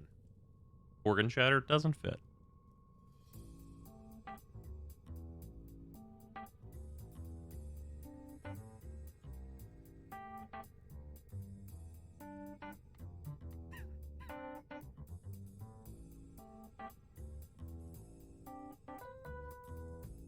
Just really do say 0 polarities. Yep. It's like an MR14 fucking weapon, and it's like, no polarities for you.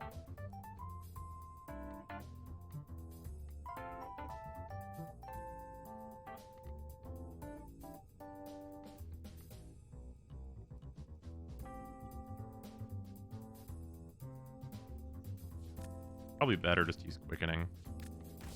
It's like almost the same effect, and then I get 12 points instead.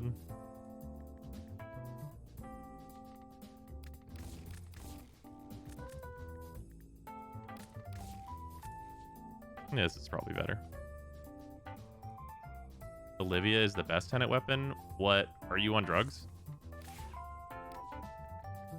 The Agendus exists?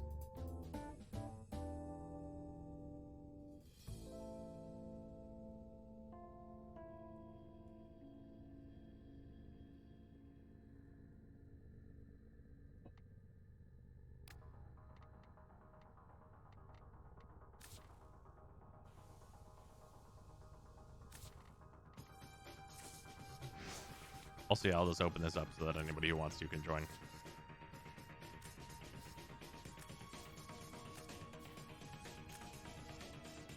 Everybody's offline.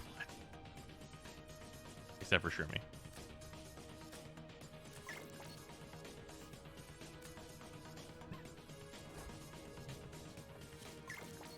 All the melees have bad stances besides the Agendus.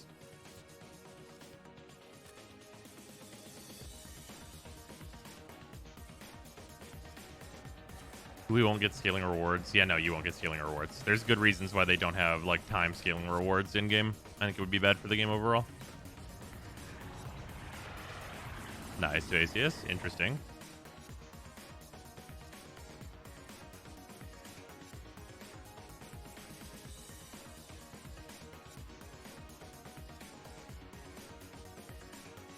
What's the best stance for sword weapons?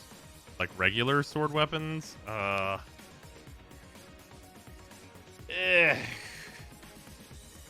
I guess I'd prefer Vengeful Revenant, I guess.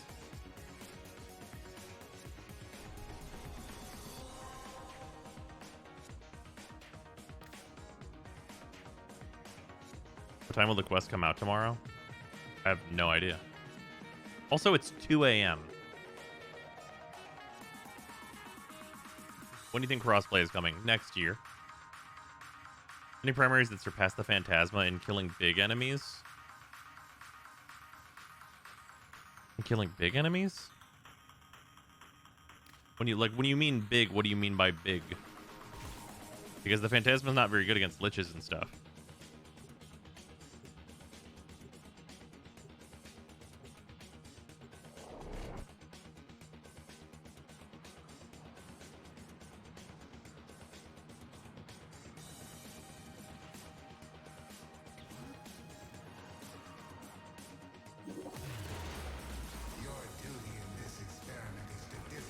You can use rest on Banshee. Daro isn't that bad of a leveling play solo. No.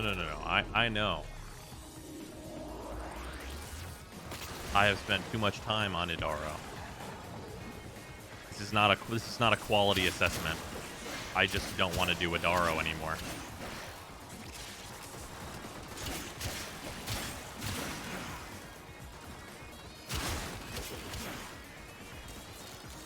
I am very spent on the Idaro doing because I farmed Focus 1.0. And that's enough to have me be spent nearly permanently on doing more of that shit.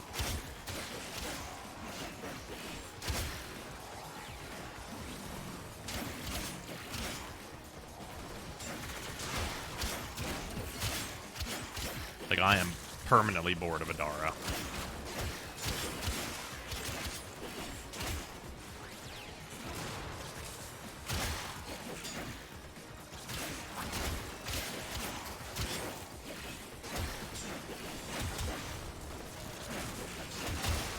I can't believe they massacred this stance.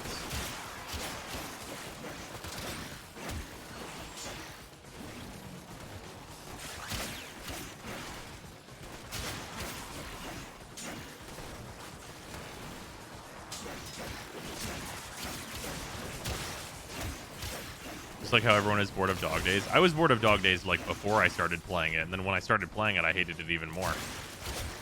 I literally, during the first Dog Days thing, due to like the way you could do it, like if you just went solo and pause, it would just complete itself. I literally cleaned my room instead of actually playing Dog Days, and that was more fun. Like, I got the rewards for the event in trade for like cleaning my room at the time. It was so much better than doing Dog Days. Oh my god.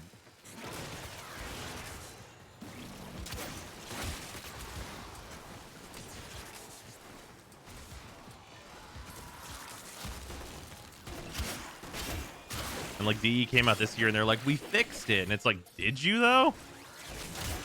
It sounds like you just made us have to play this dog shit event.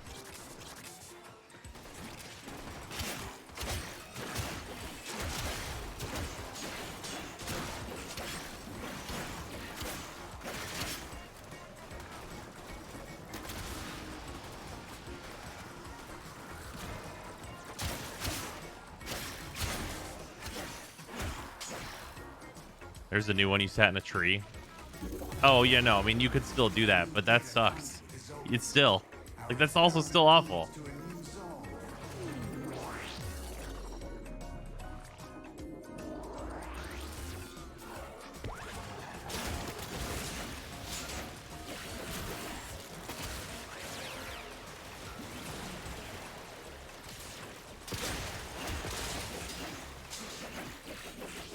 Is adaptation necessary on Nezha? I've done long survivals without it, and narrow-minded is so convenient. I mean, you can use narrow-minded if you want to. Wait, what are you using narrow-minded for? Wait, yeah, what the hell are you using narrow-minded for?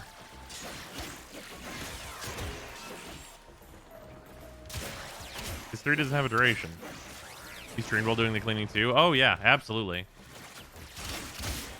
The 1.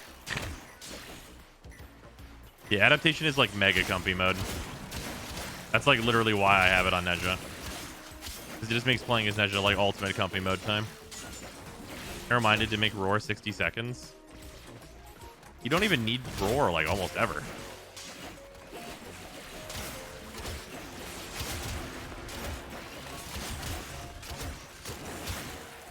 Like I could be using roar right now, but like I super don't need to. Like 30 seconds is more than enough whenever you need to hit the button.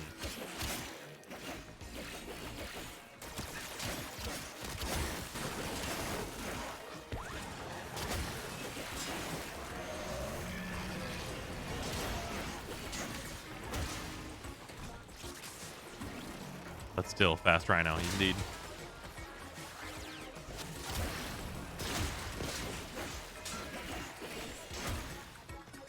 That's actually one of the things about Nezha is that Nezha, as compared to Rhino, is not only fast Rhino, Nezha is also a sort of resourceless Rhino. And what I mean by that is that as Rhino, whenever your iron skin is about to go down, it's actually kind of a big deal because there's like a setup in order to get it back and like shielding you, right? If you want those big numbers that last a while. But with Nezha, like, I don't care if my 3 goes down. I can literally animation cancel into turning it back on, and I'm invincible the whole fucking time. So, like, what do I give a shit about that number? Right?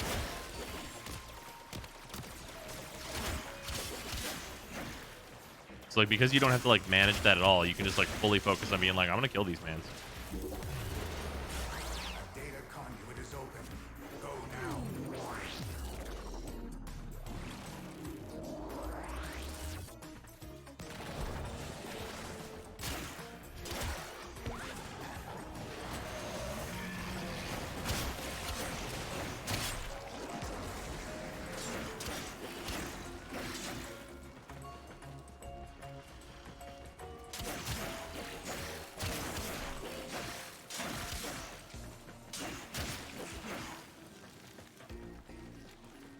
Yeah, Rhino is naked as soon as his skin breaks. Like, he has his shield, but, like, eh.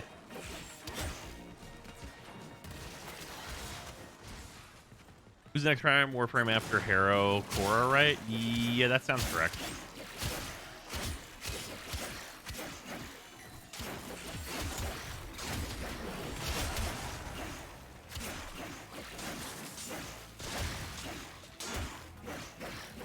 Wukong got a rework and is now even more meta.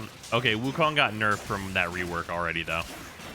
Remember whenever Wukong's 4 was, like, the best thing you could be doing in the whole game? Like, at any given time?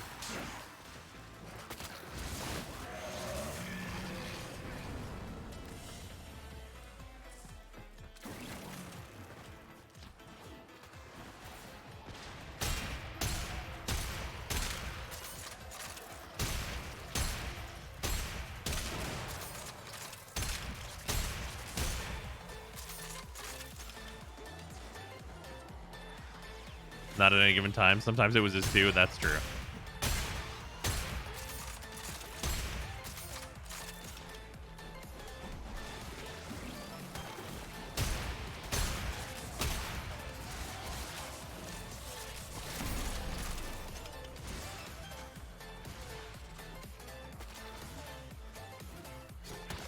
I made a tryhard Storm build for his 2 like 2 weeks ago, and it's fun to be sad.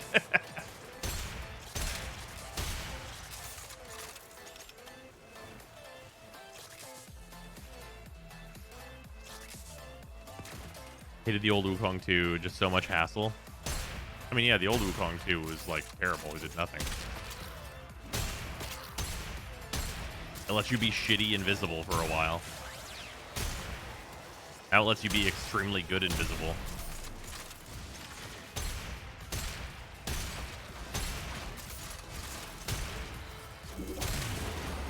Like, Wukong's 2 at this point is just the opposite of Avara.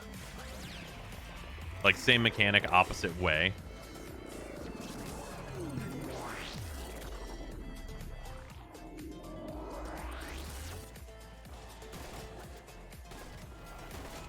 Ten form of Wukong is my magnum opus. Missed opportunity to say monkey opus, but I got it.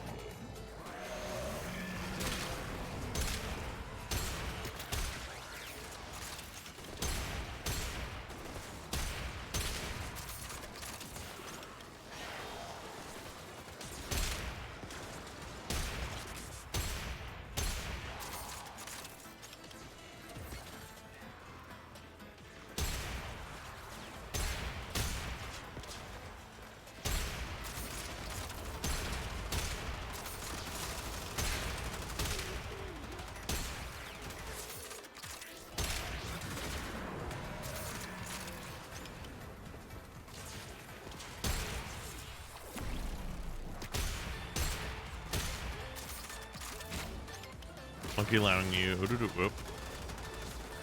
This has been my main for some months now, and his kid, even with only 3 abilities, is so useful. Oh, absolutely. And then you just subsume over the 4th one, and then it's like you have 4 abilities. It's crazy. Yeah, all the Warframes that had like 3 pretty functional abilities suddenly got like way better with the helmet system. That's weird, right? Like, if you thought Mesa was good before helmet, bruh. You literally slap Hildren's entire kit, as far as I'm concerned, onto Mesa. And it's like, man, Hildren really is just an upgrade for a different Warframe, huh? Like, my Mesa is pretty much all of what Hildren does and all of what Mesa does together.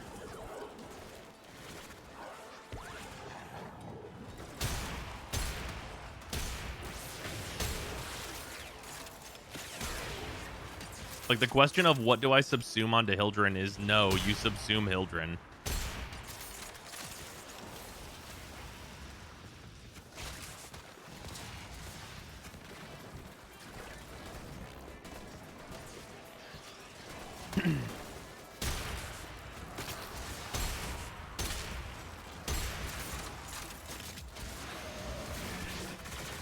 They're making Gloom with subsume ability is just criminal. It did like make certain Warframes real again though, which is very nice. Like, Sevagoth's release not only makes a good Warframe because Sevagoth is a good Warframe, but also Banshee is like actually playable, which is crazy.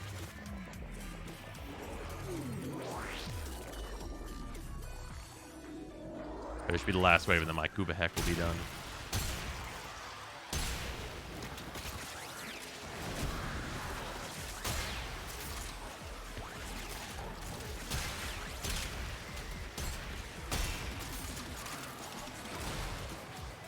Children with Breach Surge is nuts.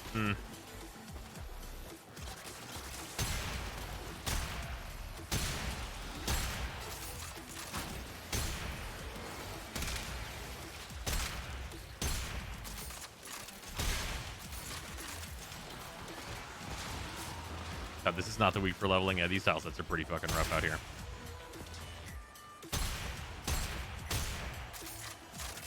Yeah, I'm not even going to be putting all the Forma into like these Tenet weapons. I just want to make sure they're like on the board. You know what I mean?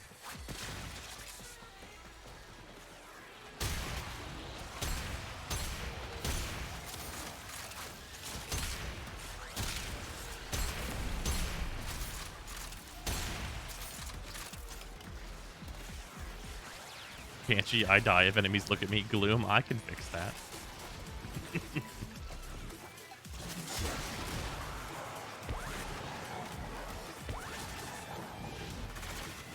I forgot I had Safeguard on. We were doing fucking Eidolons or whatever, and I was like, I'll just be Nezha, fuck them.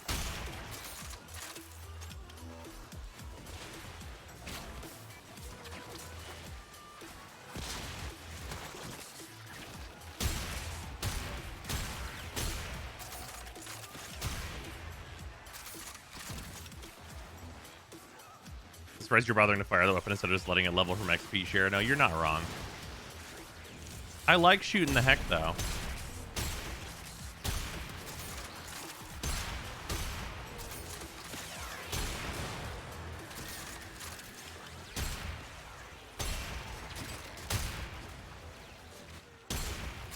Shut up and take my money. Oh, also with this, we only have one more Kuba weapon to put a shitload of form into for no reason. Passed my MR30 And test that's tonight. the Kuba It annoys Gremlin. me how easy you make those void dash and bullet jumps look.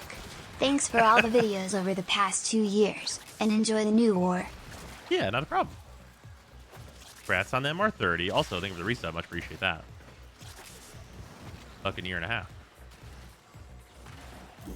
What do you like purely from their sound design? Definitely the heck. Both Corinth. I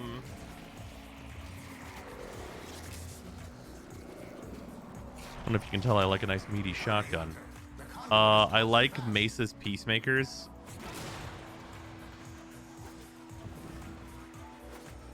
Similarly, the Piranha Prime Go Burr with Pistolier is very nice. And it's just nice in general. Yeah, Zara's got good sounds. Like boonk, boonk, boonk, boonk.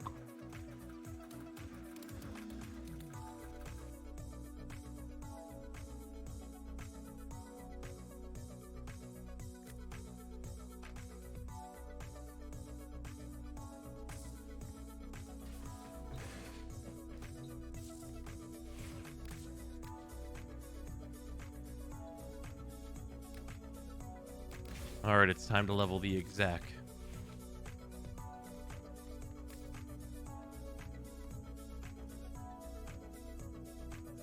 Does this thing really have the fucking polarity for Rending Crane?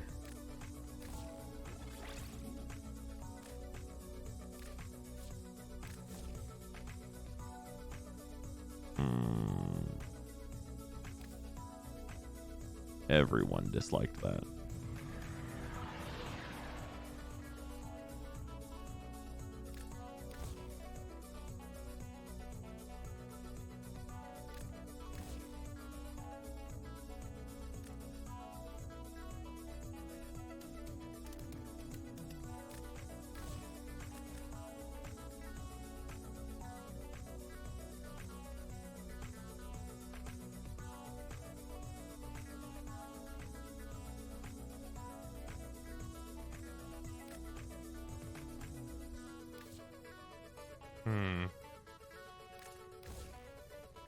Yeah, it's gonna need both.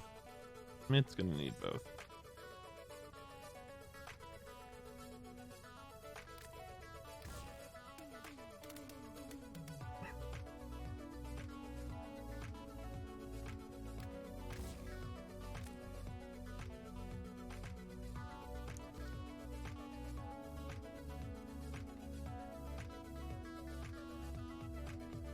Yeah, it's probably just crit damage. Yeah, that should be more than enough to kill anything that moves.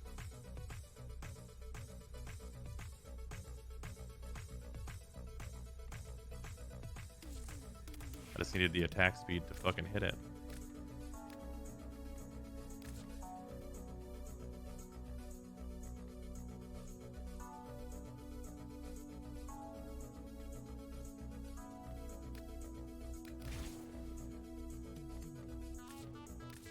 Plus, apparently there are scannables, so I'm gonna bring Helios.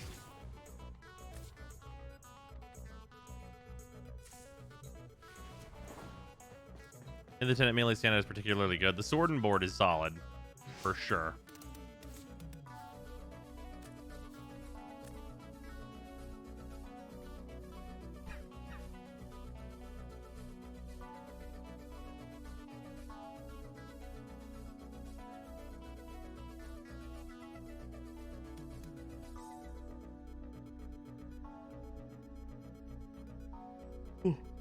Really wish the Agenda's charge attack wasn't so horribly awkward to use. That's kind of fair. It's pretty strong, though. Ah, fair enough, Red. Yeah, we'll just jump in to a pub match.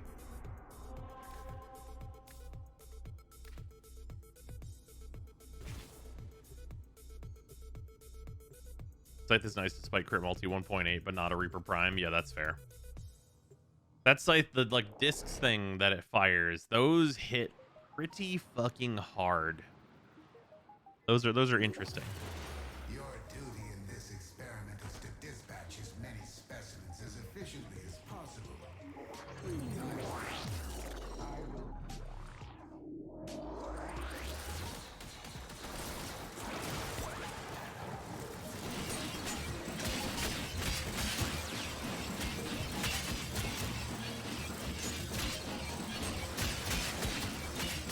I just realized what I forgot. Prime Breach. This stance is even worse without Prime Breach.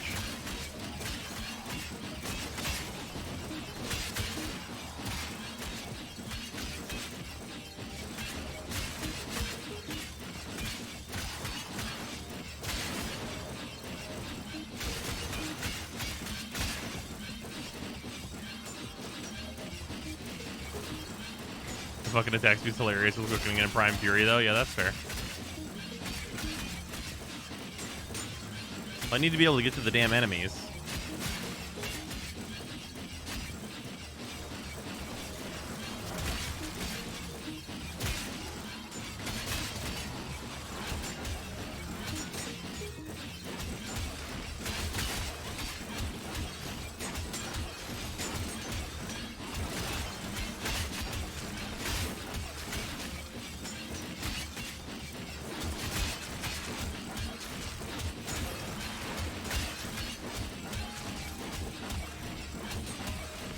This looks like what a crazy person thought Tempo Royale was like. Yeah, that's fair.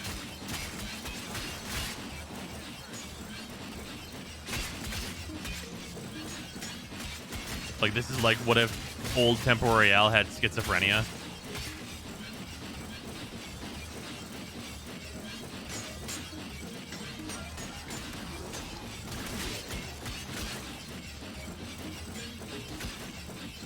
Shut up and take my money. Which was their opinion more after having seen whatever they showed. Hey The select bros, group of you compared just to a before. question. Much more excited. How much more excited are you for the new war after having seen whatever they showed the selected group of you, compared to before? Yeah, I'm glad they didn't show what they showed us on the like main stage type events, because I think that to a large group of people, it would probably not mean as much. That makes sense. Data conduit is open. Like I will say about the part that I've seen that is not public. For those of you that have been paying attention, you are going to be rewarded.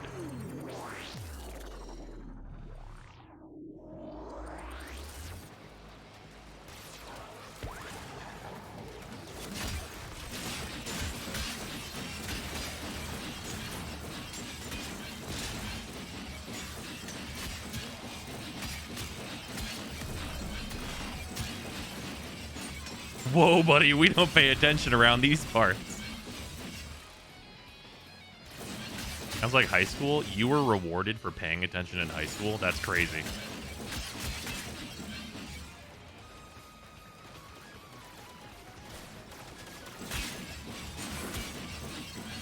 Bro, the Catabolist grenade is like, holy fuck, why can it nuke 155 trash so well? It's really good. Catabolist is fucking sick, dude.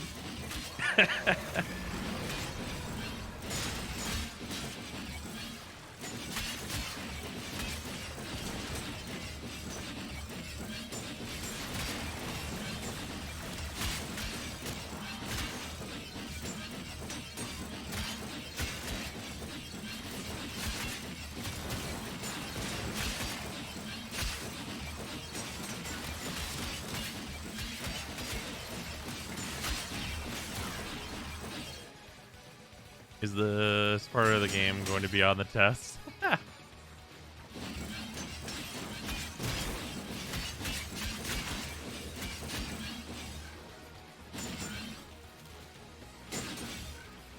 Try any dumb heavy slam things with that exec? I mean, probably not. Like, heavy slams are kind of whatever. They're real slow. Like, I can hit them. It'll work, right? But even with the special slam, it's like mostly a gimmick. Because like you can see like the damage is.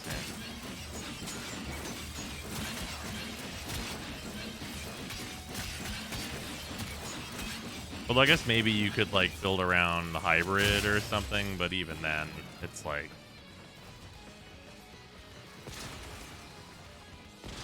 at low levels it'd be funny.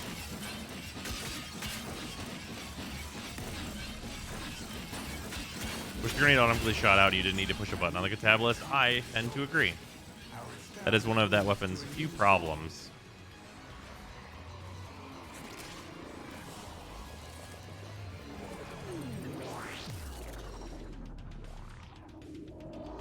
Using the Glaive Prime so much that I'd actually forgotten that there's a heavy slam mechanic. That's fair. You can heavy slam with the Glaive. Don't do that, but you can. Increased efficiency. I trust you will be able to complete this study, Hunter?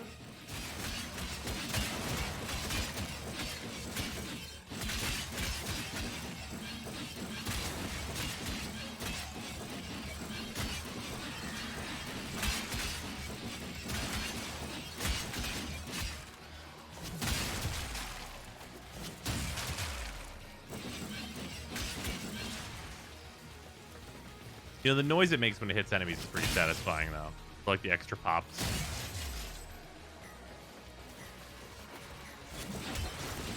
I'll definitely give it that.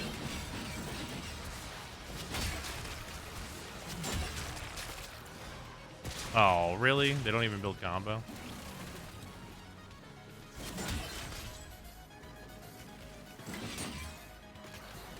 Trying to make sure.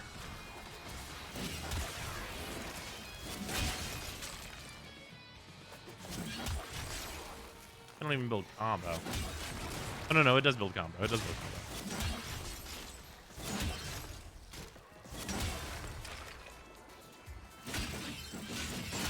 It's kind of nice that it builds combo, I guess. Even such a small amount of combo. You know, if that was like a combo building thing, there might be like some kind of a neat thing with this. Like if it gave you like 10 combo per enemy hit by the regular slams. Like that might be like kind of cool actually, because then it might be able to like a good way to incentivize you to go hybrid, because like any combo you lose, you can just like immediately be like, I regular slam and I bring it back up, and then I heavy slam to do damage or something. Like that would have been kind of a cool weapon idea.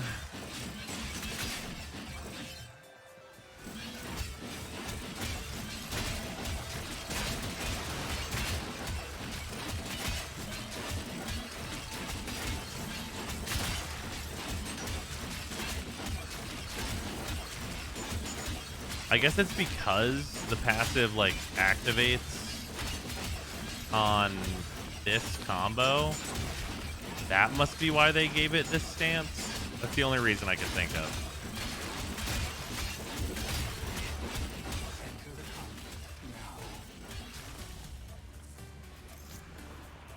My exec's at 30, but we can go through if you want to.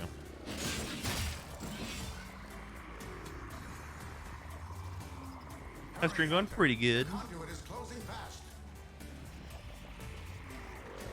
Need to jump first, kind of breaks it up. Yeah.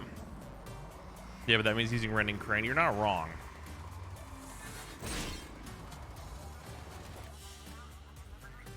Hunter, the sanctuary will go on. Rather use without Temporeal. Well, yeah.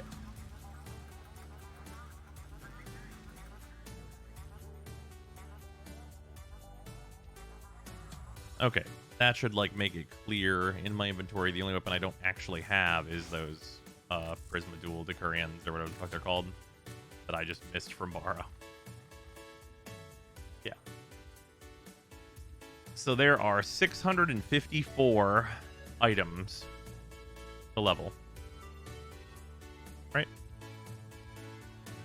Wait, 646 out of 653?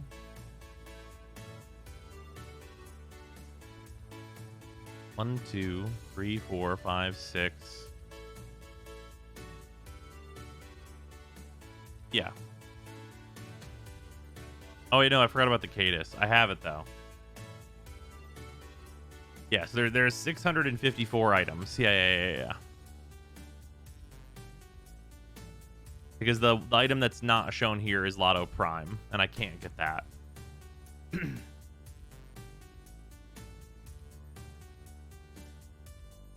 I have everything else? That sounds right.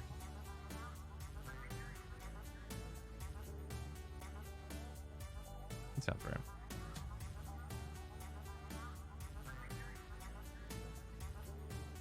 The extra K drive isn't listed? Oh, I'm done with that.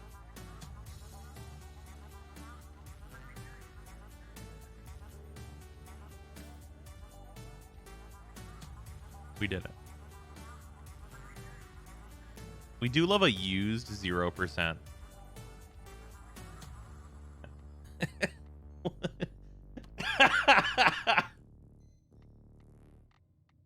That's very funny. These literally don't even count as percentage use. Mastered everything again? No, we're not at mastered everything again. I still need to sink like a shitload of Forma into these 10 weapons. It's 2 more on this, 4 more on this, 5 on this, 5 on this, and then I need to level the Cadus once. And then I need to do 5 Forma on the Kuvik Rattler still. And then I need to grab the Dual Decurions whenever they come back around or whatever. Or during next TennoCon. Damn, the Mirror still your most used secondary. Yeah. Yeah, so is the Soma. And also regular Mesa. Wonder how much of my total kills Mesa makes up. She's 200,000 kills. It's got to not be that much in the grand scheme at this point.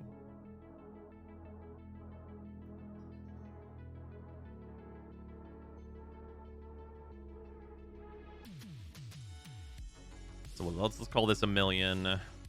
This is 2.2 million. Let's call it 2.3 million. Okay. 200,000 is a pretty good chunk. Hey, of the that's pretty good. Total enemies I've killed. Are we comparing Oh, no, the there's sizes total of kills our down here. war There you crimes go. now? DV2, I bet Saren has more. You would think so.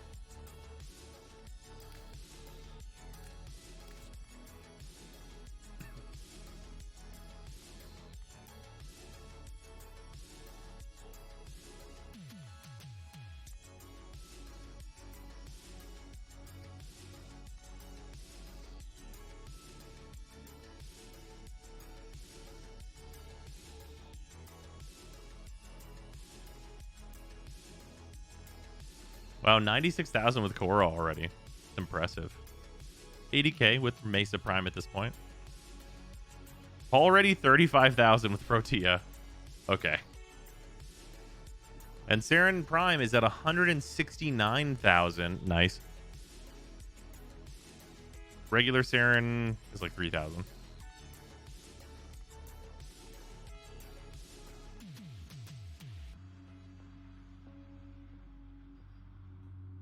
So Saren Prime makes up a really large chunk, but not as much as regular Mesa. And obviously both Mesas combined is like a hilarious amount. It's like almost 300,000 kills.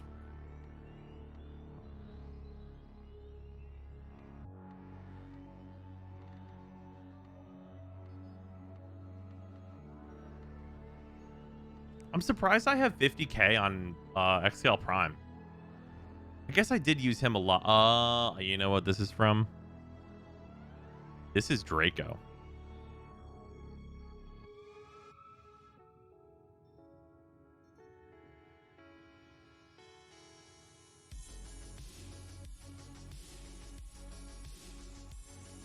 That is from me DPSing on Draco.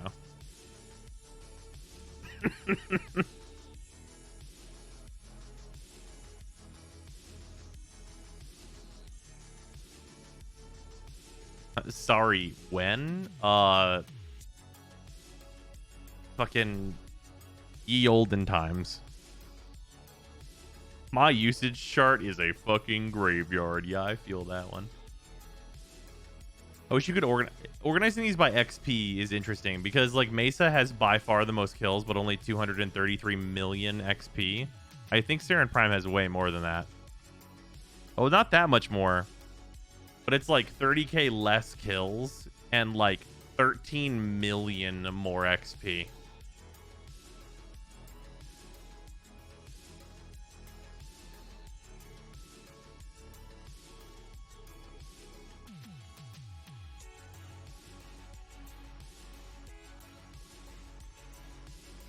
I think it's regular Mesa that has my most XP as well, which of course just makes sense.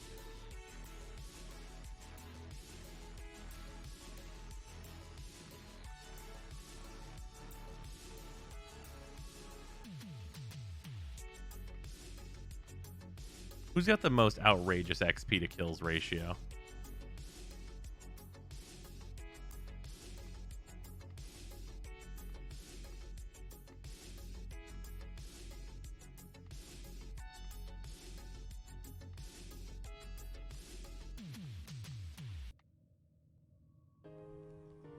Might be Gara.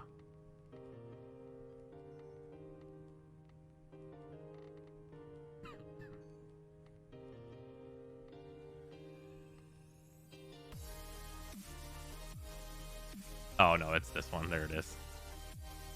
Of course it's this one. Of course. You really love the Soma at one point, huh? It was the best gun in the game for multiple years.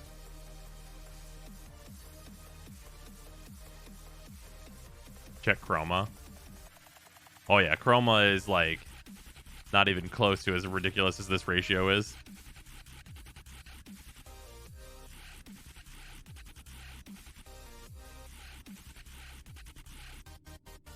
And I have 10,000 kills with Grendel. I used this fucking Warframe too much. I really want Grendel to be good. I'd really appreciate it if it were the case.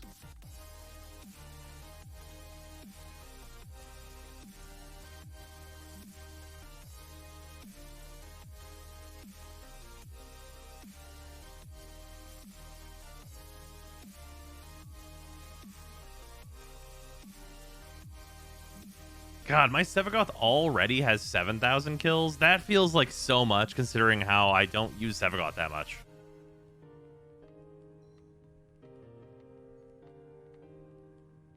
I mean, it's not like he's been around a long time.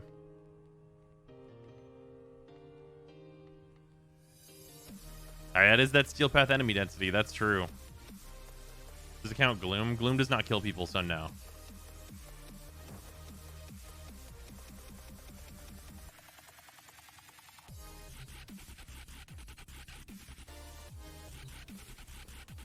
Crazy thought. What if all Warframes were good? I made myself sad. That's correct.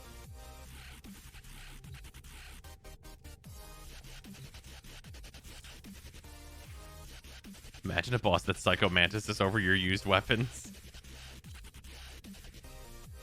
Fucking looks at mine and is just like, oh, you're old. The only thing that I can glean from your used weapons is that I am about to get my ass kicked.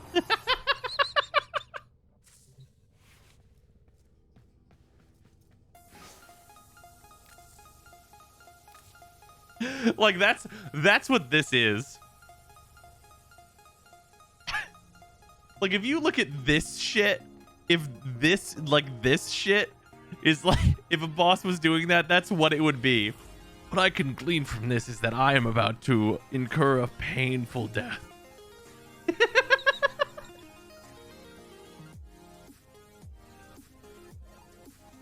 Like all of this here is multiple different eras of Warframe. Like except for Carrier and the Sweeper, which are the same.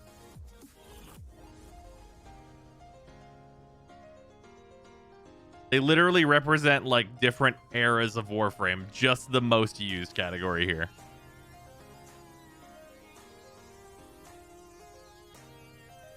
Like these three things, like this, the modern era. And also ye olden times when Glaive Prime came out. Because Glaive Prime is the single best melee weapon right now. The Marelock, which was just the God King gun for so long until the Vacor Marelock. Like that was the transition at the time. Was the Marelock was the best secondary in the game, and then the Vacor Marelock came out and everyone went, bruh.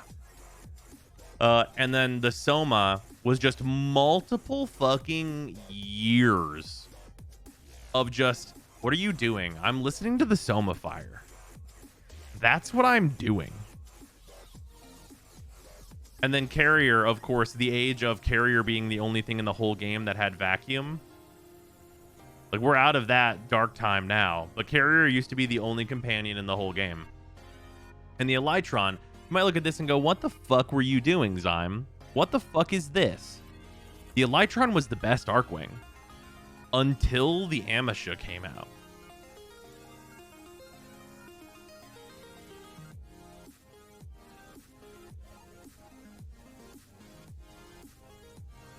Like, the Imperator was the best arc gun until the Imperator Vandal came out.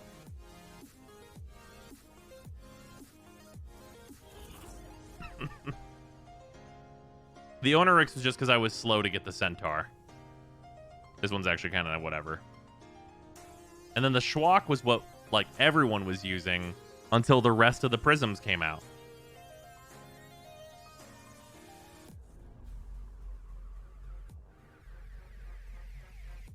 You're Shroomy and Sambles right now?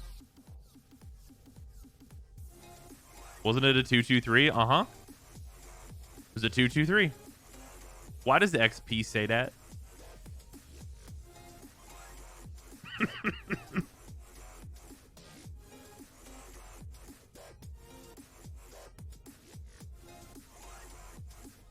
It's pretty good XP right there.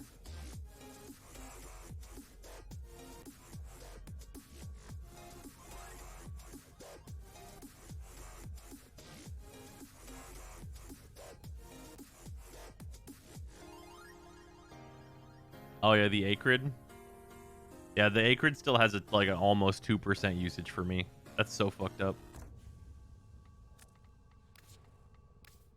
Oh man. Wait, what? Oh, sorry. Sort by used. Show me the ambassador. I'm like, what do you mean by that? God, you want to look at a fucking museum? This is a museum.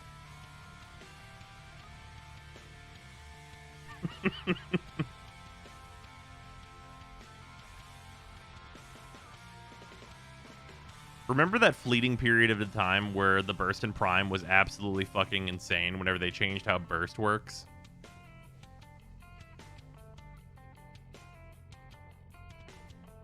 Wait, Flux Rifle? This was the best gun in the game at one point. Why is the Penta so high? This was the best gun in the game at one point. I cannot stress this enough. When it released? Await Glaxion? I don't know why this is up so high, actually. I think there might be some rounding problems whenever you get in to some of these.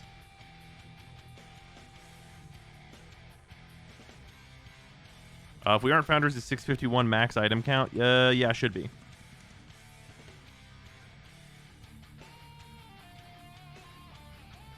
Yeah, there's a Synoid Simulor meta.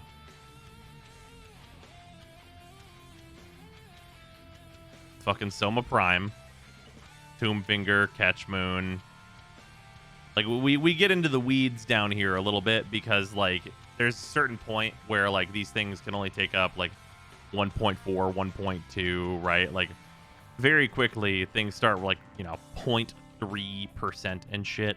Whenever we're talking about things like the Lanka. And even, like, the Phantasma, which I use quite a bit now, I would say, is 0.2% used. Let's see Melee. Oh, yeah.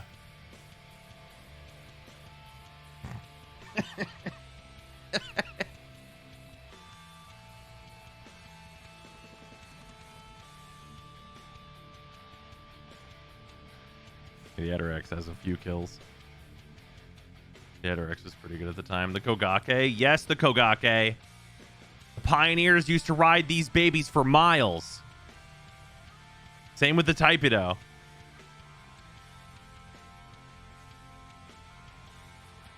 The way we used to go fast was you either were coptering, and then in the era directly after coptering, you would Kogake or Taipido around. And the Kogake was first because the Taipido came out afterward. Dragon Nikana? Yeah, this weapon was fucking sick at the time.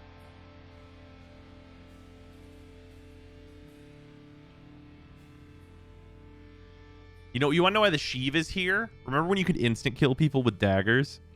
This is the weapon my Inaros used.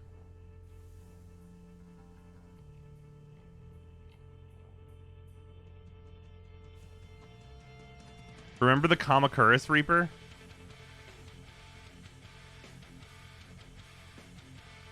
Yeah, and Ash also. They used the Red Veil Dagger. I used this because the Red Veil Dagger didn't exist yet.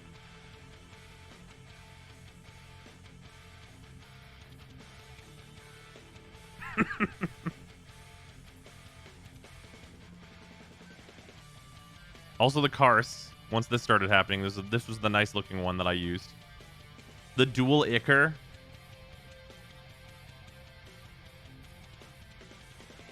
Fucking Sindo. The ancient text. Remember when the Mios didn't suck? Sylvan Aegis is working its way up there. Dual Ichor. Why? This weapon was so good at the time.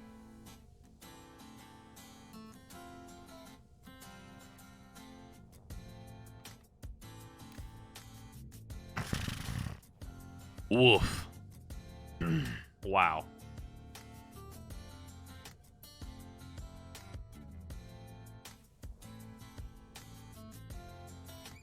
I think you can see every meta from here.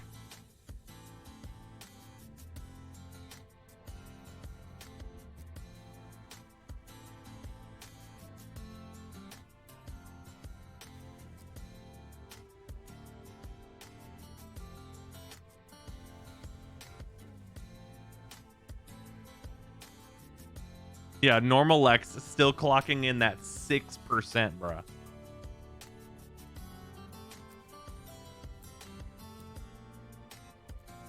The Sphere could never be high usage for me because it took fucking forever to get that fucking weapon from Stalker. Yeah, this was like the first thing that dropped for me from Stalker.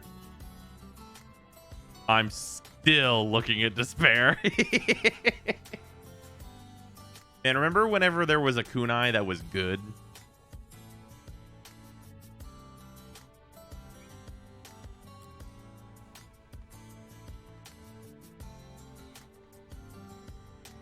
My Vapor Merlock has triple the kills of the regular Merlock and half the XP.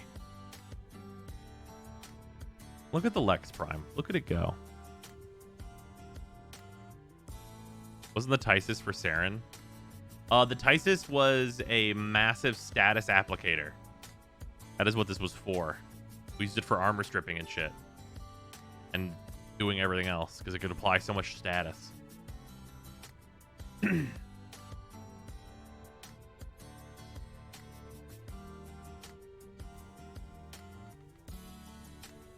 Regular Piranha was very good. Kuva Nukor obviously doing its thing. Not surprising. Synoid Gammacore. Okay, so the Synoid Gammacore right now is pretty good. Who remembered the Synoid Gammacore meta? Because for those that weren't around for it, the Synoid Gammacore was like King Dick for a while. It got nerfed. Like they made it so that you could not use the Synoid Gammacore anymore.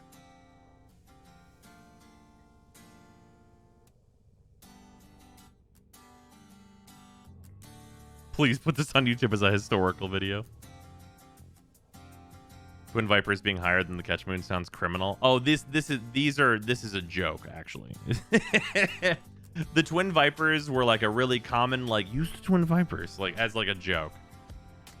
Oh, remember whenever the Sicarus Prime was like the best secondary weapon in the game? I remember.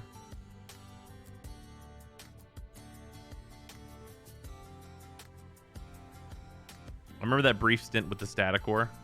Whenever they buffed it to Kingdom Come, and then later they were like, whoopsies.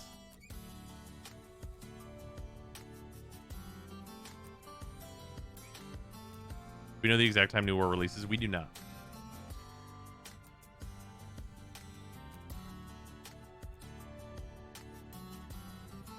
We get down into like the 1% weeds pretty fast here. Once you're down to 1%, it's very hard to like get any information out of anything here.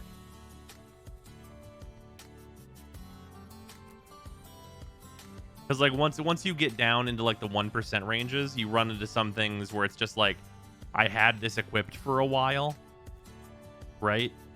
Like that's like what you start to see a little bit, where it's like, yeah, the Telesac Volto, yeah, I like barely ever use them, but like they happen to be on my loadout for a while.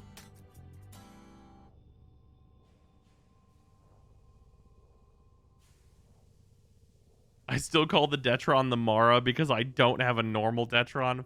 Fuck.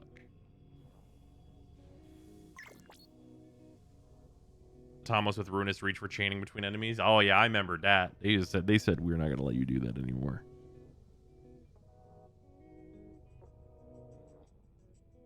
Right, Twin Grakatas was always purely for the meme. Because you just wanted to whip it out. Like that was always the thing with Twin Grakatas, is you wanted to be like, shh, check this shit out.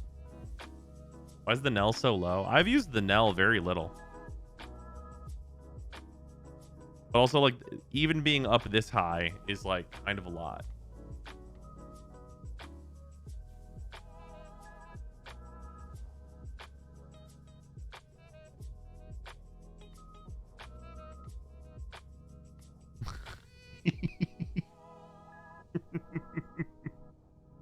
Oh, man. These weapons got purely fucking simmed and dumped. They're so dog shit.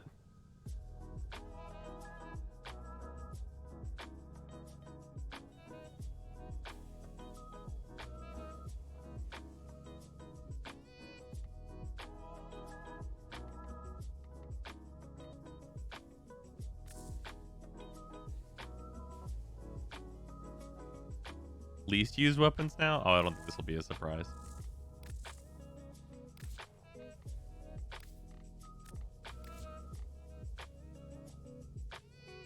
Yeah, I mean, this makes sense, right?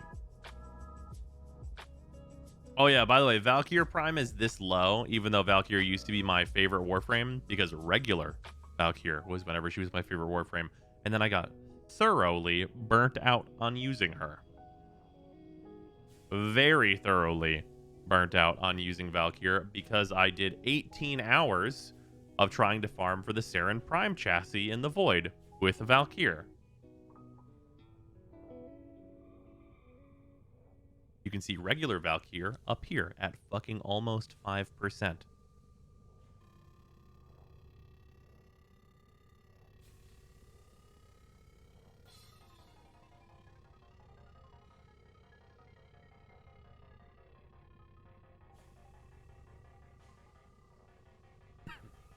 Everything else down here is like, there's like a lot of relatively new Warframes and stuff. Which is like, you know, that just makes sense. That's how things work. Yeah, the one here that's like actually really telling is that Valkyr Prime is all the way down there and regular Valkyr is this far up. That's like the main thing here, is because it really shows like the experience of farming the Void like that made me stop playing Valkyr.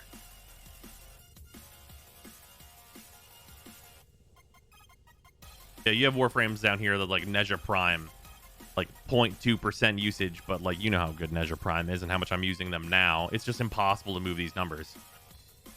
Like for fuck's sake, I haven't used regular Mesa since Mesa Prime came out, and that's been what, 2 years and then some since then, and I have not used regular Mesa at all, and she is still at the very top. Why is your XCal higher than your XCal Prime? Test Cal is the reason for that. Also, I started as Excal. which gives like there's an initial boost there that cannot be understated.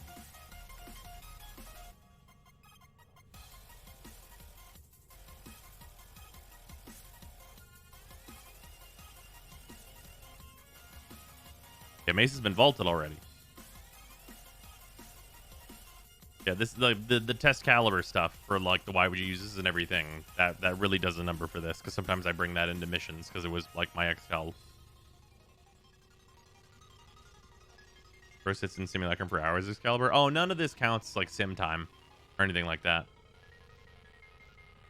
I see you don't like Harrow. Yeah, I'm not a fan of Harrow.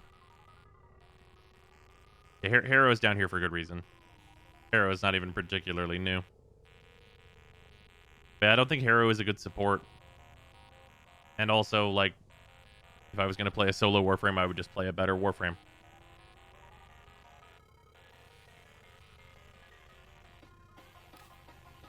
Primary least used. I mean, a lot of this is new stuff, like the Stradivars here.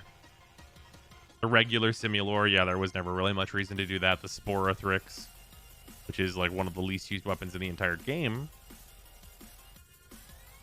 So there's that. Like a Mutilus Ceranos I was never super hot on. It was like always like a thing, but I was never like in on it.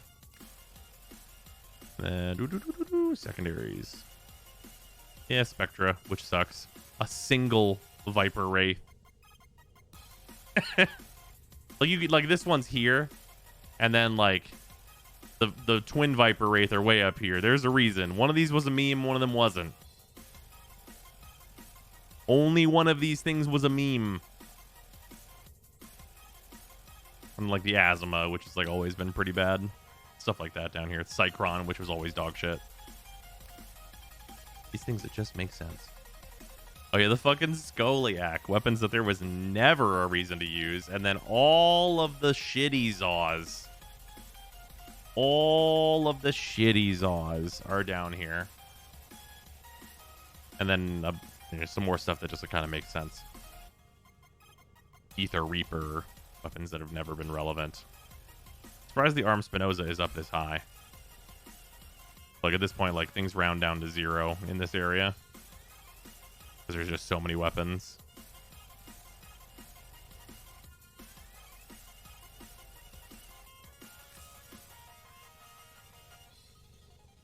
Does Free Sword even work anymore? Sadly not. I wish it did.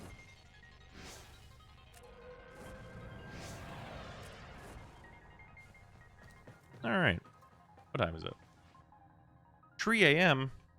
Alright, I should sleep. I'll turn the parts of the Vermisplicer primary and build. I don't even think my build is updated.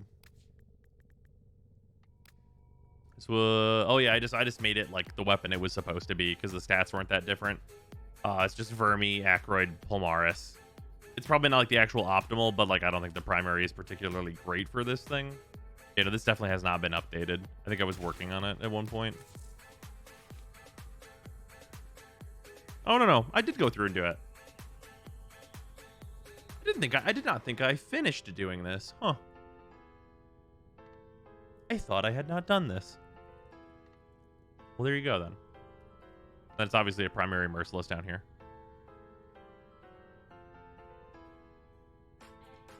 Quick MPG question before you end. How does trample and multi-blocking play against each other? So trample, you must assign enough damage to kill all of the units that you are being blocked by. And of course, unless something says otherwise. And then the rest of the damage goes through to face.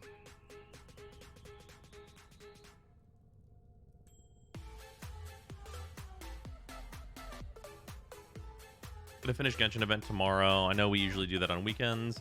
Not sure if this weekend's gonna be filled with Warframe stuff. That's true. Yeah, we might do that tomorrow. That might be the thing.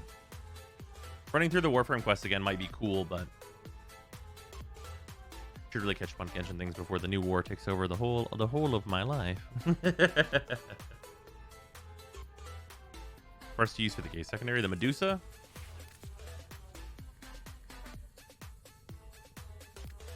This is Gaze Splat Haymaker. And I like this quite a bit. Also, it's worth noting that like you use Ruinous Extension, and this kind of solves the beam length problem you might run into. Oh, this is not supposed to be on Dexterity. It's supposed to be on Merciless. There we go. Genshin event won't take super long. Take Genshin event and then Teardown tomorrow. Ooh, that might be a good plan. Might be solid. I wonder if I still have my save in Teardown. Because I think there was a reset. So we might have to like... Oh, I might have to unlock a bunch of things in Teardown again. Can I see your Piranha Prime real quick, please? Sure, but know that the Piranha Prime should be using Pistol. Like, this is what the build is, but you should be using Pistolier with this. Also not be using Deadhead.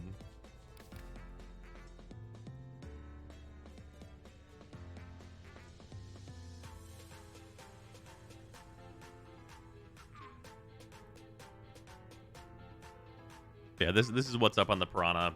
Use Pistolier with it. Wait, what's the skin on your Piranha? Oh, this is the Revenant Deluxe skin? No, this is the Hydroid Deluxe skin? Hydroid Deluxe skin. It's really nice. I like it a lot. It's a very good pistol skin. Somebody correct me if I'm wrong. This is Hydroid? Hydroid Deluxe?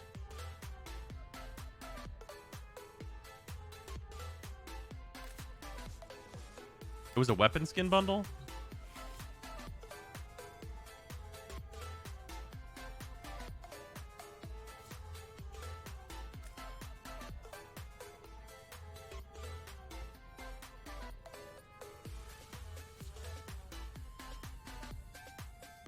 I fucking don't know.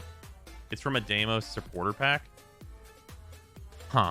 I did not remember where it came back at all. All right, I'll be right back. 1 second.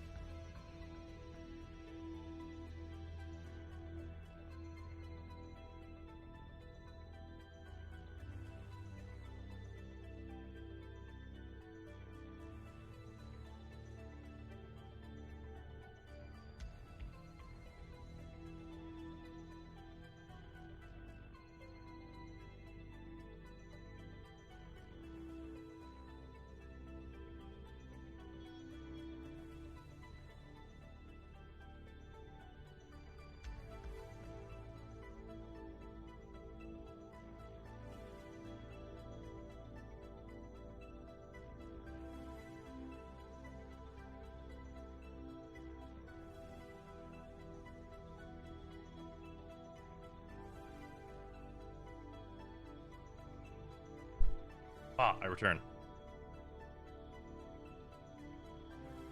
Whippersnappers with your canned food in your boats. God damn it. Zoomer detected. God, our Zoomer's 22 now? That doesn't sound right. Wait, that's literally not right. Hey, wait a minute.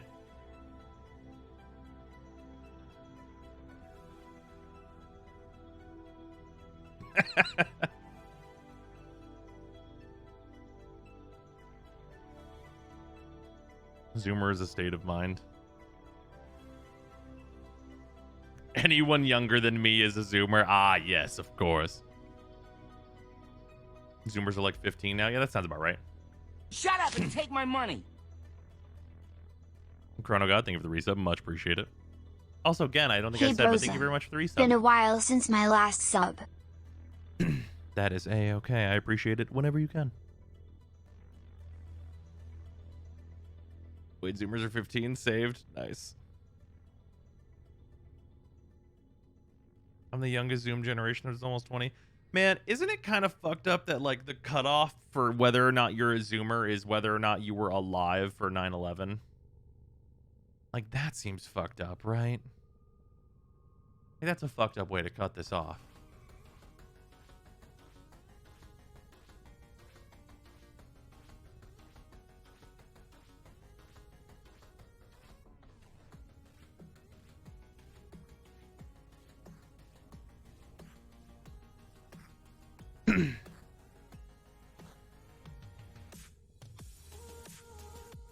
Damn, I'm safe.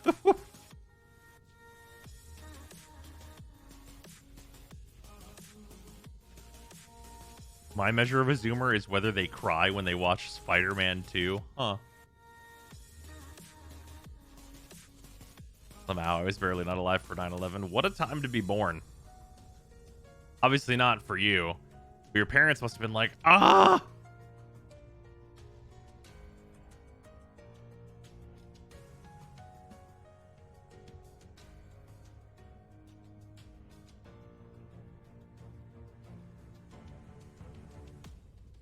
We live in a society. It's true. God, I can't think of like a worse time to like have a child happen, right? Well, like in America anyway, I guess. Because that's like the most catastrophic thing to happen to like America in like a good long time, right? Maybe ever? Depends on how you look at it, probably.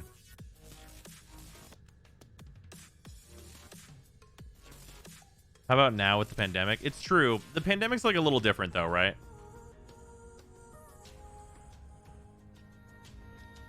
Actually, wait, no. The Cold War, though. That's nerve-wracking, right? Cold War, probably overall higher level of stress to have a tiny baby in, right?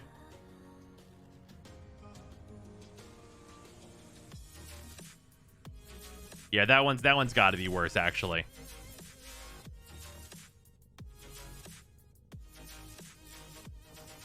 I feel like the constant threat of nuclear death is pretty good. Counterpoint the Great Depression. Ooh, you got me there.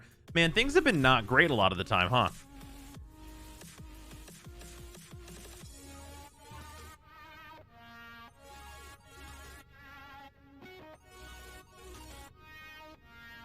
Yeah, that seems correct, so.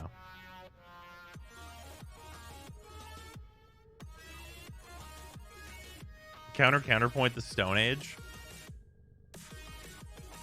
I mean, sure.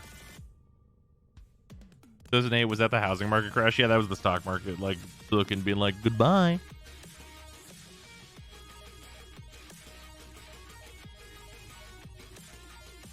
The Great Ninja War? What, can you think of a better time to raise a small child than the Great Ninja War? I can't.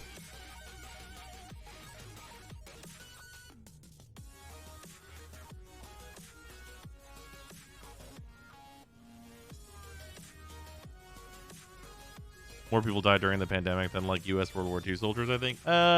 Even if that statistic is the case, there's like an overall like level of stress, right? Like, the pandemic is definitely not good. I don't know. I feel like war is like, the stress levels are elevated by default, right? Like, even if nothing is happening.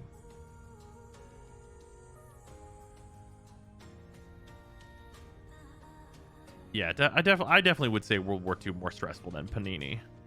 I wasn't there, so it'd be hard for me to know.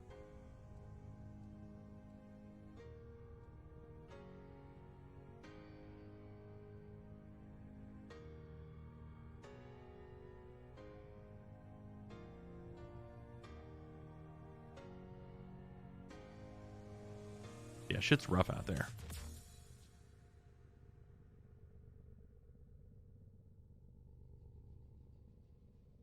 Shit's real rough out there.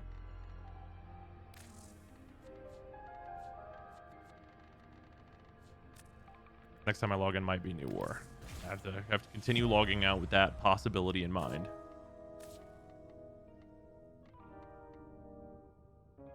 Man, this quest is going to be sick.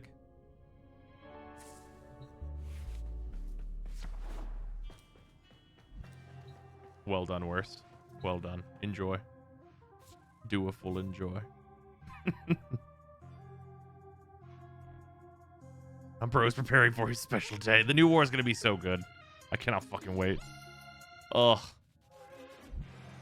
I just want it to not railjack. That's all I want. I feel like the stage is set for it to be so good. All it needs to do is not railjack.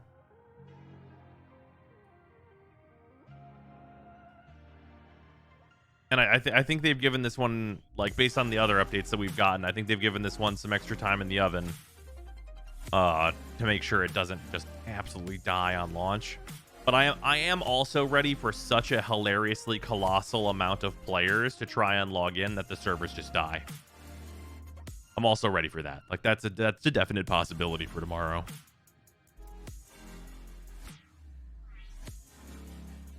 Like, if that happens, then it's like, you know, I mean, I can't blame them, right? Like, if that's where we are, it is what it is. Think we'll get more people than TennoCon trying to log in? It's hard to say.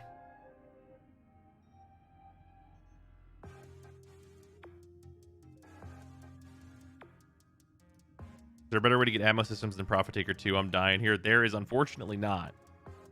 However, if you have other people that need that stuff, Profit Taker 2, definitely a thing that you can get a group for, which can make it go way faster because everybody just goes to their individual objectives and you just complete them all.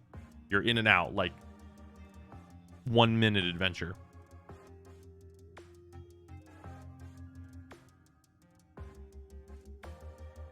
Just need to kill my Archoplasmor sister to finish prepping. Hell yeah.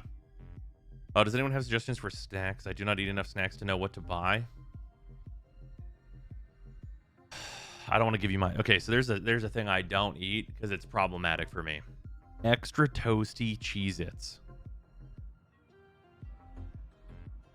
Extra toasty Cheez-Its are delicious. If you want something that's not going to fuck you up, I would suggest teriyaki beef jerky.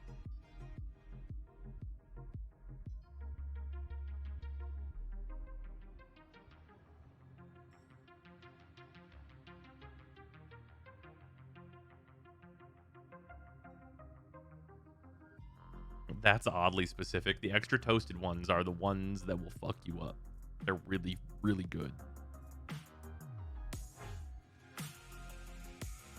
Beef jerky's too expensive. I mean, yeah, it's meat.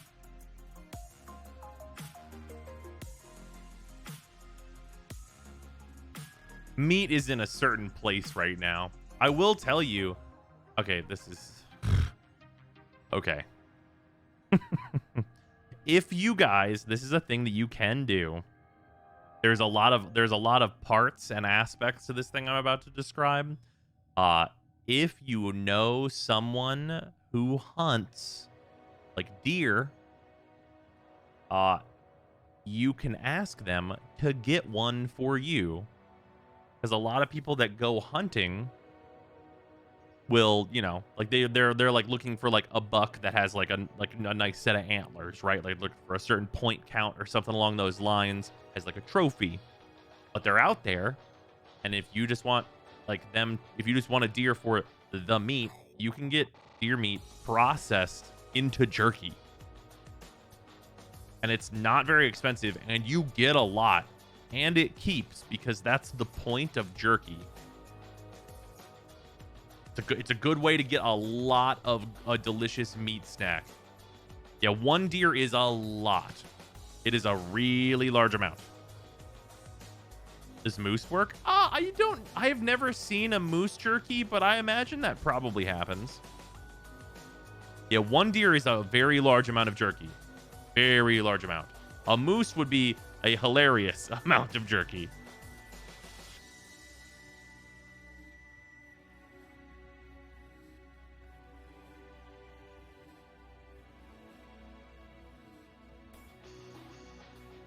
One of my old jobs, we had a hunter that brought us black bear jerky once, and holy shit, that was good. Yeah. Top end mass for a deer is 125 for females, to 300 for males. But yeah, you'll pay for like processing, but like if you bring the meat and be like, this is a deer here, can you make this into a jerkies? You'll pay like $100 for like a literal complete year's worth of jerky. Shut up and take my money. Esbion, thank you for the resub. I appreciate it. But yeah, whenever my family lived in Michigan, that was the thing. My dad would go hunt, and then there was like a place up there. I was like, oh yeah, we'll take your deer, process everything, and then you'll get all the jerky. And he would get it like, you know, into the venison steaks and like some ground meat and stuff like that as well. Also, other thing that's really worth it, like, I cannot express enough, deer, if you are on a budget, really good meat. Because like straight up, you can just hamburger helper venison. Like, I know it's called hamburger helper, but it can also be deer.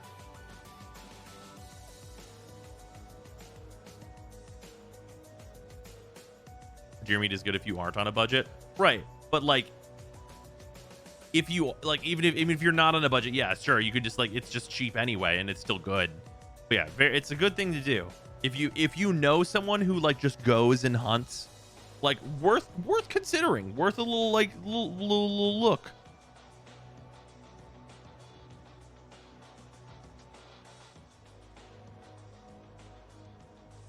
Need a super big freezer to keep all the meat. That's true. You do need to get one of those big freezers, but those aren't expensive. That's like a really good thing to note, is that those big freezers, you mostly need a place for it. It's not actually very expensive. Those run like $100. It's like a one-time investment, like maybe, I don't know, once every, I don't know, 8 years or whatever, right? Maybe you'll get a new one. Yeah, chest freezer is very affordable. Or like 150. Yeah. But still, it's like a very one-time investment thing. We're talking about cows? No, talking about deer, actually. But also buying a whole cow, or half a cow, or a quarter cow, which are all available options to you, just so you know, is very cost-effective for, like, high-quality cuts of meat. Like, if you can do some lump sum, it is a good way to save money and have a lot of meat around. And just be like, what are you doing? Well, I mean, the cow has New York strip on it, so here they are.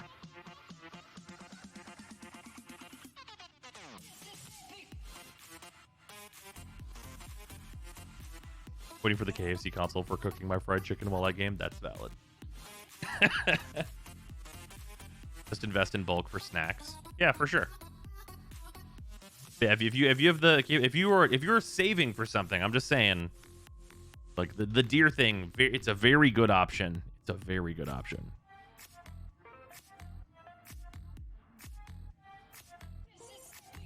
Or make friends with a good butcher. Sure, yeah. Half a cow is a lot, 800 to 1,200 pounds. Oh, yes. Oh, absolutely it is. It's also a good gift. Just wrap it in something nice. The poster covering Conclave. Yo, it's perfect, right? Isn't it great? It's so much better than Conclave being there. Isn't this an improvement? Wouldn't you guys rather this?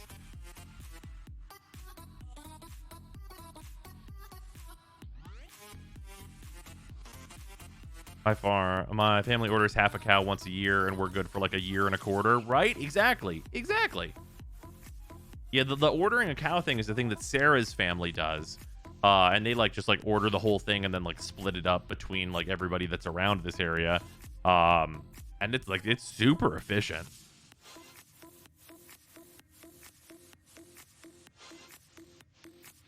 You also know, whenever you do it that way, that all of your like ground beef is from one cow.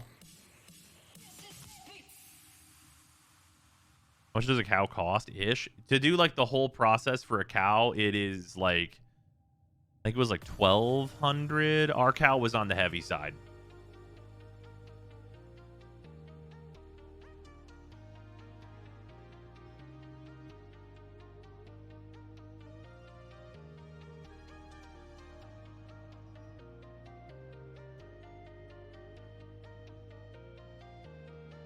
You know, it's definitely not 200 for a cow.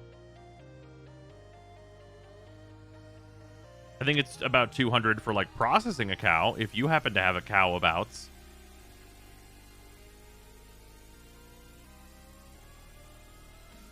I was surprisingly cheap on themselves as the processing that is costly. Is it that? Is it inverted of what I was thinking?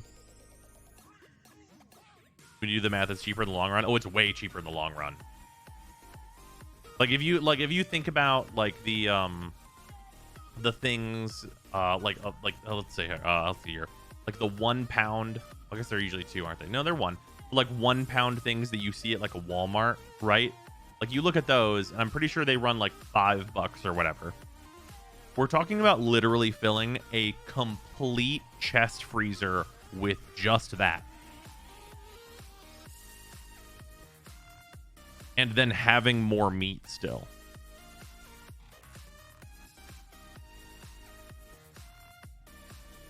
Like it is an outrageous amount of meat.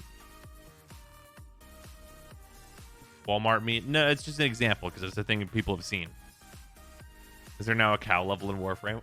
We're just talking about efficiently acquiring meat and doing a little save of money.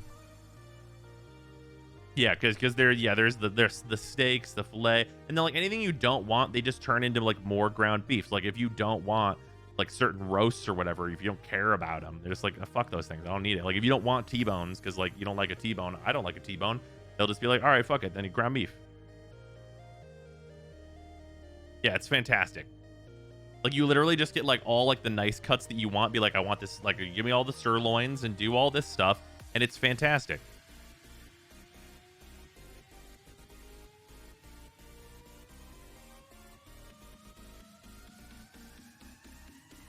3 a.m. I'm Googling where I could buy a quarter of a cow. What am I doing with my life? Look up for like, there should be like probably local farms in your area. Those are like, that's what we did. The optimal build for a Fullman, I can show you. But even store meat that long without frostbite. What, for like a year? It's not a hard. It's just like you just get a chest freezer. That stuff keeps like for a long time. You see, it's like a regular chest freezer. That's really all you need. Like the butcher processes it and it's all like packaged nice and everything else. Like it, yeah, no, like vacuum seal it. Like it comes that way. Like it's all sealed up and it's like, it's not a big deal at all. Like whenever we brought it back, like it was like boxes on boxes on boxes. Like I filled the whole trunk of my car and like the back seat of my car with all the meat. And also I think I had a box in the front seat too. And then you just get it home, and then you're getting it into the house, out of the car, into the house, into the freezer. That's a process. It takes a fucking while. You need to like pre-ready a freezer. Like it needs to be like, you need to like be like, okay, I have to organize this.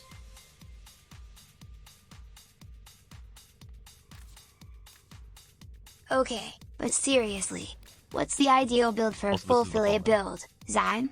Also, fuck off. Shroom, that's my chair. Just thank you for the 800 bits. Much appreciated. But yeah, okay, so this build exists. I want you to know that this build exists, okay? Cool. Now you know that this build exists.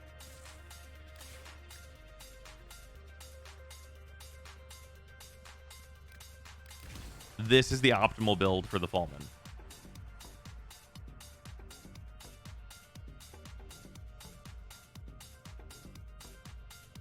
The Fulman evolves into this weapon. Like the Fulman is a nice Bulbasaur. It's a very nice Bulbasaur. And this is a very strong Venusaur.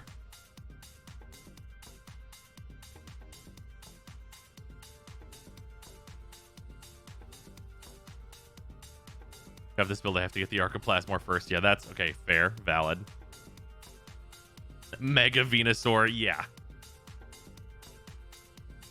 Remember the old explain like you're 5 video? I do. Dude, thanks. Not a problem. Plasmor best Tenet weapon? I don't know. I don't know if best. Most useful. Yes.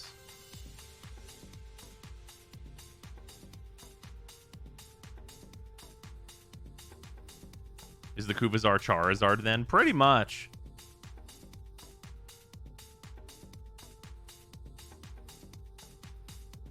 To throw Savvy or Bane if doing an hour into Steel Path. Oh yeah, if you're gonna go like an hour into Steel Path, then you just swap out Point Blank with your Bane of choice.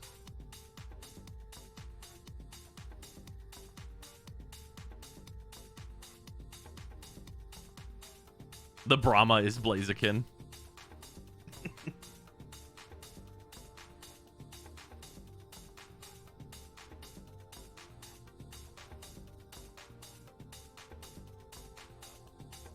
Dude, already got my sister on Archoplasmor, but I'm too afraid to kill it. You're too afraid to kill it? Wait, why? Oh, join. You could. I'm sure there's other people hunting their sisters down in the Yield Discord. LG has gone way too deep, and it still fucking works, man. I don't get how to build for Steel Path, and I've stopped trying to at this point. That's fair. I mean, you can always just look at my builds. That is always valid. Why not use Galvanized Savvy? Because I want the upfront damage for the new war. And also, this weapon is intended to kill nearly immediately, so I don't really care about ramping up to Savvy. Like, once you've ramped up Primary Merciless on this weapon, like, I'm not really firing more than once. Like, the status application part, like, they pretty much die. Like, even on, like, the level 185 Sentience, like, completely unramped up, like, it just kills them. It was a sampling in Tab Nui. Great news. I have a builds video for this that does just that exact thing. Having trouble making Sevagoth work on Steel Path. Interesting. He usually dies all the time on Steel Path, but he just stands right back up. Also, he wants heavy Forma investment for it to be comfy. Must be like level 60 tops, I feel. No, absolutely, for sure. Doesn't Galv Savvy not even fully work anyway? Because AoE. So, this is not an AoE weapon. This is not an AoE weapon for the purposes of considering Galvanized Savvy.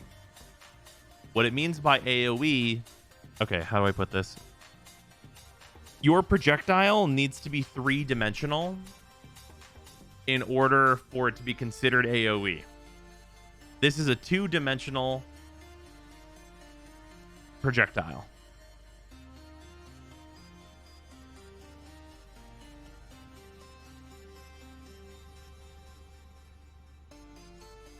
Yeah, this is a 2-dimensional wall that you fire at enemies, and it is not considered AoE.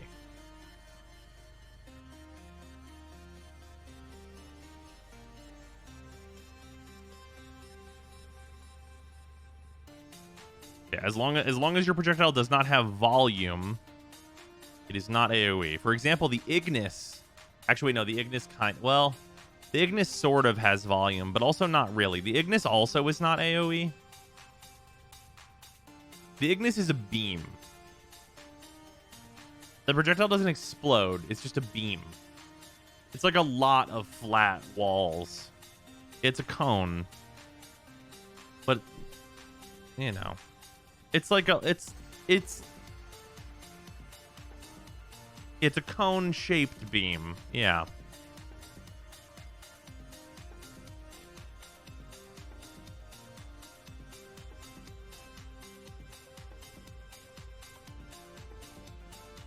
The Ignis is a reality-bending monstrosity. That's also true. Think of it like a straight line. Yeah, yeah. Think of it as a straight line, but fat.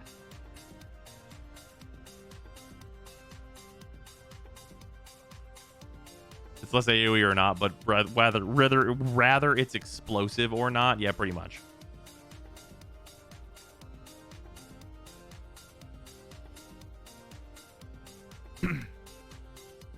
This discussion of AoEs has been enlightening. I've learned that DE's definition of AoE is stupid. Well, they want us to use Galvanized Savvy. You know what I mean? But they'd like us to use it. So it's got to work on something.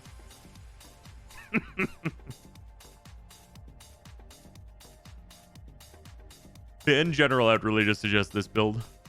For just general doing stuff with the Archiplasmor. This is really just makes it really easy on you. It still works on Trumna's main fire. It works on the first portion of Trumna's main fire, but not the explode portion, if I remember correctly. Unless it works on the whole thing still, for whatever reason. It's mysterious whether or not it works. A creature loses haste after it's been declared to attack. Does the attack fizzle? No. Declared to attack is actually a very interesting thing. A creature only attacks if it went into combat. How do I put this? Okay. If it's swinging, it just is. There are effects that can stop that, but that is already happening. And state-based won't change that because state-based says that it's attacking.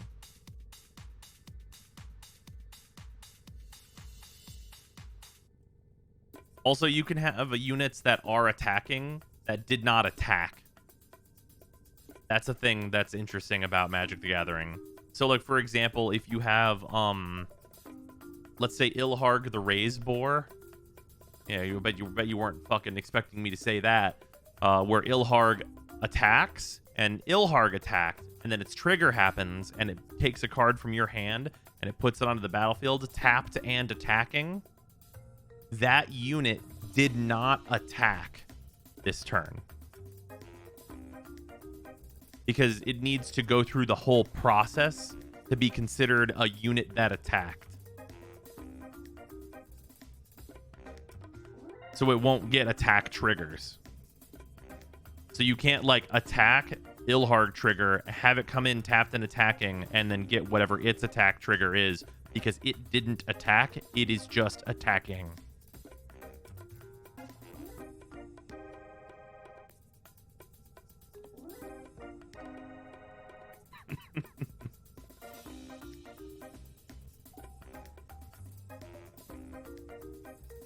It's 3 a.m. My brain is dipping out. I have trouble understanding Warframe, and now you're bringing in MTG. That's correct. That's how it's happening.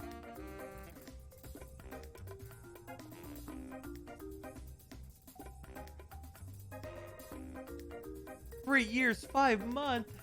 Oh shit.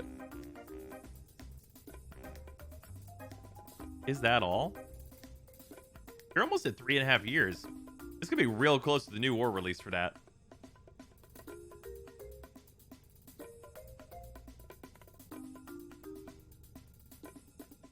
I like how the last 10 minutes of the discussion went from snacks to Pokemon to physics to Warcraft's MTG. I love it.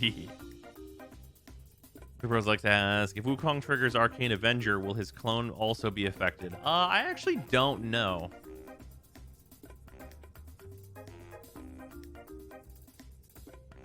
That is an excellent question. It might snapshot the weapon on the clone whenever you activate it. So you might be able to do it that way. It'd be very hard to test that. You need a weapon. No, even then you don't get to see the damage numbers. There are ways to test that. Damn, Devasius.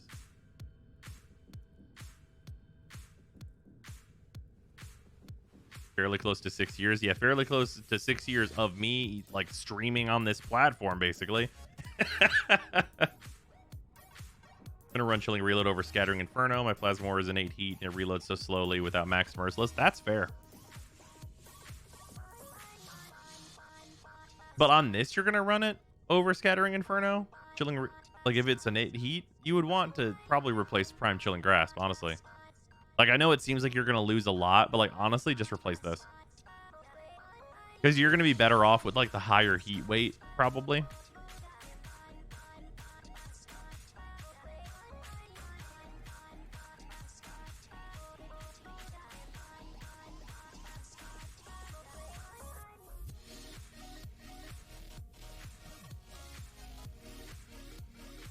No, perfect. I've been here for actual ages. For those here for your second dream first run. This account. This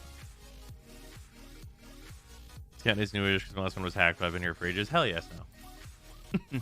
Probably be able to make an educated assumption there. Take Arcane Acceleration, see if it works. Then you'd see if Arcane's apply to Wukong clone. That's true.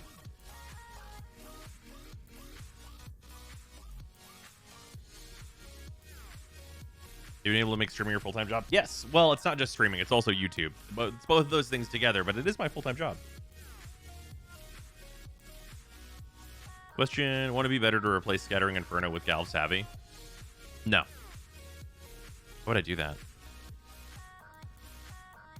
Like, that would entirely remove, like, a whole element.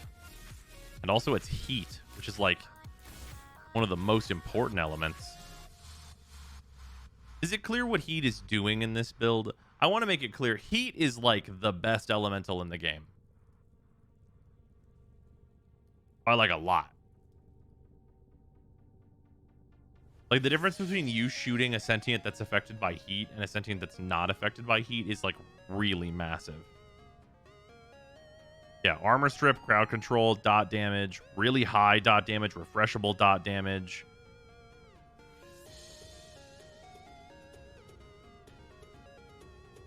It's just hard to run Savvy even with 3 elements. I mean, it's not hard to run Savvy. You literally do this.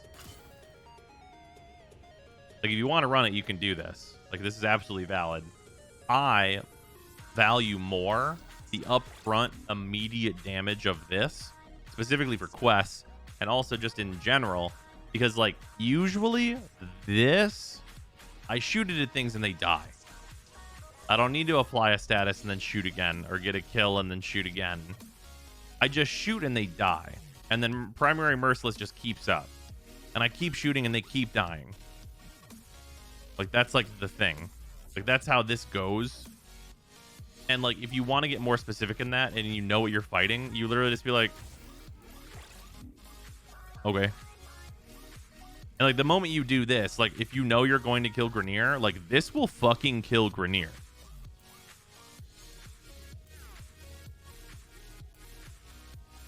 Like that is like they die. They will be vaporized. They will cease to exist. Shut up and take my money. Can't believe it's been 15 months since I've around for I streams. can't Let's go to believe war. it's been Yay. 15 months since I've come around for streams. Let's go, New War. Also, let's just thank you very much for the resub. Appreciate it. So you more just don't need the extra savvy damage then? Well, it's less that like I don't need the extra savvy damage because like in some cases that's gonna be true. Most of the time it's not. And more so that I would rather have the upfront damage. Because there's the certain like quality to the Archiplasmor that between Primary Merciless and all the other mods that are in this thing, if I fire this weapon in the vast majority of content, whatever's in front of me will die from this. But if I were to lose 165% of my like upfront damage, which multiplies with everything else here, I would have to shoot twice. And that time to kill difference is pretty massive. Because that's always the thing. That there's like a mechanical thing that a lot of people fail to think about, right? Because if you just look at it like on paper and like do the math, like Galvanized Savvy is more DPS on a target, right? It just is. For sure. Like if you can get the kills and you've got the extra status chance, and then like the amount of damage that you're going to be getting like with like these 4 elementals together is going to be more than Prime Point Blank. But the thing that you have to consider is whenever I shoot this, does everyone in the hallway die if I have this? Because if you shoot it and everyone in the hallway dies and you shoot this and everyone in the hallway doesn't die, that means I'm shooting twice instead of once.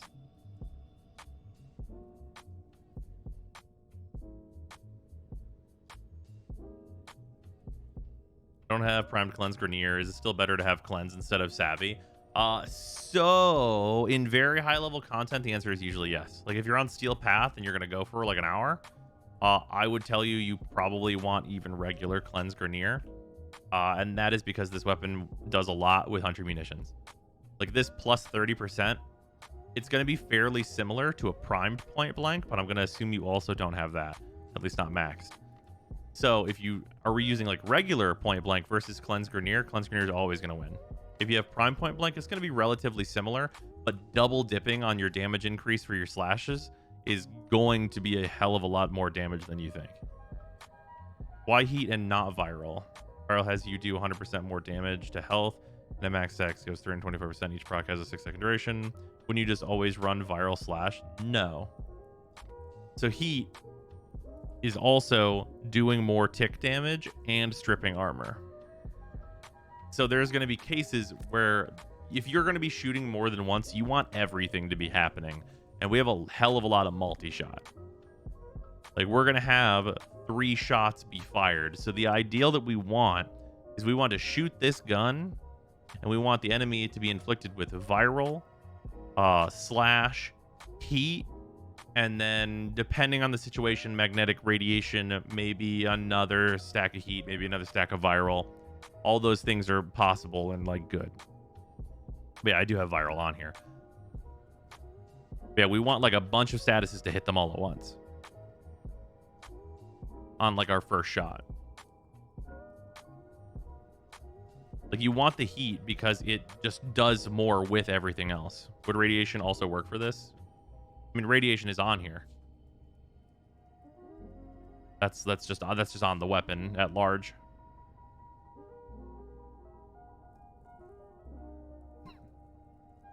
Like that's also one of the strong points of this weapon is that it can be heat, radiation, magnetic, viral, slash.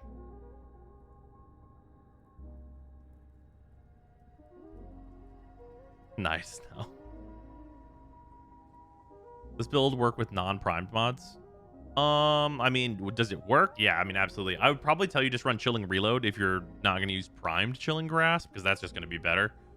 But other than that, I mean, yeah, you can just tone it down to all like the regular ones and you'll be more than fine. Like you just use like Hell's Chamber instead of Galvanized Hell.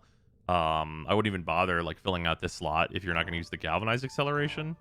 But yeah, like, I mean, you can just tone all these down to like their kind of regular versions, and this weapon will be very good still. Prime Ravage is definitely the biggest upgrade. That's for sure true. Because Prime Ravage, you're looking at like 110 versus 60. Pretty massive upgrade. Is there any primary that can build viral corrosive? Yes, that's the Phage. Dragon's Dogma, I started following you right here. Oh, is it the Dragon's Dogma guide? Bruh. Fuck yeah. Oh, no, this is from... Oh, bruh. What? This is the Dragon's Dogma playthrough. Like the ancient texts. Bruh. God, Dragon's Dogma is so damn good.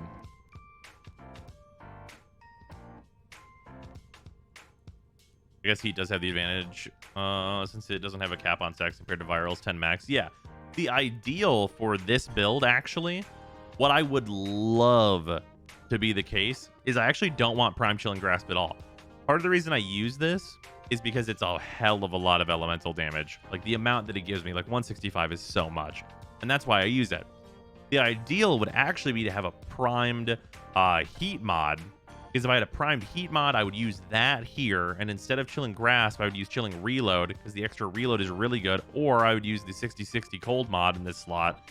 And then this would be a primed heat mod. And with this at 165 and these two would be 60.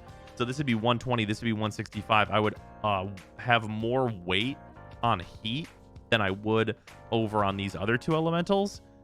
Oh my God, it would be the best.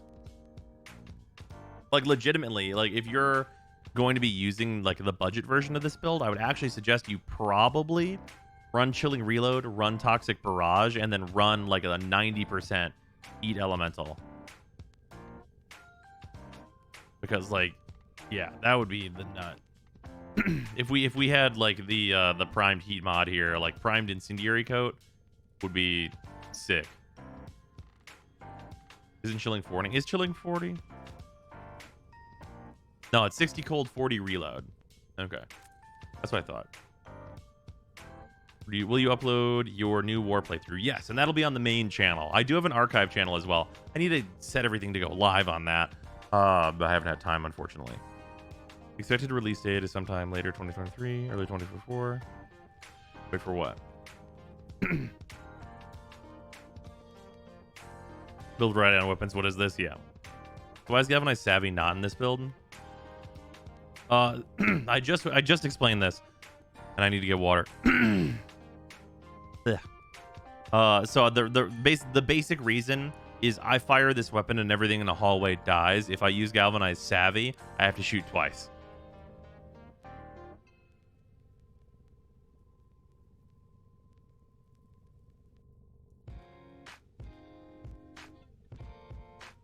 And having to shoot twice is worse than just shooting once.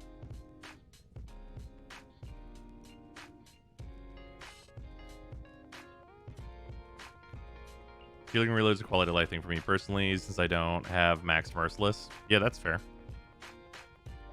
Yeah, if you don't have a max merciless, definitely chilling reload is very good. Yeah, I would love to have the primed heat mod though. That'd be really, really nice. Is Shidu necessary for new war? No. Not at all. Would an Ignis build look similar? No, that weapon is not a shotgun.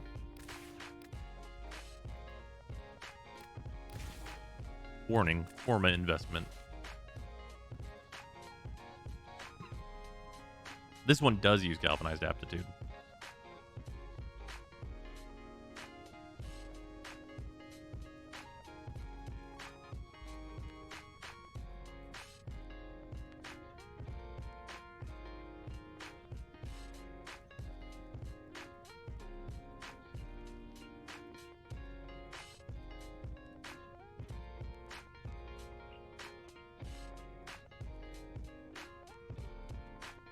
Is also gonna stream here in Texas. Good night. Yeah, I probably need to sleep. Yeah, it's fucking 4 a.m. You bastard. You made me stay up an extra hour. Frustrating that they put the bad polarity for given weapons in the Excellent slot. Yeah, that's fair. Well, it's because they should just pretty much always put the dash on primary weapons because it's vigilante supplies. Which is more realistically what should be in this weapon, by the way. Like Sinister Reach, this is kind of a meme. It should be vigilante supplies. That doesn't fit unless I form it again.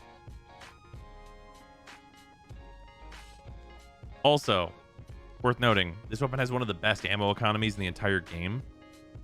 But the reason this should be vigilante supplies is because of that 5% chance to enhance critical hits from primary weapons is a larger damage increase than you might think for a beam weapon. Oh, I should talk about why that is. So basically, if you get a crit that is also a heat proc that gets enhanced by vigilante supplies, which I know is a lot of things that need to happen, but the beam fires really fast, so it happens more than you think. Because it's also a very, very fucking high status chance. What happens is that red crit heat proc increases the damage of all your heat.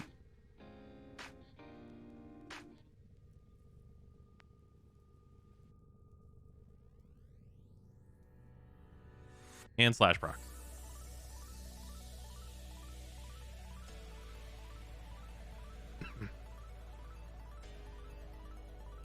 But yeah, so like this 5% never seems like a lot to people, but like with the way things are calculated, it's a lot more than it sounds like.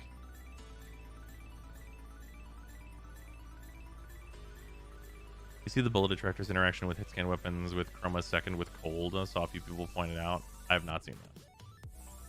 But that will have to wait for another time though, because I need to get to sleep because I'm not gonna fuck my schedule up before the fucking new war comes out, because that would be stupid. All right. Anyway, I'm all tangled. Anyway, that is going to do it for stream. Thank you all for hanging out. I will see you guys tomorrow. We are probably going to do a little bit of Genshin, just like Well, we might do it in reverse. Depending on when I start, we'll do Teardown and Genshin in some order, I think. New War 15th. New War is on the 15th. But yeah, I will see you guys later. Thank you for hanging out. Goodbye. It's been very fun talking about things.